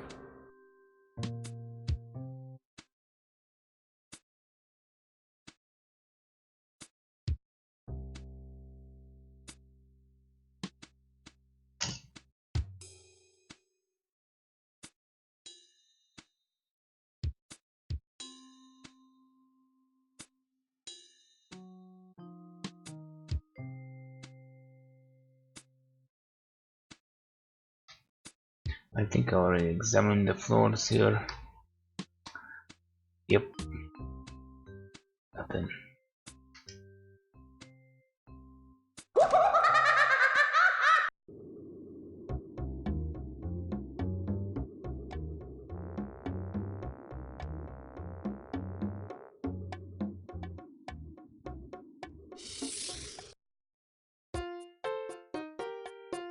Now that's interesting. Looks like a core sample from an old... Nope. What is this? Oh, a drive-through teller tube. Everyone should have at least one of these around the house.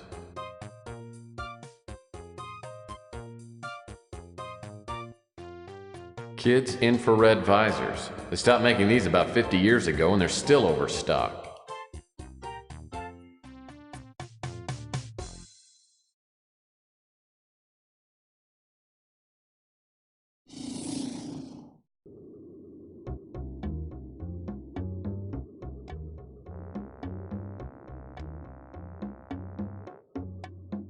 Well, I can't seem to be able to connect the dots.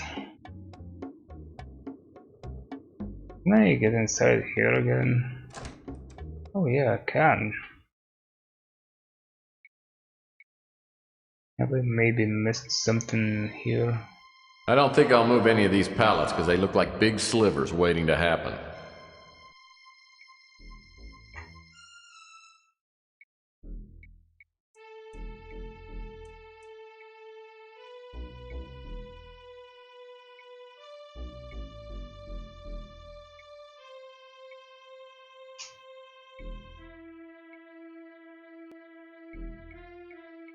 Ooh.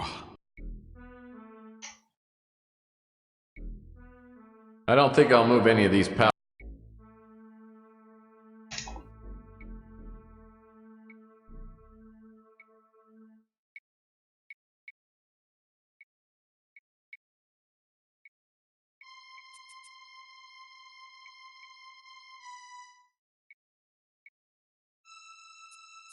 Crate smells like lime.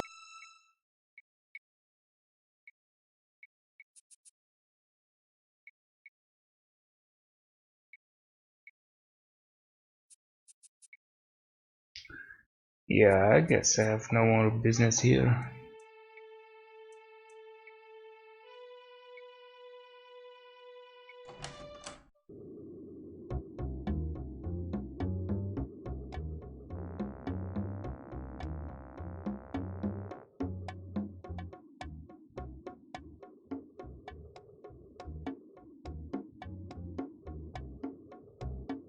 Sort of cute in a slash your throat, tear the meat off your bones kind of way.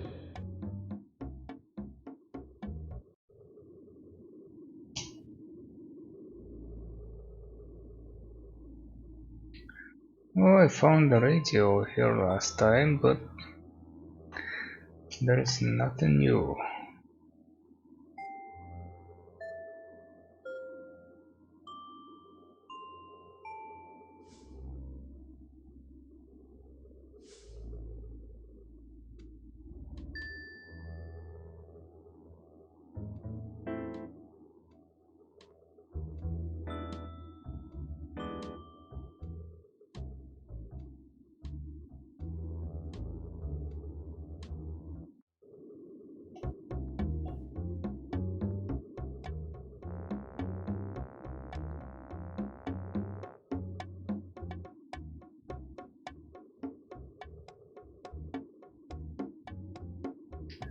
Can I get back here maybe?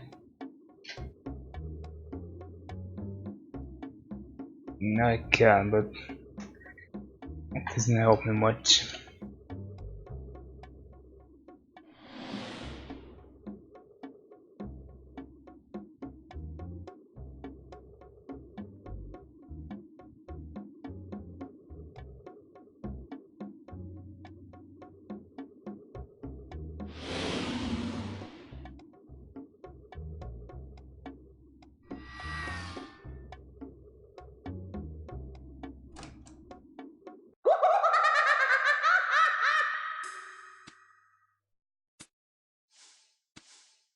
Cannot do anything else to this.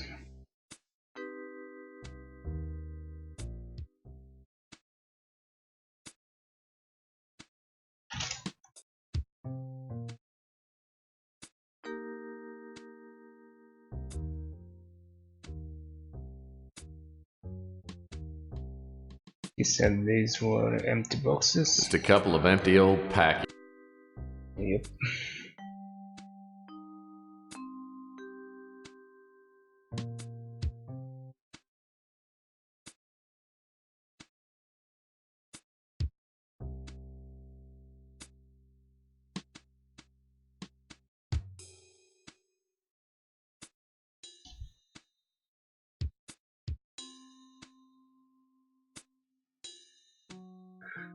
Alright, let's see.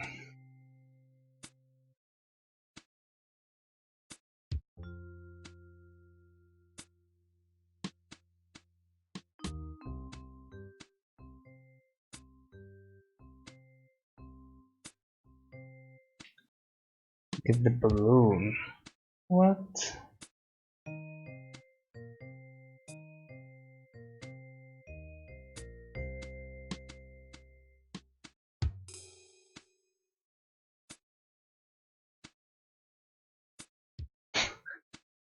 I have no idea what's supposed to happen here. I have to have the balloon. Also, there's something else. Combine the mask and uniform. Yep, I already did that.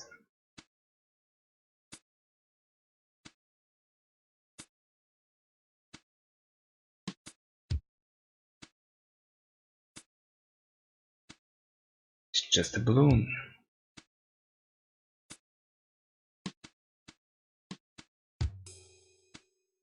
Well, that's not gonna work. Obviously not.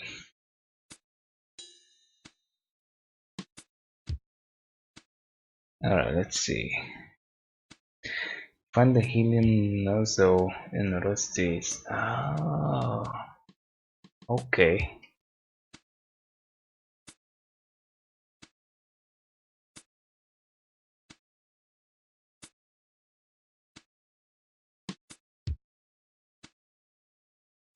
Wait. Oh, lordy. Well, this is where Rusty ended up. What a way to go. And I'm willing to bet he didn't crawl in here on his own. Someone murdered him.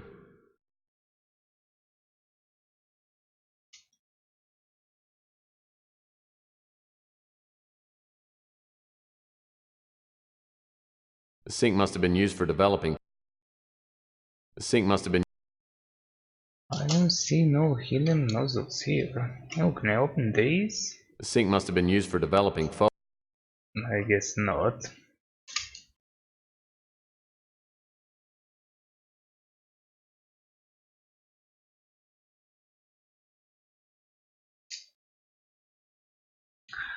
Oh, could it be this, maybe? Ooh, a small nozzle. Probably a helium dispenser used for filling balloons. Okay, alright.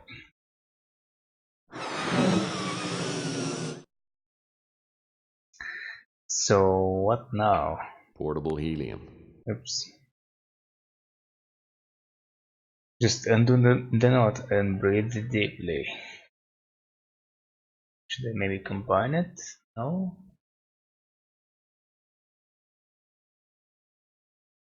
Do I even need to Well, that's not gonna. do anything here? I feel like a couple other steps need to be completed, but let's see. Is he simply gonna use it? Now I've got an Inspector Burns disguise that would fool his own mother. It certainly ought to do the trick on a goofball like Ardo. It's my hero, Inspector Burns! Nope. And you must be Fire Ranger Ardo, my biggest fan in the entire world. Oh, it does work. Yes, sir, Inspector Burns. You must have got the letter I sent you.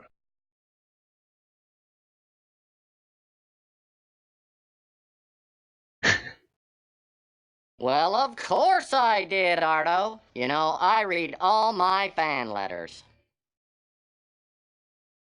I know you do, Inspector Burns.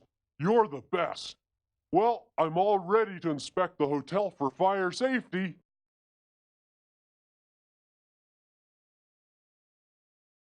Well, that's fine, Ardo. Open up those doors for me and I'll inspect your hotel rooms. All right. I'll open the doors, Inspector Burns. After a few minutes, I find the door to the Regency Escort Service Hotel Suite. The door's locked, but there's a security panel on the wall beside it. Looks like it requires a password. Oh no. What was it? Silicon, I think.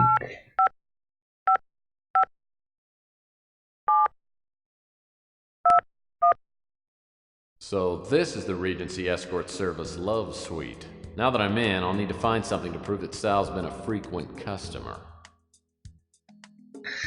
Alright.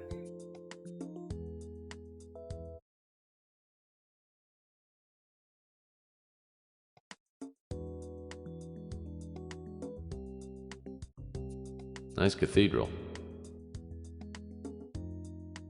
A book about the history of the Golden Gate Hotel. Looks fascinating. Plastic plants, as always, add that special touch to a room. Girls looking for contact lens.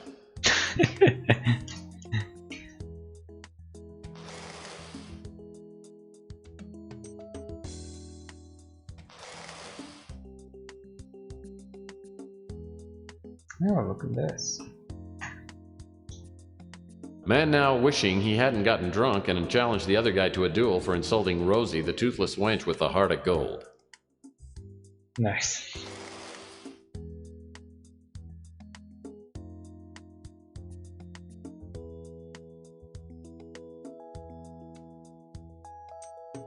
Looks like a piece of bright, shiny foil. Must be from a bottle of champagne.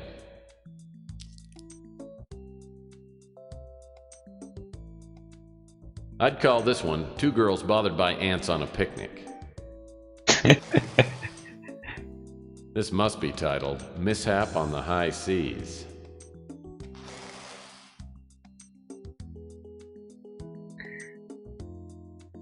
Okay. This appears to be a very poor copy of Monet's Drowning Frogs. That was some turning. Let's see. Oh wait, this revealed this. A twisty board game. I used to play this as a kid. I wonder what the escort girls do with it.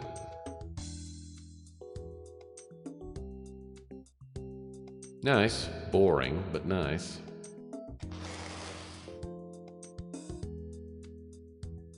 So I can't take this? Alright. I'm starting to think this painting's following me around. It is. Oh, who knows, maybe this. A rose bush by a fence. Pretty exciting stuff. Text is not amused though. This painting is very yellow. Aha. Ooh. A list of names. All female. Looks like Sal's a regular here at the Love Suite. Okay.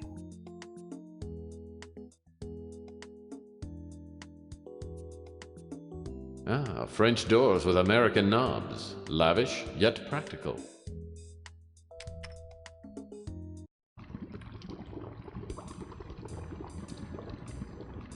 Looks like someone left their shorts in the hot tub. I think I'll leave them right where they are. Alright.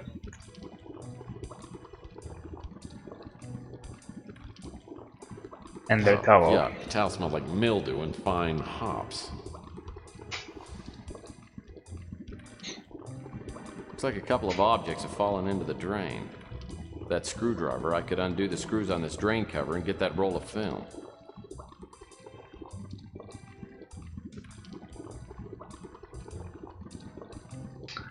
Well, looks like a couple of objects have fallen into the drain. With that screwdriver, I could undo the screws on this drain cover and get that roll of film. Can you maybe try with the credit card? Well, that's not gonna work. Okay. You try scrubbing it out, and you try soaking it out, but Sal still got that ring around the collar.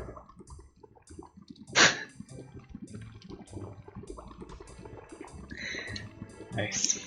Beer cans. Oh, they're empty. Hey, what's this? Oh, sick. A yucky Band-Aid. Oh, Band-Aid. Ooh, look at this. Well, I guess one of the escort girls left her bikini top. Okay, I guess we don't need that.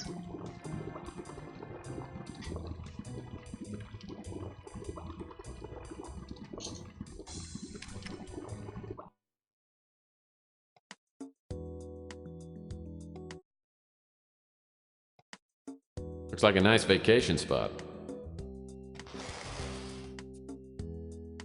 The bed looks deluxe, firm, but not too firm.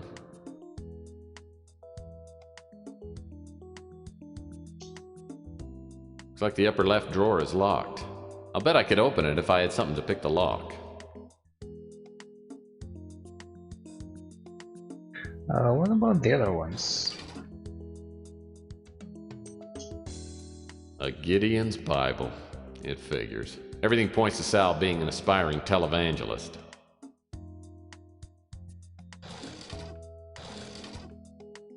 A camera. Too bad there's no film in it. There's no dust on it, though. Must have been used recently. Can't you take it? Really?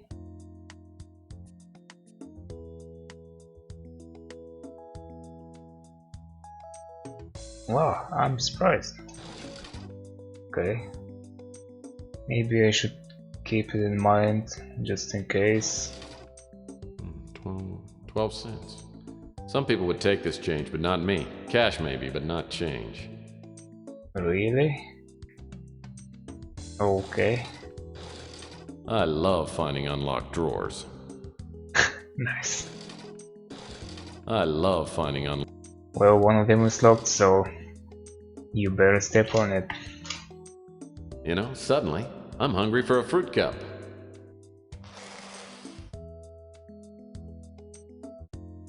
My Uncle Stan used to wear a tie with that same pattern on it.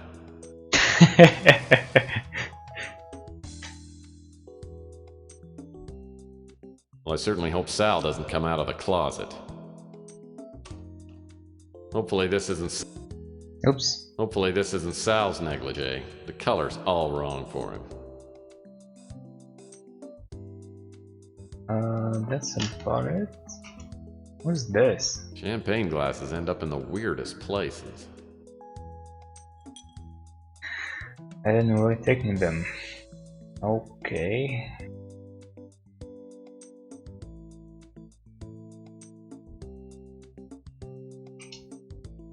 Yeah, that's a nice chair.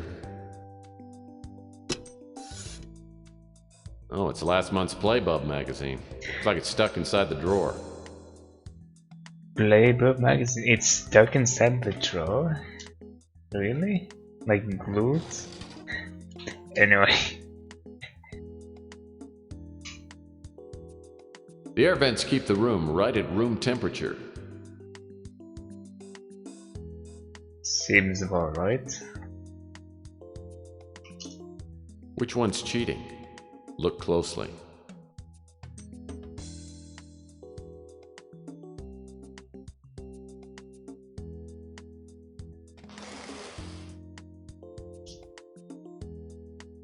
I don't think I ought to open that credenza. It might be full of Sal's underwear.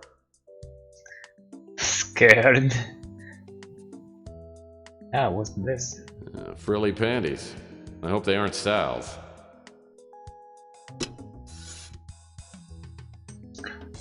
And empty.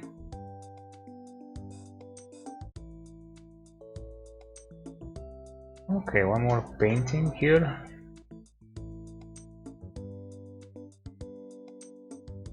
This is a piece by that famous dead artist Van Popper entitled Corpse in a Field.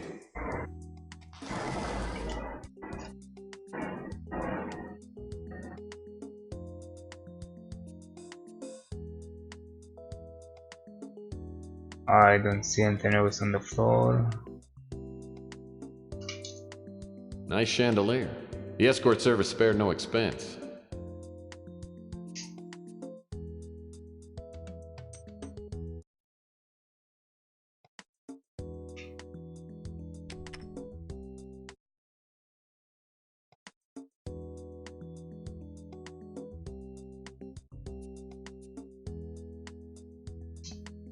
Large Tudor-style windows.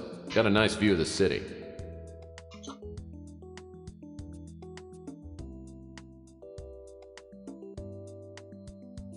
Ah, nothing left here.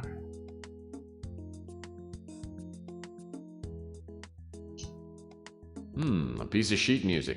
Let's see. Lucido L'Amour. Must be Western music.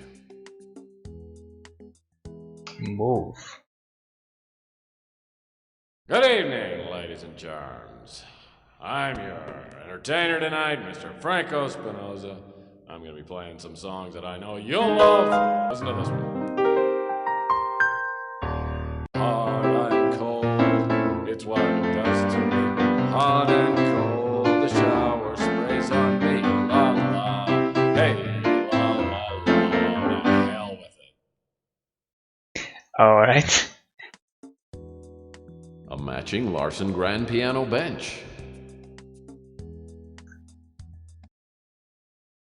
Ah, so that's that.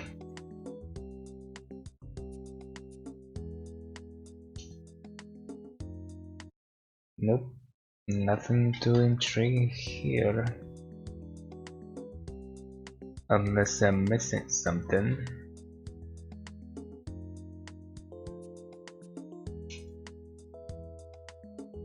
Can't seem to be able to open those. Oh, a Passion's Breath room deodorizer. It smells terrible, but it's got a magnet on it. And magnets can be handy.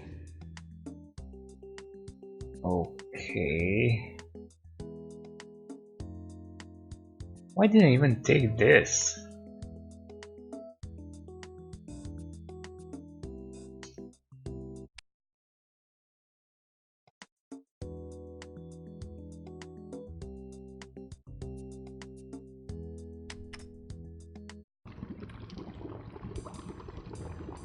So, can something maybe happen here with this? Well, that's not gonna work. No. Should I even try this? No? Don't know what to do with this as well. It smells terrible, but it's got a magnet on it.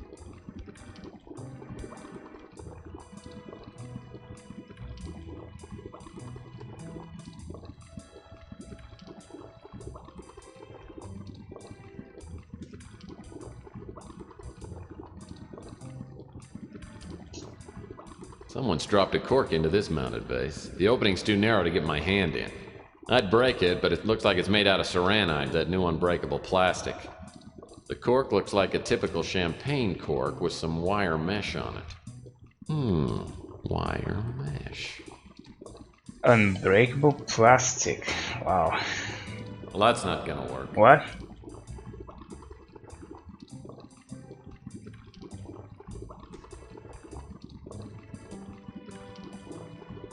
Why? Well, that's not gonna...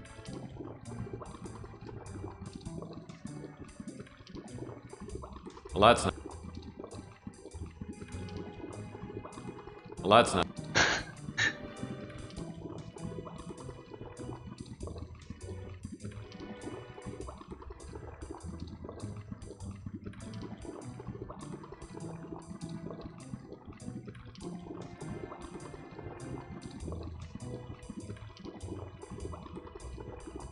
What am I even supposed to do with the champagne glass?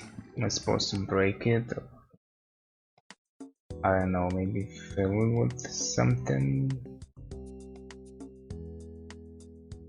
A twisty board game. I used to play this as a kid. I wonder what the...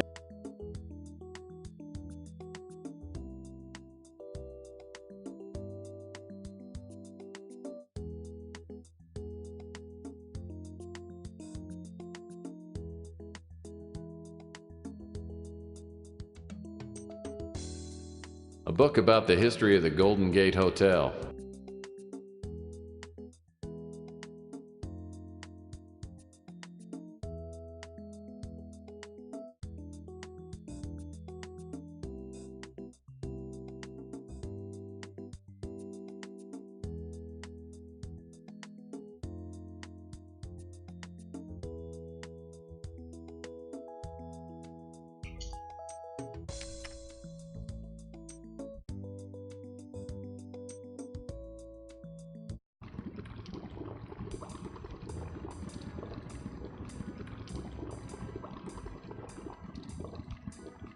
Oh, yuck, the talisman. Looks like a couple of objects have fallen into the drain. With that screwdriver, I could undo the screws on this drain cover and get that roll of film.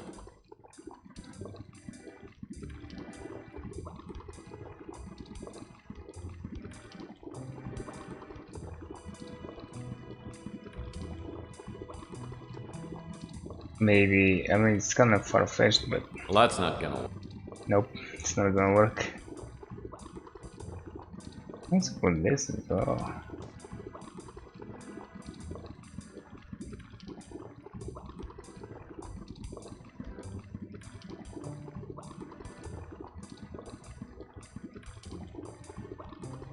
Someone's dropped a cork into this mounted base. The opening's too narrow to get my hand in.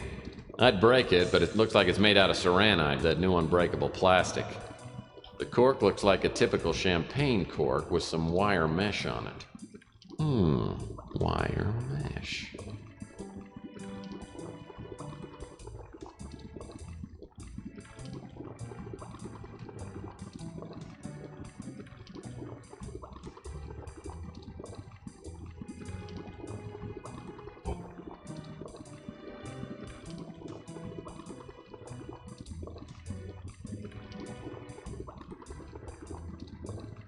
I don't know, I wouldn't try this.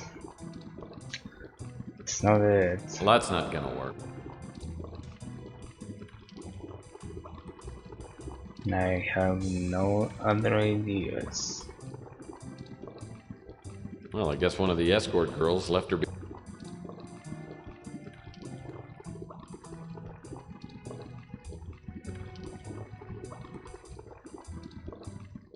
This vase looks like it was mounted here to hold flowers or something.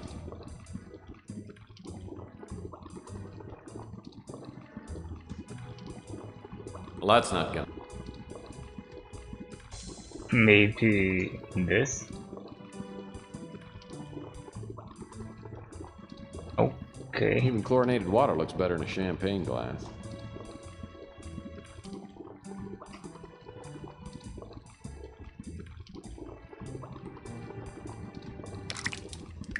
Alright. But it looks like the cork is on the bottom.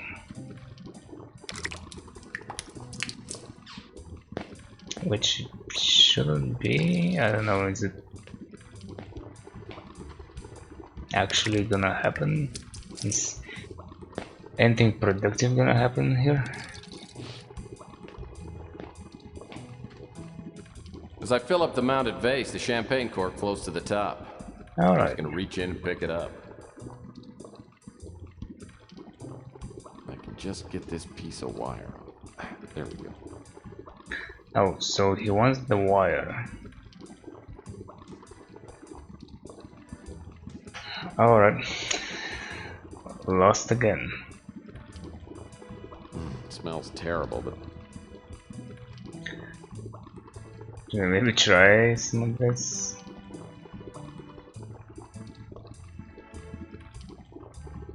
So...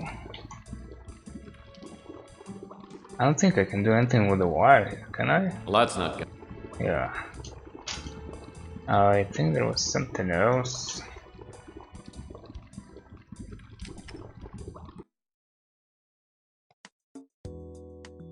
It's not there.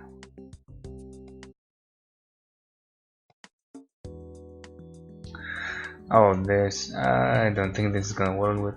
I'm gonna try. Oh my god, it works. Okay, and here we have. It's a shoelace. I hope it hasn't been used inappropriately. A shoelace. Strangest things have locked up.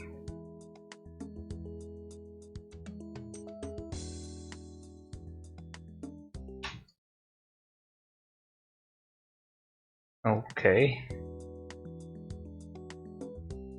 So back here, I guess.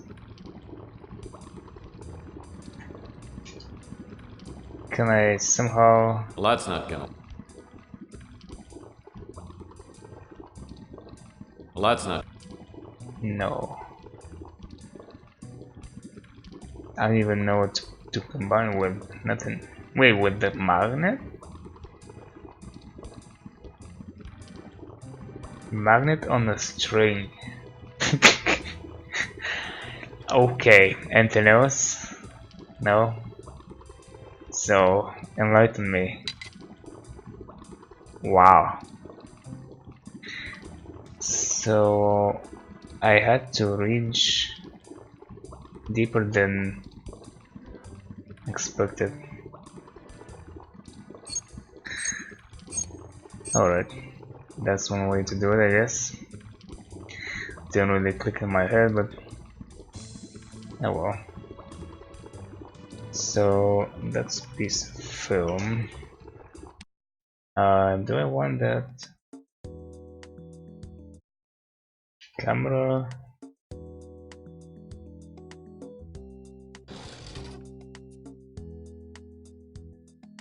Well, that's not gonna work. Well, that's not...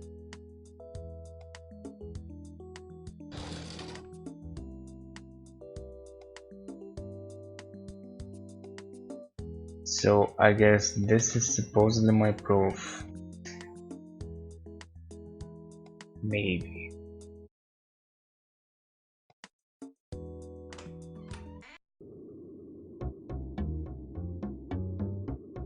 Actually, I could have traveled from inside. Oh well. Well, gorgeous, you're back. Did you get the evidence I need? Let's see. Is I that think it? I might. Let me look inside my overcoat. That's not evidence. You can't be serious. Well, that's so.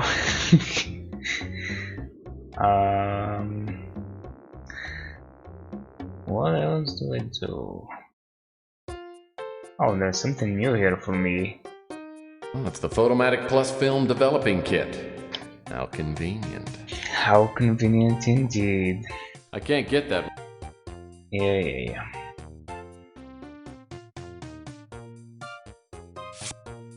That's why I came here, because every time I got stuck, it seemed like my first playthrough seemed like I had to come back here.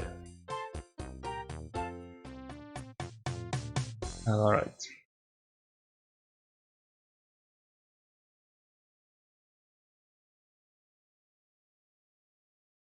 Incriminating photos of Sal. These pictures are sick. Francesco will be so happy. Well, seems like he got a good time. Or had.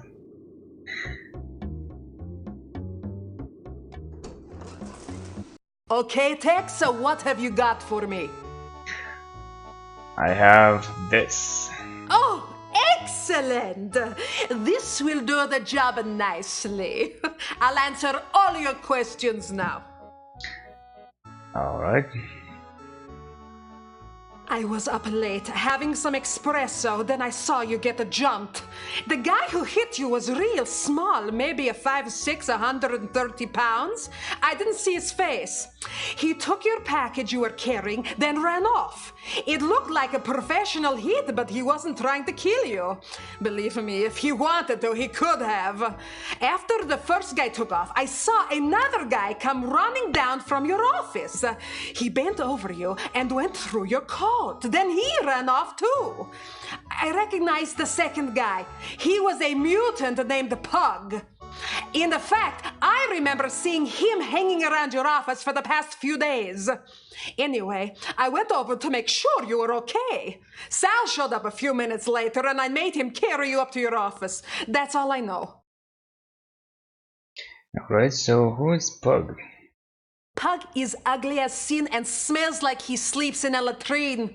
On and off for the past week or so, I've seen him keeping an eye on your office.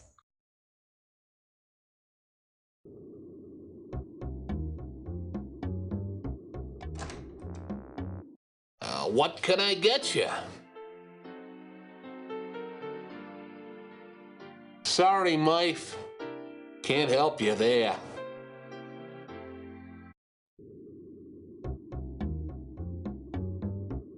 Chelsea. How can I help you, Tex?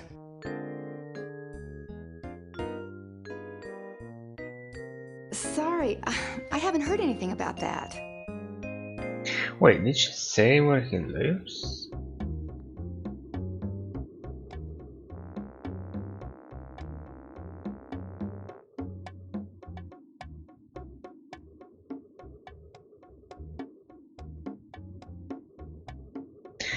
I think she said something, but I wasn't paying What else attention. can I help you with, Murphy?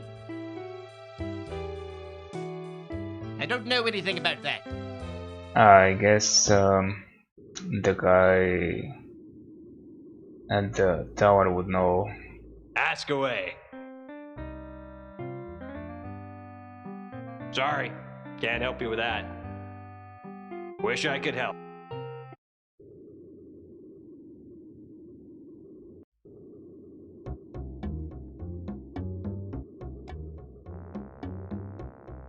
Hiya, matey. Well, Pug and I used to hang out sometimes, but I haven't seen him for a while. I heard he's gotten a job of some kind. He doesn't work very often, and he usually sleeps in a box down by the Snow White warehouse. Really? Following Beak's instructions, I hang around the warehouse. Not long after, a gust of wind carries a horrible stench into my nasal passages. I turn and see a shadowy figure waddle into the alley. The way you look at me, it makes me nervous.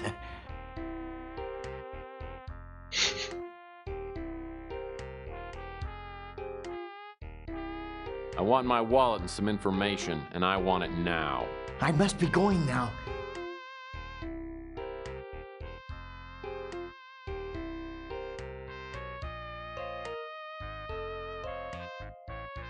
Okay, you run and I'll shoot.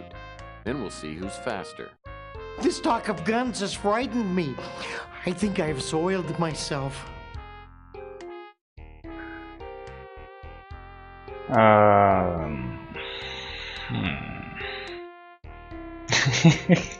So many options.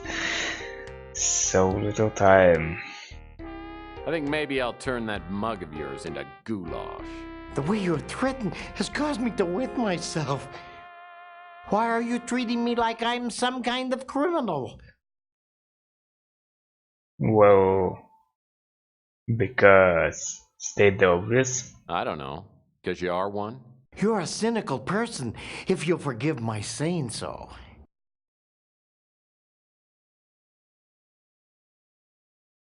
Okay, I forgive you. And would you please just hand over my wallet? Here's your wallet. You will see I have spent very little of your money. Tell me, how did you find me?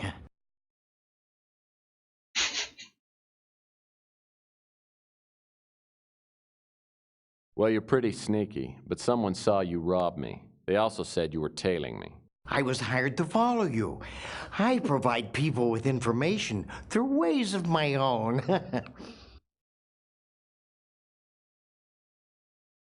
Oh, and stealing my wallet was in the job description.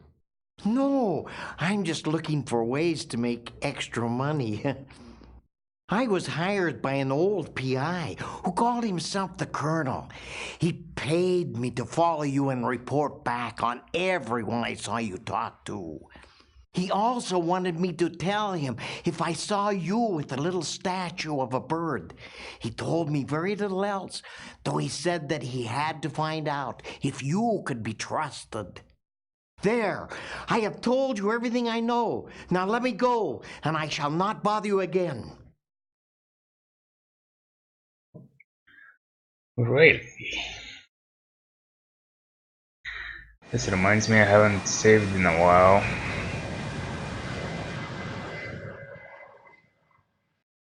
The Colonel was my mentor in the detective biz. When I was a young, idealistic crime fighter, I didn't understand some of the Colonel's unethical PI methods. I reported the Colonel to the PI licensing board, and his license was temporarily revoked. In the years since, I've come to understand and even occasionally use the Colonel's questionable methods, but we've never made up. I haven't seen the Colonel's office since we fell out 15 years ago. From the look of the exterior, the Colonel's kept it up nicely. I knock on the door and it swings open. The place is trashed.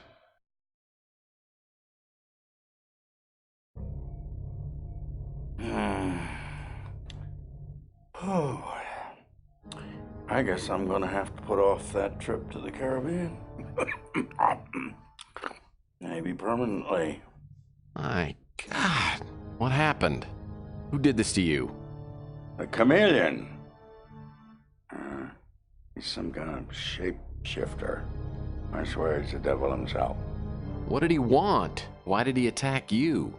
Oh, he thought I had it. When he found out I didn't, he tried to torture me into telling him where it was. Yeah, he got impatient, stuck a knife in my chest. I must have passed out. I didn't get enough sleep last night. Well, What was he looking for? the winter chip. The cult wants it. They're planning a doomsday party. They're afraid whoever's got the chip might stop them. You're gonna have to find it and get it to Capricorn. Yeah, they know what to do with it. But I don't know where to look. You gotta give me some help. There's no time. There's a disc by the bookcase. It's got information on the winter chip. Don't fail me, Tex. I hope to God you've learned something after all these years.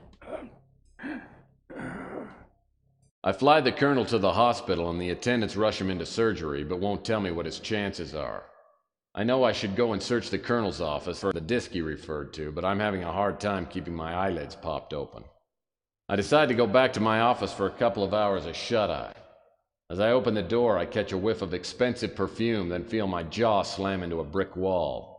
When my vision clears, I'm seated across from a beautiful Oriental woman with matching goons on either side of me. Good evening, Mr. Murphy.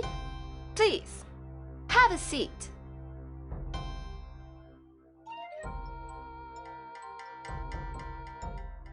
Gee, thanks. My dogs are really tired. Yes, you've been very busy, haven't you? Let me introduce myself. My name is Eddie Ching. Say what?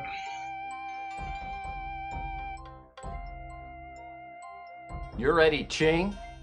Sure hope you're not here to kill me. That will depend on you, Mr. Murphy. I have learned that you were hired to steal a statuette from my apartment. I admire the skill you display in doing so, but I must now ask you to return the bird to me.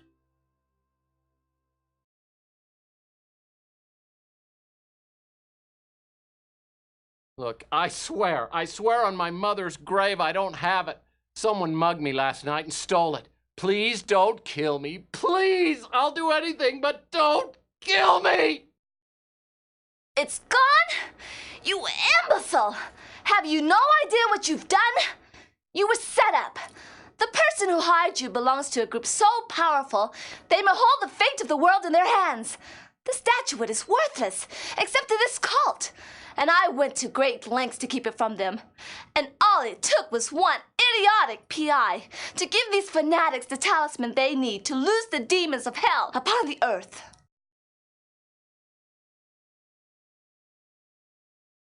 Oh, please. You really believe all that satanic mumbo-jumbo?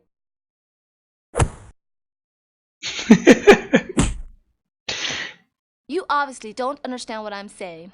With the statuette, the cult will fulfill its prophecies, unleashing an unimaginable flood of destruction. The prophecy is supposed to be fulfilled in 6 days. If the statuette is not recovered before then, nothing will matter. We'll all be dead.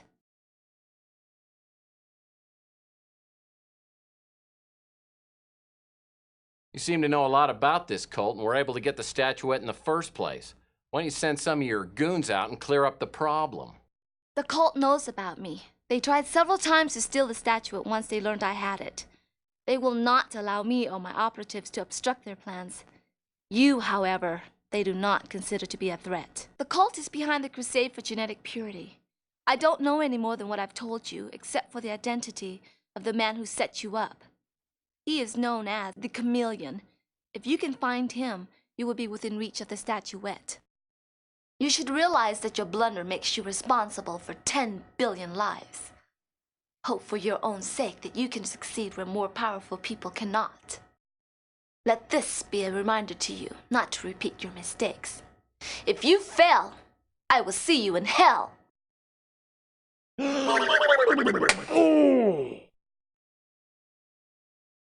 So, did he have the chip or not? I never found out. My usual methods of persuasion weren't working, so I had to get a little more forceful. Next thing I know, his lights go out. I think I killed him. Dead men don't help us. We've got to find out about that chip. If the Colonel didn't have the chip, then he probably sent it to Murphy. Stick around and keep tabs on him until the last second. But don't kill him. If the chip doesn't show up, make sure Murphy doesn't blunder into our path. If you find the chip, destroy it. Then you can do what you want with Murphy.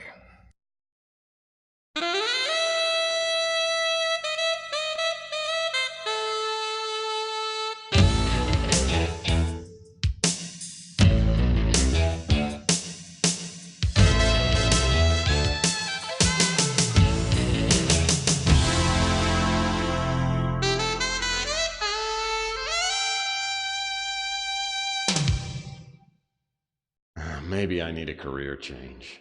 2 days in a row waking up in a semi-conscious stupor is enough for anybody. My nose is so sore my eyes water when I inhale, and all my front teeth shift slightly when I exhale. On top of all this, I found out that the world population could be annihilated because of me. That's just too much guilt to heap on a guy at this hour of the morning. Looks like I'm on my own. I'll need to find that disc the Colonel referred to. And what about that Countess? Was she on the level, or was she just feeding me a line?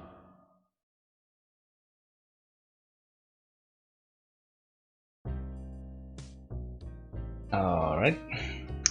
Joe, nope. I actually This pure wanted mountain to spring water is say- indispensable, literally. I'm out of paper cups.